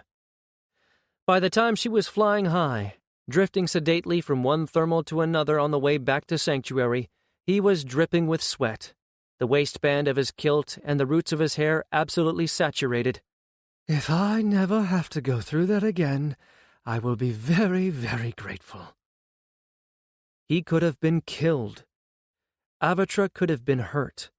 It could have all gone horribly, horribly wrong. Yet as the fear wore off, the exhilaration of what he had just discovered replaced it. Not only had he found Calith's mysterious hidden city, but he had found wild dragons, and they had a place where they could incubate any eggs that were laid. Avatra was still agitated, but not seriously so. She seemed more concerned about him, turning her head to look back at him from time to time, as if to reassure herself that he hadn't come to any harm. Well, with all that yelling, she had probably thought he'd gotten hurt. He leaned over her shoulder and patted her neck, telling her what a fine, brave lady she had been, and how proud he was of her. After he'd done that for the third time, she finally heaved a great sigh, her sides inflating and deflating under his legs. Then he felt her relaxing, stretching out, lengthening as her muscles let go. She stopped looking back over her shoulder at him, concentrating on the far-off smudge on the horizon that was Sanctuary. He half expected her to try to land, as usual, in the old communal pen, but to his pleased surprise, she spiraled in on her new pen and dropped down lightly and under complete control precisely where she belonged. He was off her in a moment, and within the space of the time that it took to unsaddle her, he realized that except for her emotional agitation, which was mostly fading, she was by no means as tired by her exertions as he had thought she would be. She had just spent an overlong hunt, had faced down an older dragon, and made a fear-charged escape flight, and she wasn't really breathing heavily. All this hunting for themselves was putting the dragons of Sanctuary into better physical shape than any of the jousting dragons had ever been. Which meant, could they actually face down wild dragons on a regular basis? If they could, then 2 or 3 could go out when nests were discovered, and hold off the mother if she turned up before an egg was successfully taken. Charon! Peatep called from the door to his pen. Any luck? The best, he replied. Come on! You'll all want to hear about what we found today. 9. There were 8 fertile eggs in the hatching pen, claimed by 6 Altan and 2 Tian dragon boys, one of whom was Bakken. At last, the slave who taught all of them the best way of training young dragons to be ridden had won not only his freedom, but his own dragon. Karan was both amused and bemused to see how the acquisition of his very own egg had changed him. He had gone from a young man who was all business about the beasts he was training to one just as egg-obsessed as anyone else who had ever been granted the chance to hatch out a tame dragon of his own. Those eggs came from 4 different clutches. Only half of the eggs had proved to be fertile, and all 4 clutches had been abandoned before the female in question began incubation. In Karan's mind, and to Ari's, this meant that the females must be former jousting dragons, who were too inexperienced to know what to do, and whose mothering instincts had not yet fully awakened, which in turn meant that their theories were right. At least some of the Tian jousting dragons had not gone back to the desert and the hills near Memphis when they fought free of the last of the Tala. 2 Tian boys were with some curious Bedu their own age watching 2 more dragons to see if they'd abandon their clutches too. There were 6 more would-be jousters waiting besides those if all those eggs proved worth incubating. Quietly, Karan took Kalen and Peatep aside when they knew that at least some of the eggs were going to hatch. He intercepted both of them after their dragons were bedded down for the night, before they went looking for something to eat for themselves. Lord Yatiran had issued a standing invitation to the jousters to come to his kitchen whenever they needed to be fed, and they had jumped at the offer, anything other than have to eat their own cooking. But Karan wanted to talk to these 2 alone, and had asked Akhet 10 to bring food for 4 to Avatra's pen. She had been so curious about the odd request that she hadn't even registered a weak protest. She was waiting with the plain fare that all of them subsisted on these days: flatbread, vegetables, herbs, and whatever the jousters scavenged from their dragons' kills. Karan had decided a long time ago that meat was meat, and it was better to wrestle with a bit of tough wild ass in freedom than the sweetest cut of young calf with one eye out for the Magi. Since he didn't hear any complaints from the others, Except perhaps the sort of complaining one always heard in situations like this one, he thought it reasonable to suppose the rest felt about the same. "I suppose you have a reason for this little party," Kalen said, blunt as ever. "And from the look on her face, you didn't tell Akat-10 what it is." The interesting thing about Kalen was that although he was small, thin, and almost as dark as a Tian, he was nothing like the falcons he had once tended. He was more like one of the small brown owls, always watching, silent and still. And when he moved, moving so quietly you were unaware that he had until he was gone. "We have 8 fertile eggs and more coming, I expect," Karan replied. "That's 8 new jousters. They'll have to be trained. We'll have to train them once they get into the air, and then—" "I don't think we should have a wing any larger than 8, Kalen said after a moment of struggle with his strip of meat. "8's more than enough to muck up coordination. More would be impossible to keep track of." "Exactly my thought," Karan agreed. "And now we get to the reason why I had you all choose colors in the first place. Eventually, each of you will have a wing, and each of your flyers will wear one of your colors, so we can tell who the wing leader is because he has 2. "Oh-ho!" Peatep said, raising his eyebrows. "Now it makes sense." "You 2 are the 2 steadiest, and you've come from lives where you were used to being in charge of something other than servants," Karan continued, as Akat-10 nodded sagely. "I want you to take the first 2 new wings as wing leaders. But if you don't feel equal to it, I want to know now, please, so I can take my 3rd or 4th choice."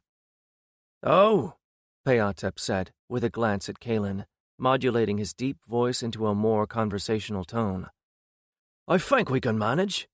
These dragon boys aren't really boys at all. They've been training young wild dragons with that barking fellow. And they're the faithful, the ones that stuck after the Tala wore off and the dragons escaped. The Altons are our own dragon boys from home, so they should be all right, too." He smiled, then frowned. "The only question is, how are we going to feed all those growing dragonettes?" "Caleth says he's arranging something with the Bedu," Karan replied. "That's all I know." But Kalen, the former falconer who shared that passion with the nomadic desert dwellers, snickered. "What he's arranging is cattle raids in Tia. The priests have told the Bedu where the sacrificial herds are, how they're guarded, and how to frighten off the herders. The Bedu either don't believe in our night-walking ghosts or don't care. They're going to come in by night, convince the herders that they're demons, and ride off with the herds." Karan stared at him for a moment, and then began to laugh. Peatep looked at his friend with something akin to effrontery. "What?" Kalen demanded. "But those cattle are meant for the gods," Peatep protested. "If the gods put this idea in Caleth's mind, I suspect they don't care," said Kalen carelessly. "And besides, the priests can sacrifice them here just as well as there." "Well," Peatep said with some reluctance, "yes." "And if people begin to get the idea that the actions of the advisors have so displeased the gods that their priests have abandoned the temples, and night demons are stealing the sacred herds, that's good for us." Karan remembered only too well his former master's fear of the night demons and hungry ghosts, and Kefti the Fat was by no means the only Tian to fear those supernatural creatures so profoundly that any misfortune that befell after dark was immediately laid to their influence. So if actual, as opposed to imagined, catastrophes befell the gods' own property, there would be no doubt in anyone's mind that if the gods had not yet abandoned Tia, they were certainly angry. "Ah, now that's a stone that can strike a rock and rebound to hit the caster in the head," said Caleth, strolling in at the end of that sentence. "There is always a problem, you see, with making people afraid of you. Ari and I were just discussing this. I trust we are welcome to this discussion." "It started with me asking Peatep and Kalen to be wing leaders for the new wings," Karan replied, as Ari joined Caleth in the doorway. "Ari, I don't need to be a wing leader of anything, Ari replied with a mournful, harried expression. I have enough to concern me. When I am in the air, unless it is hunting, I want someone else to be in charge for a change.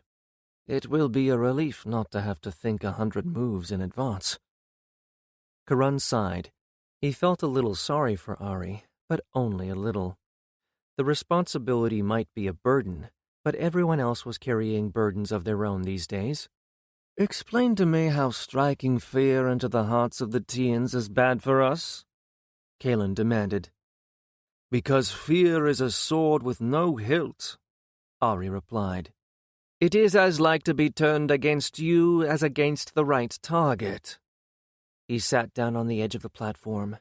Avatra opened one eye, saw who it was, and wriggled her way around so she could plant her head on the stone beside him, silently demanding a head scratch. Ari absently obliged. Here is how it goes. The priests vanish. The great king will surely not say they have run away. No, the advisors will concoct some wild tale of how they were abducted by Altan Magi, and the proof of it is the very bodies of the acolytes that proved to the Tian priests that their own lives were in danger. But nobody will believe that, said Peatep, then added doubtfully, Will they? There are, and always will be, people who are so loyal to their leader that they will believe no evil of him, even if he were to commit the murder of an innocent before their faces, Caliph replied with a heavy sigh. They would say that the victim was a threat, or that the leader was mistaken, or worst of all, convince themselves that the victim somehow deserved it and brought the punishment on himself. So yes, there will be a solid core of those who will be convinced that the Altans somehow made away with the priests and murdered the acolytes, even though they know the acolytes were summoned to the great king's palace and were never seen alive again. In fact, I have no doubt that such tales are being bruited about as truth even now. So, we have the vanished priests, who might have been done away with by evil Altan sea witches, Ari continued, and to this you add the cattle raids and the night demons.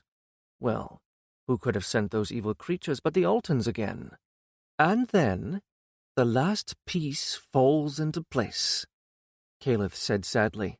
I have seen this. I wish I had not. When the fear and hatred are built up, then comes the next edict. The gods have turned their faces away, not because they disapprove of what the great king and his advisers decree, but because they grow weary of softness, and, to bring them back, it is time to worship their harsher faces. It is time to purge the nation of those who do not support the great king in all he says and does. It is time to rid the country of those who believe the time has come to speak of peace. Karan winced. It was true enough that the gods always had two faces, a kind and gentle aspect and a darker side. Even the Altan goddess of healing was also the Dark Lady, the bringer of the sleep that ends in death. But the Tian gods took this to an extreme. The god of justice was also the god of revenge. The goddess of love was also the goddess who devoured men, heart and soul. Even the great sun disk who brought life and light was also the scorcher of earth, who withered all before him. Peatep took on a stubborn look. The people will not abide it, he said. Look what is happening in Alta before we fled. They will grow weary, worn down by fear until they are accustomed to it, and then they will see the truth. When they realize they have little left to lose, the veil will fall from their faces, and they will rise up and that will be long in coming, said Ari dully. The truth is, the less people have, the more fiercely they cling to it, and the less likely they are to risk losing what little they have. Not all slaves are like Bakken, striving to be freed. Most think only of the next day, the next round of bread and jar of beer, and no further than that. Left to itself, it would be long in coming, Caliph agreed. But it will not be left to itself. There is sanctuary. We will not sit idle while the Magi have it all their own way. Ari roused at that and shrugged. True. And even though it may be turned against us, we must have those cattle. There will be hungry mouths to feed, and no way to feed them else. The Bedu have secret canyons in which to hide them, bringing over only what is needed, for we surely have no way to feed so many beasts here. Are you two going to take Karan's offer? Peatep looked at Kalen, who grinned. I suppose we must, said Kalen, if only to show him how a true wing leader handles his men. Cautious exploration of the new city had proved that there were 2 water sources, or rather that the hot spring fed into an underground cistern that also collected rainwater from all over the city, mingling the 2 sources. The constant addition of spring water kept the cistern fresh, and by the time the sulphurous water from the spring was diluted by the rainwater, it was as drinkable as the source beneath Sanctuary. A wing of wild dragons was using the city to den up in, but the mere presence of the jousters and their dragons was making them uneasy, and Karan suspected that they might well choose to move on without being harassed or driven out. And refugees from both Alta and Tia continued to trickle in, by 1s and 2s in small family groups now, rather than entire great houses or temples full of priests. Caliph and the priests of both nations had managed to establish escape organizations for those who were desperate enough to try hunting for a myth rather than endure another day in lands in which the Magi were growing ever more powerful. There were still Tian temples, those in which there was not, and never had been, a tradition of magic, where the priests still remained in place. The temple of Atthera, for instance, the goddess who, in one of her aspects, was the divine cow, the holy nursemaid who nurtured the rest of the gods as children with her sweet milk. She was a minor deity, and her priests and priestesses often came from rural and modest backgrounds. There was no great prestige in serving her, so no great families ever offered their children to her service, but there were small temples to her scattered across the countryside, and it was easy to move escapees from one to the other, as humble pilgrims looking for the blessing of children unnoticed until one moved out of Tia altogether. Most of these new refugees were healers, the sort who, like Haklatus, used magic in their healing, and to say that they arrived in Sanctuary profoundly divided in their emotions was something of an understatement. Healers had a sense of duty so powerful it bordered on the suicidal, and it took a great deal to persuade them to abandon their patients and their duty. But many of these men and women also reported disturbing encounters with Magi, encounters that were disturbing because afterward they could neither remember what had happened nor exercise their magic for a time. A typical example, a call would come concerning a brainstorm, the sort of thing that only a healer who used magic could cope with. He or she would follow the servant ostensibly sent to fetch him. The servant would lead him to a veritable wreck of a house that looked utterly abandoned. But of course, many homes in Alta looked like wrecks these days, what with all the earthshakes. Plenty of people went on living in the ruins. Where else could they go? So the healer would go in and find he had been called to the bedside of a magus, and he would come to himself back at the temple of all gods with no recollection of how he had gotten there. He would find, if he tried to use his healing magic, that it was as if there was a well within him that had been drained dry. Within a few days, he would be able to heal again, but this experience would be nothing like the sort when a healer simply overexerted himself. It was, so one reported, actually painful to work healing magic for a time, as if something had been ruthlessly torn out within him, with no regard for what was damaged when it was stolen. And that was more than enough to send most of them looking for an escape.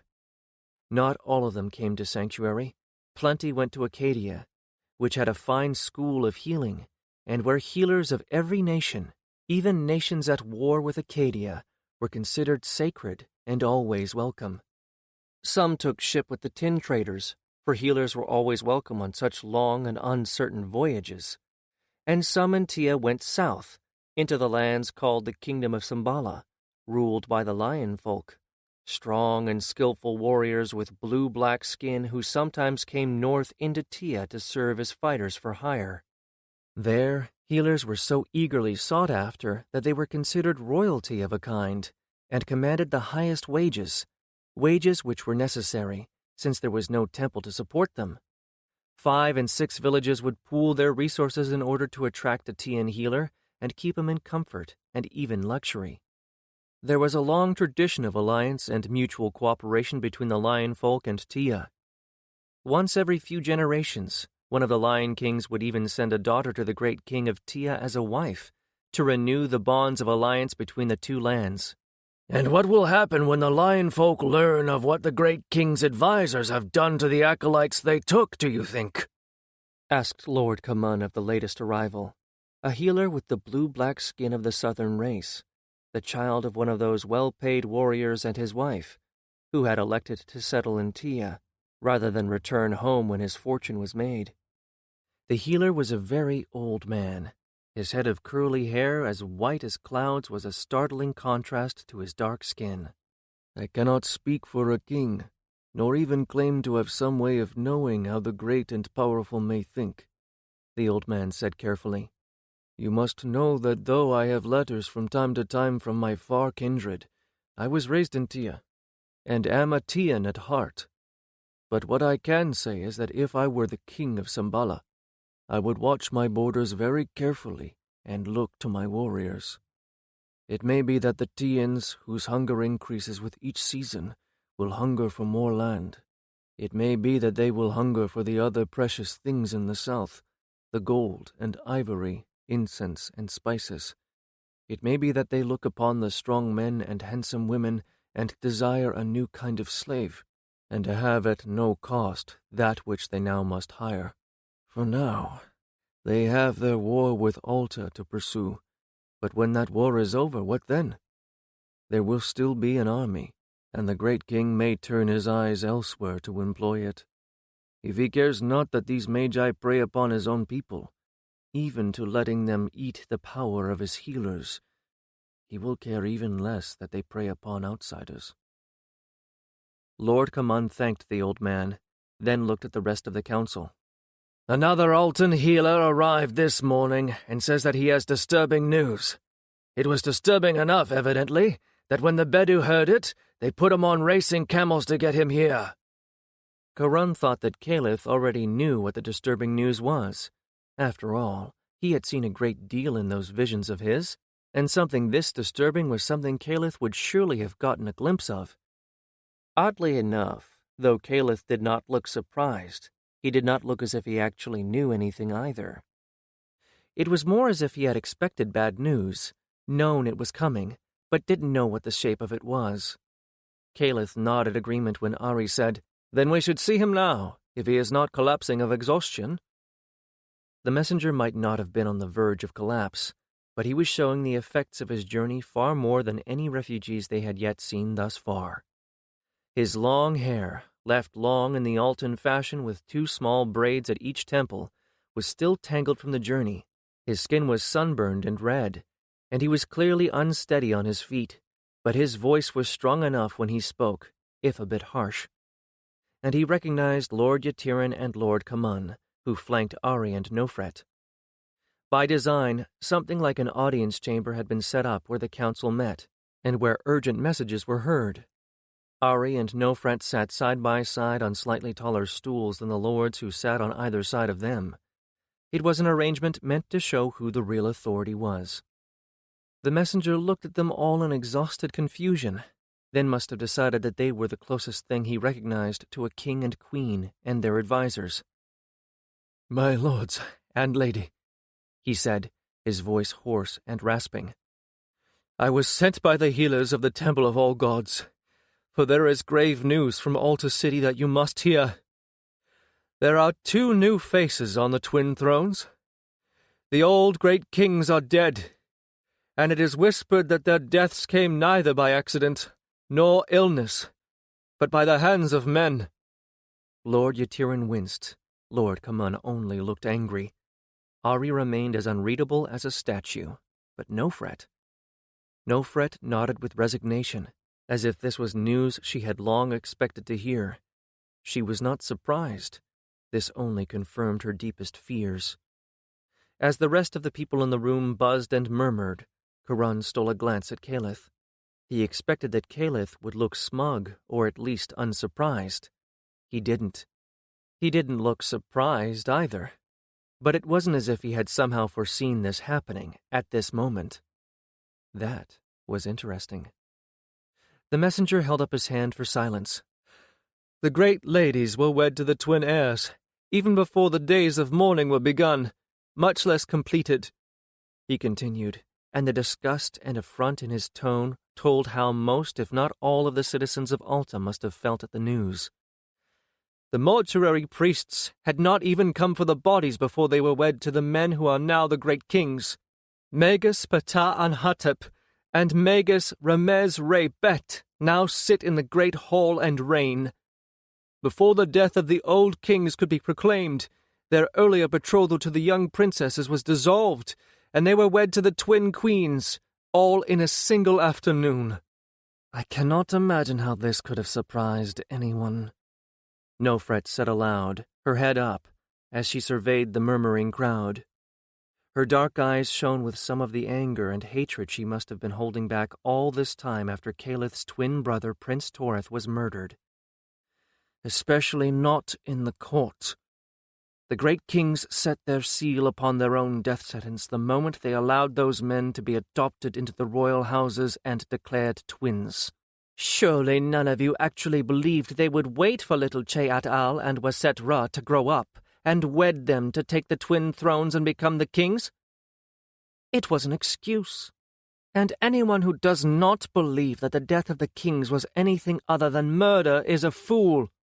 I do not think you will find anyone in Alta to naysay you, gracious lady, the messenger rasped. The Magi now rule in Alta virtually unchallenged and alone. The great ladies are seldom seen, and never on the twin thrones. When they are seen, they are silent, and move like those who walk when sleeping. That is the sum of what I came to tell you. He paused a moment, then added in a very subdued voice, May I remain? I do not wish to return to a place so altered and so near to madness. It was Ari who got to his feet and said, in a voice pitched to carry beyond the room, Never will we turn anyone away from sanctuary, be he Altan or Tian, or half-crazed Akkadian. The latter with a glance at Heklatus, who kept his indignation down to a poisonous glance. Akhet Ten nudged Karan in the ribs. That's important, she whispered. That it was Ari who said that to an Altan? He nodded. He was starting to see how this business of being in charge of people worked. Well, more people than just a single wing of young jousters. There were things you had to do, ways you had to deal with people. Ari might say he was unprepared for all of this, but really, he was much better at it than he thought, and he was improving with every day. The messenger was taken off, and Ari and the rest of the council settled in to discuss what they'd learned. It was fundamentally obvious, though, that there wasn't much that Karan could contribute, so he excused himself, and Akhet Ten followed him out. Are you as depressed as I am? She asked him, in a voice full of resignation. Probably, he sighed, then felt his spirits lift, just a little, when she slipped her hand into his. I suppose I've been expecting it, but still, I keep hoping someone back in Alta will manage to poison all those scorpions, or that they'll turn on each other and stab each other to death. That might just be what happened in a way, she replied. You know how Merit and Nofret told us that the Magi were always at each other's throats. Those 3 so-called advisors that turned up in Memphis just might be Altan Magi who lost some sort of confrontation. He groaned. If anything, that makes it worse.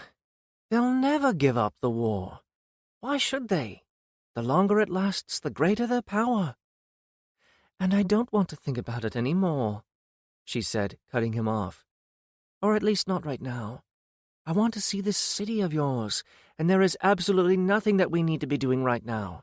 If we leave now, before either Riethka or Avatra are really hungry, we can find out if dragons can hunt together when there's no urgency to the hunt. And then you can show me the city." Karun controlled his expression with an effort.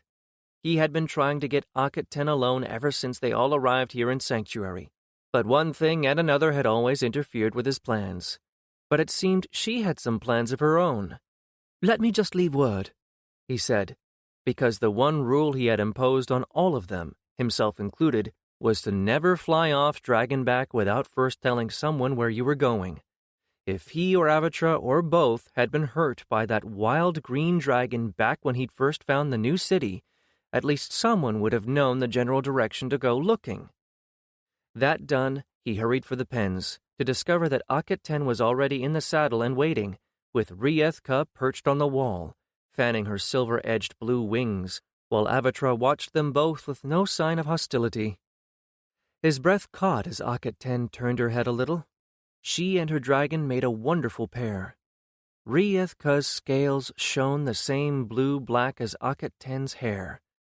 Akhet 10's lithe body moved so easily with Riethka's that the two of them might have been a single creature, like the human horses in Acadia that Heclatus told tales about. The linen tunic she wore was exactly the same as the boys all wore, but it certainly looked better on her than any of them. She turned toward him at that moment, saw him, and grinned and waved. He felt his heart pound a little faster. His feet certainly started to move as if his whole body was suddenly lighter.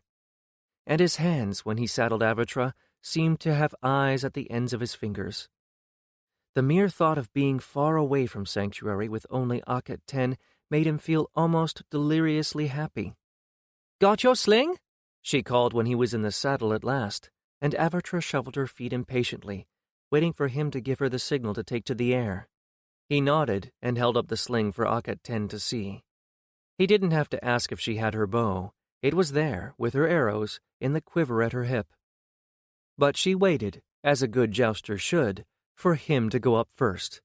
He was the wing leader after all, even if today the wing consisted of two. Riethka fell in slightly behind, a position that seemed to take less effort to hold, for the dragon who wasn't the lead didn't have to cut through the air. All he could figure was that the air acted like thin water, and the lead dragon cut a wake that the ones behind could ride. He decided that since there were two of them, he would try for a more challenging prey today, wild ox. Ordinarily, he wouldn't go after one. They were tough, and even Cachette found them a challenge. As a consequence, they hadn't been hunted much in his territory, so they were plentiful and unafraid. This might be the time to take down one or more. The dragons weren't hungry yet, and could probably be persuaded to cooperate in a joint hunt, especially since one of them was being flown by Akhet 10. "Wild ox!" he shouted to her, over the flapping of the dragon's wings and the wind in his ears. She nodded. Her main gift as a winged one was that she could speak to animals. She, and to tell the truth, the priests and priestesses in charge of the fledglings, had thought that a lesser gift. But if it had not been for her ability, she would never have been able to save Riethka from mourning to death after the murder of Toreth, whose dragon she had been. And thanks to Akhet 10's abilities, the training of the entire wing had been swift and smooth, much smoother than it would have been had she not been able to explain to the dragons exactly what their riders wanted. He had a good idea that she was speaking to both dragons once he told her the quarry he planned to hunt, and when Avatra looked back over her shoulder at Akhet 10 several times, he was sure of it. "Stooping runs?" she called forward over the steady whump, whump sound of the dragon's wings. He nodded. That meant that he would dive in first, trying to stun the quarry with a stone, but not allowing Avatra to close and bind. Akhet 10 and Riethka would follow, with Akhet 10 using her bow. Then he would come in again, and this time, if they'd managed to do enough damage, he'd let fly with a second stone and allow Avatra to attack and bind. Meanwhile, Akhet 10 would be ready to come to his rescue if the ox turned on them. It was a maneuver they had worked out to use against chariots. They'd never actually had to use it in that manner, but they'd practiced it enough that it should work. The burning air coming up from the baking desert smelled of dry grass, furnace-hot earth, and a faint hint of animal musk. A herd of oryx saw them and went to shelter under a grove of thorn trees.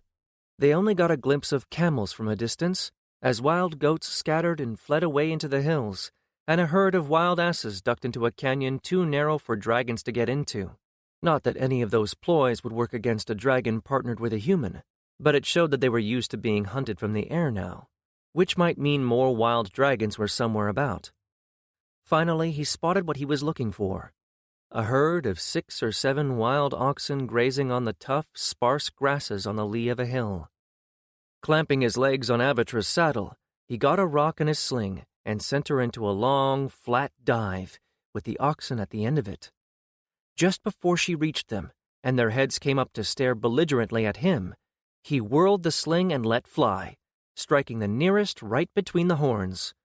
It staggered and went to its knees, as Avatra pitched up and began working her wings, trading speed for height. In the end, the kills were a little anticlimactic.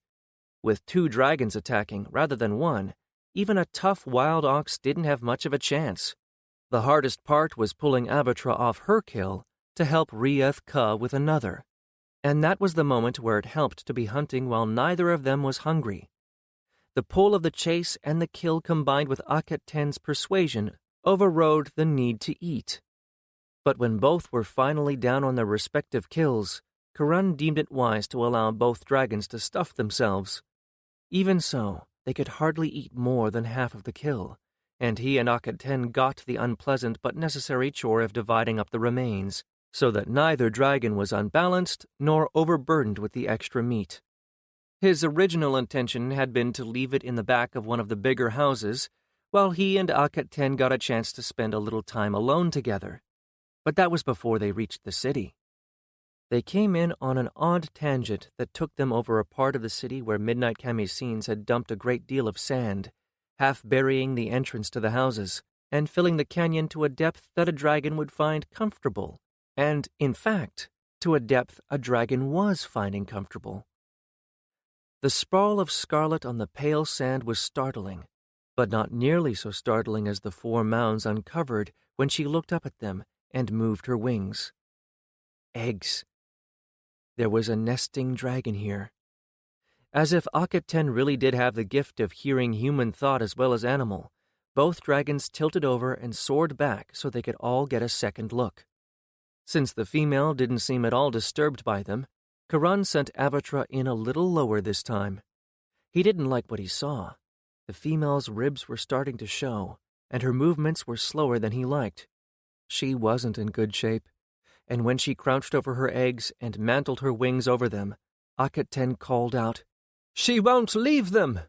And her mate's not bringing her food!" As the words left Akhet-Ten's mouth, he was already sending Avatra back for a third pass, and sawing at the cords holding the ox quarters to Avatra's back. Luck and timing were both with him. The first quarter landed nearly under the scarlet female's nose, and the second within easy reach. As he looked back over her shoulder, he saw Akhet-Ten doing the same, and the nesting female devoured the gift as if she hadn't seen food in a week, which she probably hadn't actually. She wasn't wasting a scrap. She might be eating quickly, but she was eating neatly. He sent Avatra up to land on the cliff above the nesting female, and a moment later, Akhet-Ten landed beside him. "Are you thinking what I'm thinking?" she called, as Rieth-Ka back-winged to land. "If you're thinking we need to keep feeding her, yes," he said, watching the wild dragon make short work of the first quarter and leap on the second, with one eye on them and the other on her food. Mothering instincts like that need to be fostered, not allowed to die out. But I'm wondering, because that dragon looks familiar. "Wondering what?" she asked, sliding out of Rieth-Ka's saddle and coming over to stand at his knee, still watching the wild dragon eat. "I'm wondering if she isn't Coulson," he said slowly, peering at her and trying to match up what he saw with a memory. Avatra's mother. 10. "So I think it's Coulson," Karan finished. And look at her! She doesn't even react to us being here now. They both took a look down into the floor of the ravine, where the dragon was giving her entire attention to the food and not even looking up at them. I think she can hear my voice from up here, and I'm sure she recognizes me, or she'd be watching us, Karan continued, thinking aloud. She's the only wild-caught dragon in either Alta or Tia that spent a significant amount of time on half rations of tala, while also being tended by humans. And I was the human who made sure she was properly fed and tended during that period. I think she knows exactly who I am. I think she pairs good things with me, and I think she might trust me, at least at a distance. It would be awfully good if we could get one of her eggs, Akhet Ten said wistfully, gazing down at the dragon with one hand shading her eyes. But I know we'd never get her away, given how she's protecting them. But she's such a good mother, and Avatra is magnificent. Karan sucked on his lower lip. But if we bring in the food a little closer to her each day, we might be able to get her to let us close enough that the dragonettes take humans for granted. If they see us feeding her, when they fledge, they might come to us for food. Maybe closer, Akhet Ten mused. If I can get close enough to talk to her, she might let us quite near, and when I can talk to the dragonettes, I can make sure they know humans are all right. Especially if I can get a chance to touch them. That won't happen right away, but given time, if she starts leaving them to hunt, I think I can get right to them. He looked at her askance, trying not to let her see how horrified that idea made him. It was one thing to approach a tala-drugged wild-caught dragon in a pen. It was quite another to approach an undrugged dragon tending eggs or youngsters. Are you sure it's worth even trying? He asked cautiously. Cautiously because he knew exactly how Akhet Ten would react to being told she shouldn't do this. Poorly. Oh, this is probably one of the least clever things I've ever considered doing, she admitted cheerfully. But it's still something I think I can do and, more importantly, get away with. Riethka snorted anxiously, and Akhet Ten patted her shoulder. I feel the same as Riethka does about you getting close to Corson, Karan admitted. I'd rather you didn't try at all. I didn't actually think about trying to get as close to Corson as I did when she was in the pens. Akhet Ten shrugged, and then put her hand on his bare knee. The touch made him feel very odd. Good. Oh, yes, but odd. Like all his skin was doubly alive. Akhet Ten seemed oblivious to the effect she had on him. That's all I'm going to do, really. I don't have to get close enough to touch her to talk to her. He looked down at her. I don't like it, but I won't tell you not to. You're the winged one. The gods might not speak to you as directly as they do to Caliph, but maybe they're the ones saying you should do this. He laughed ruefully. And to think I was planning to have you all to myself a part of the afternoon. Trust a dragon to interfere with that. She blinked at him, then unexpectedly blushed. I like you, Karan, she said, quite out of nowhere. And that would have been fantastic, except it was the sort of statement that was usually followed by, as a friend, or you're my best friend, with the implication it shouldn't go any further. He felt his heart sinking. But? Then she shook her head, blushing harder, and his heart rose again. No buts. I like you. Rather a lot. I'd rather spend time with you than anyone else I know. And it's not because you keep making a habit of rescuing me either. His heart rose further, and he tried desperately to think of something clever to say. Unfortunately, he couldn't manage to come up with anything. Awkwardly, he put his hand over hers. I just think you should stay you, he said, and cursed his thick tongue for not managing anything more eloquent. Well, that's good, because it would be very difficult being someone else, she laughed, her eyes twinkling. But he got the feeling she understood what he was trying to say, that he didn't want her to change, didn't want her to stop taking risks just because he was terrified she'd be hurt. Maybe someone else wouldn't have felt the same, but he had been a serf, and he knew what it felt like to have chains. visible or invisible, binding you. He wouldn't do that to anyone else, but especially not her. And she didn't say, as he half expected her to, "Well, we should be getting back."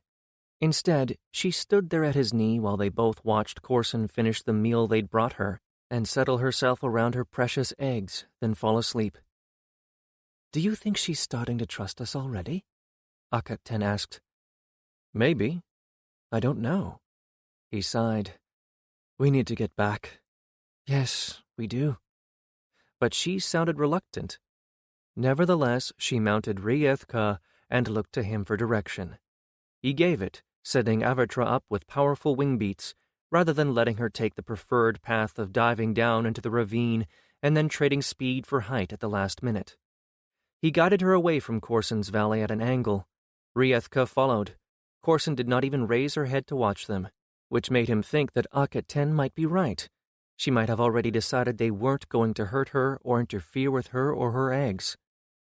They caught good thermals all the way back, which speeded up their return journey considerably.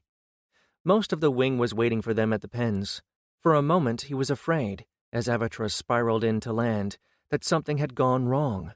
But as they got nearer the ground, their expressions, of varying degrees of mischief, made him think otherwise. No, they were there to tease him. Or tease both of them. "Not if I give them something to distract them first." "Ari!" he called as soon as Avatra folded her wings. "Corson is nesting in the new city, and she recognized me." All right, maybe saying that it was Corson and that she recognized him was an exaggeration, but it got their attention, even though no one but Ari could know who or what Corson was. As he slid off Avatra's shoulder and began unharnessing her, he gave them a detailed account of what had happened. Ari's eyes glittered with excitement as he asked further questions. All of them were excited, really, once they understood the implications. "And Akhet-Ten is going to try to talk to Corson," he finished, and had to hold a flash of anger when Ari, rather than expressing concern over such a dangerous idea, overflowed with enthusiasm for it. "That would be ideal," Ari said. "With Akhet-Ten there, once we get her close enough, she can communicate with them. I'm sure Corson will let us help with her dragonets. After all, the males help to feed and tend the nest, and we're the closest thing she has to a mate right now. Her instincts must be telling her she needs the help, and if she was as starved as you say, between the food and what her instincts are telling her, we can probably get Akhet-Ten as close as she let a dragon boy in no time." He could picture that all too easily. What's more, he remembered Corson snapping those formidable jaws right over his head, and it was even easier to picture her making that show of aggression into a real attack on Akhet-Ten. And he very nearly started trouble over such a cavalier attitude, when Ari suddenly got a taste of what the bitter brew of anxiety tasted like, because, "I want to help tend these dragons," said Nofret, stepping forward from behind Menetka, her head up and her expression firm with determination. It occurred to Karan at that moment that she looked very much like the queen. Ari's face was a study in dismay. "But," he began. Nofret cut off his objections with an imperious wave of her hand. "I want a dragon too, Ari. If we're to be co-consorts, as the Altan tradition demands, we must be equals in all things. How can we appear before your people or mine in that state of equality if I am riding behind you like a piece of baggage? Besides, it is not fair to Cachette to keep asking him to carry double. I want a dragon of my own. By the sunboat, she's come a long way from the woman who clutched me like death and didn't dare look down." He couldn't help but think this was all to the good, and if she was willing and ready to do the work needed to get a dragon, all the better. That was not how Ari felt, though, if his expression was any guide. "I absolutely," he began. Just in time, Karan managed to kick Ari surreptitiously in the shin, while simultaneously saying, with innocent enthusiasm, "I think that's a good plan, Nofret. We already know that Corson throws intelligent and steady babies. If Akhet-Ten can get her to accept us, the dragonets will do the same. And if you start tending and feeding the babies alongside their mother, You'll have the best of both worlds. A dragonette that's tame, but knows she's a dragon. It's going to take time, a lot of work, and concentration, though. I hope you realize that." Ari opened his mouth again to protest, and Karan kicked him in the shin again.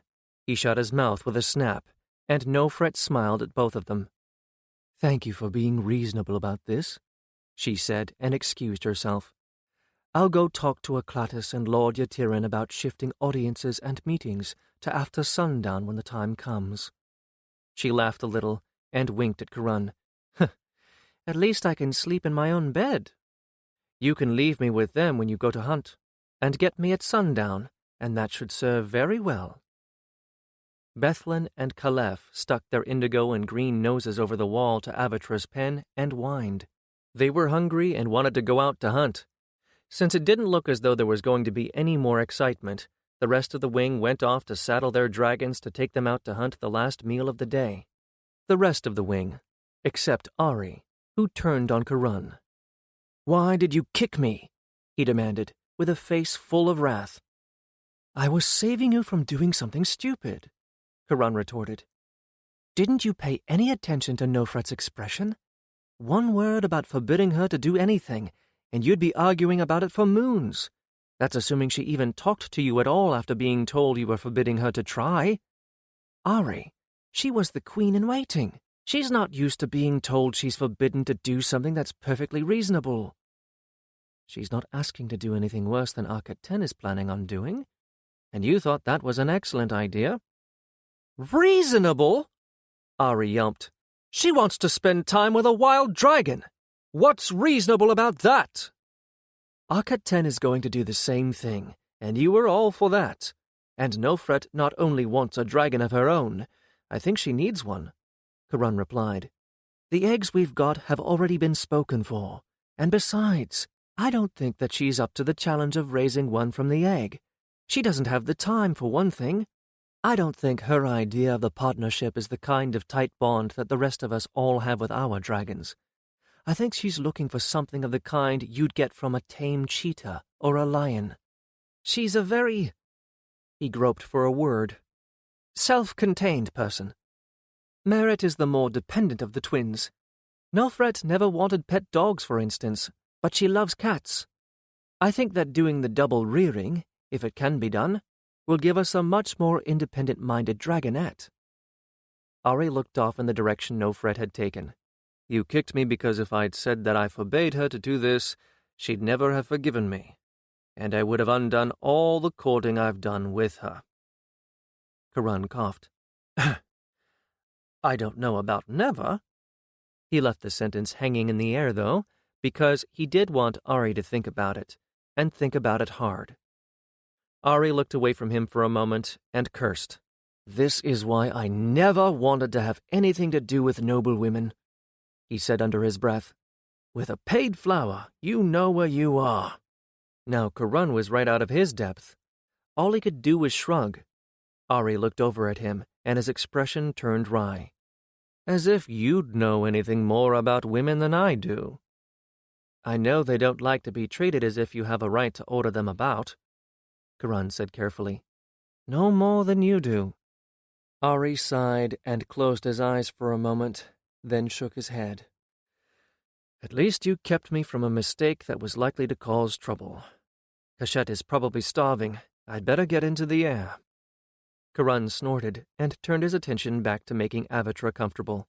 She hadn't had a sand scrub today, and when she saw him getting out the buffing cloths and the oil, she was nearly beside herself with happiness. Making her happy soothed his nerves, and his nerves definitely needed soothing. He was out of his depth. "What am I doing? I'm the son of a farmer. I used to be a serf." "Can I help?" asked Nofret from the doorway. "If I'm going to have a dragon, I need to learn how to care for them." "And this is a daughter of the royal lines and the nearest thing we have to a queen. And I'm going to be taking her to a wild dragon and somehow making it possible for her to bond with a dragonette. And Ari, who was my master and is her betrothed, and is going to be our king, just asked me for advice on how he should treat her. Horus, help me. Is she going to ask me for the same? And I don't even know what to say to Arket 10. This is insane.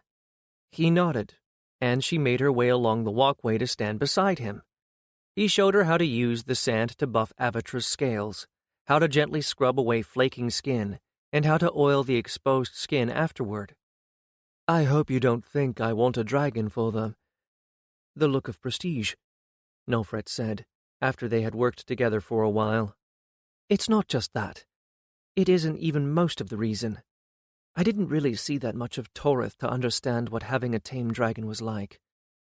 I've spent so much time in Ari and Kashet's company that I couldn't help but see how he has such an amazing bond with Kashet, and I wanted my own dragon when I saw how close they were.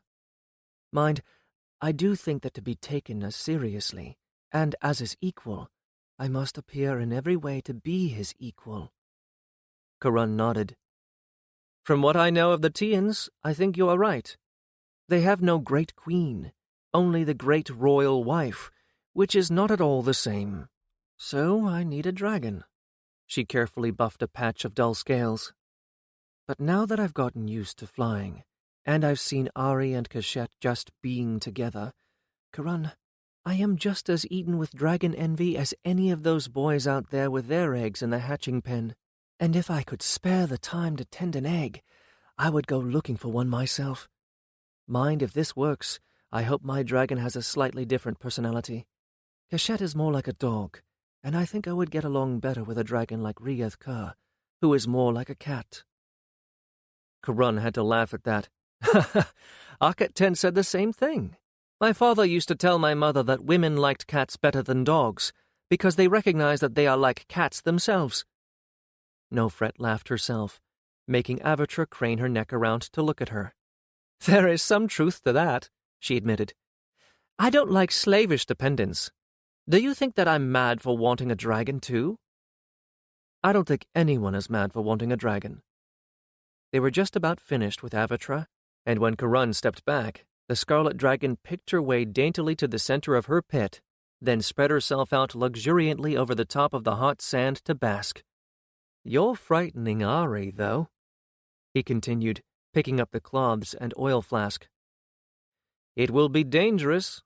Not as much for you as for Arket 10, but Corson won't be drugged, and her reactions will be sharp. I honestly don't know what her behavior is going to be like, or even if it will be consistent from day to day. Nofret spread her hands wide. Shouldn't we be able to learn that by watching her while we approach her? She asked reasonably. I promise if she looks as if she's going to be dangerous, I'll give up the idea. It's going to take enough time as it is, but I do have my reasons, and a great many of them, and I think they're all good ones. He looked at her soberly, wondering if she really understood what she was letting herself in for. How much the bond with her dragon would affect her. Then he decided that it didn't matter whether she understood now. When it happened, she would. And when it happened, well, she wouldn't regret whatever sacrifices she had to make. She's beautiful, Nofret said in tones of awe. She's a bit scrawny still, Arket 10 countered, but she's rounding out again. It had taken less time than Karun had thought to get to Corson, and there was no doubt now it was Corson, to allow both Karun and Arket 10 quite close and on foot on the ground. Her hunger, combined with her need to stay with her eggs, and her recognition of the dragon boy who had tended her so well, despite how much he had changed, made her much more cooperative than Karun had expected. Her behavior was nothing near as erratic as it had been when she had been drugged either. Before too terribly long, Corson was stretching out her neck and gazing longingly at the bucket of sand and the buffing cloths and oil Karun had brought with him. By the time they were thinking about bringing Nofret along, she let him give her a sand bath. By the day after that, it was Arket 10 doing the honors, and of course, once Arket 10 could touch the dragon, things became much simpler.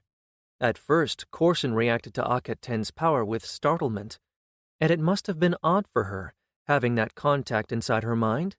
It took her most of a day to get used to it and calm down, But once she accepted it, and knew that not only could she communicate with Akhet-Ten, but Akhet-Ten could talk to her in the same way, she seemed to realize this was an excellent state of affairs. At that point, it was time to introduce Nofret to the dragon. Avatra was still significantly larger than Riethka, so Nofret rode behind Karun. The difference between this ride and the one they had taken to get Merit and Nofret to Sanctuary initially was amazing. Then Nofret had hidden her face and clutched at Karun, and once, when she had realized how high they were, she'd shrieked loud enough to startle Avatra. Now she watched everything avidly, her grip on his waist and the back of his saddle just enough to keep her steady and balanced. And when he looked back at her, she was smiling, and her coal-lined eyes were wide and bright. According to Akhet-Ten, Nofret had said that Ari was still trying to persuade her, more or less delicately, to give up on the idea of having a dragon. This was why she hadn't told him she was coming along today. The moment they had landed, she had slipped down Avatra's side to stand facing Corson, and Karun untied the butchered goats the Bedu had brought, the first fruits of their raids on the Tian sacred herds. Corson, of course, knew what was coming, and though still standing vigilant guard over her precious eggs, was swaying side to side with eagerness and hunger. She did look immensely better than she had when they had first found her. Her scales were shiny and clean, and although she was lean, she no longer had bones showing.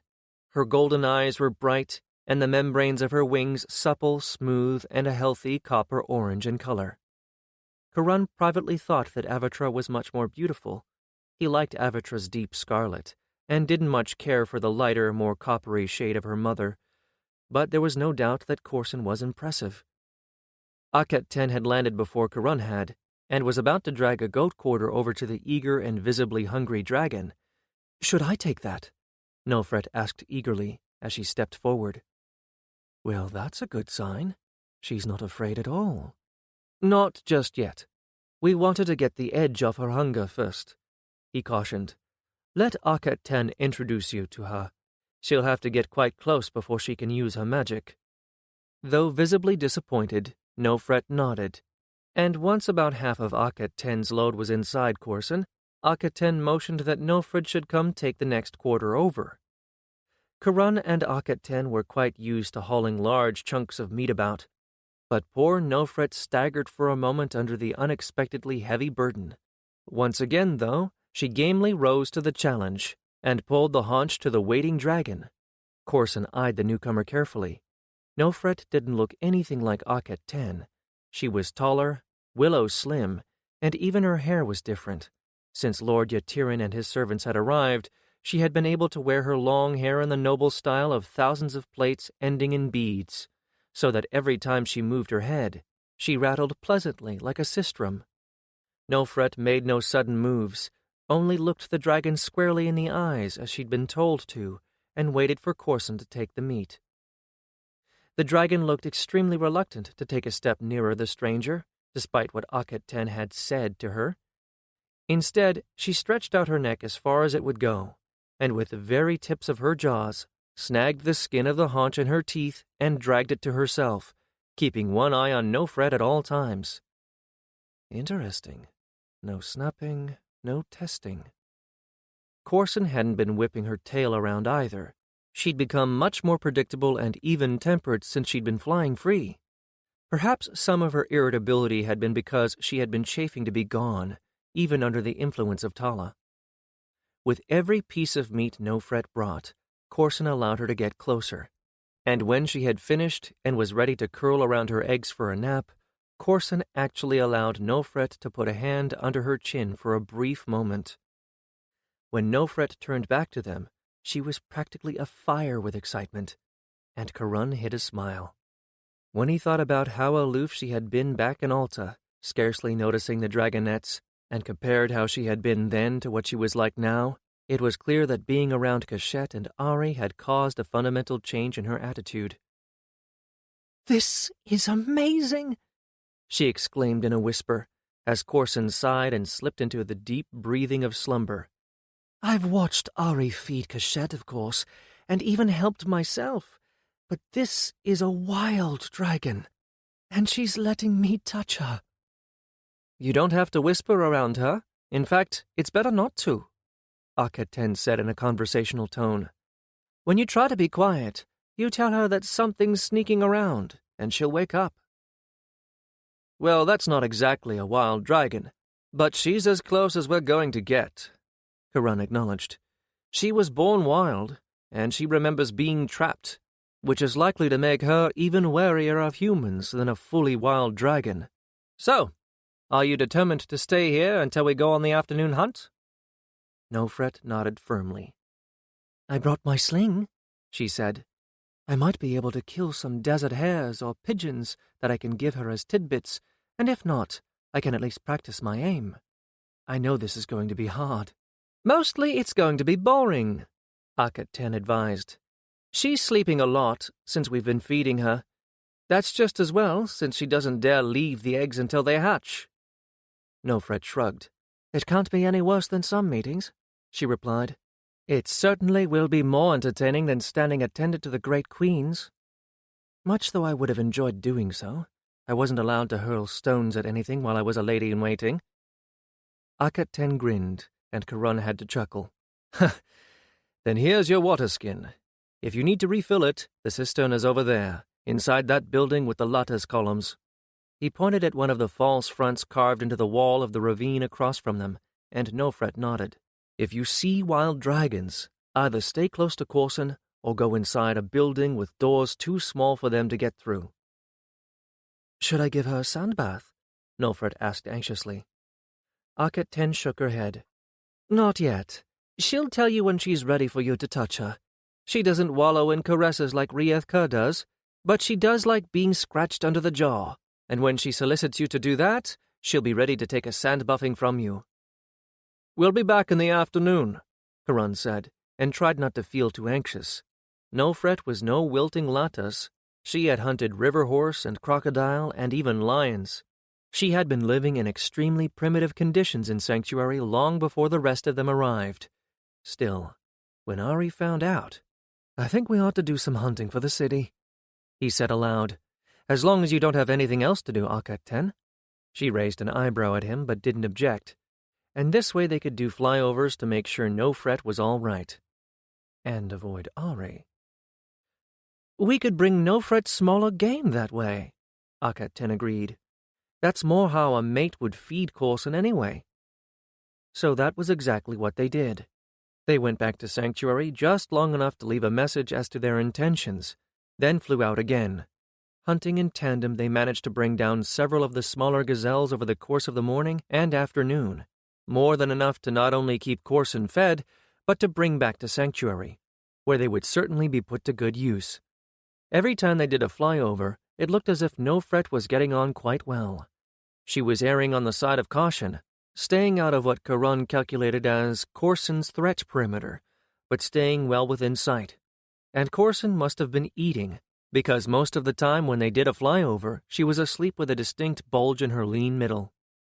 Finally, in the late afternoon, he and Akhet-Ten made their own hunts and kills, took up what was left over, and brought it along when they came to pick up Nofret.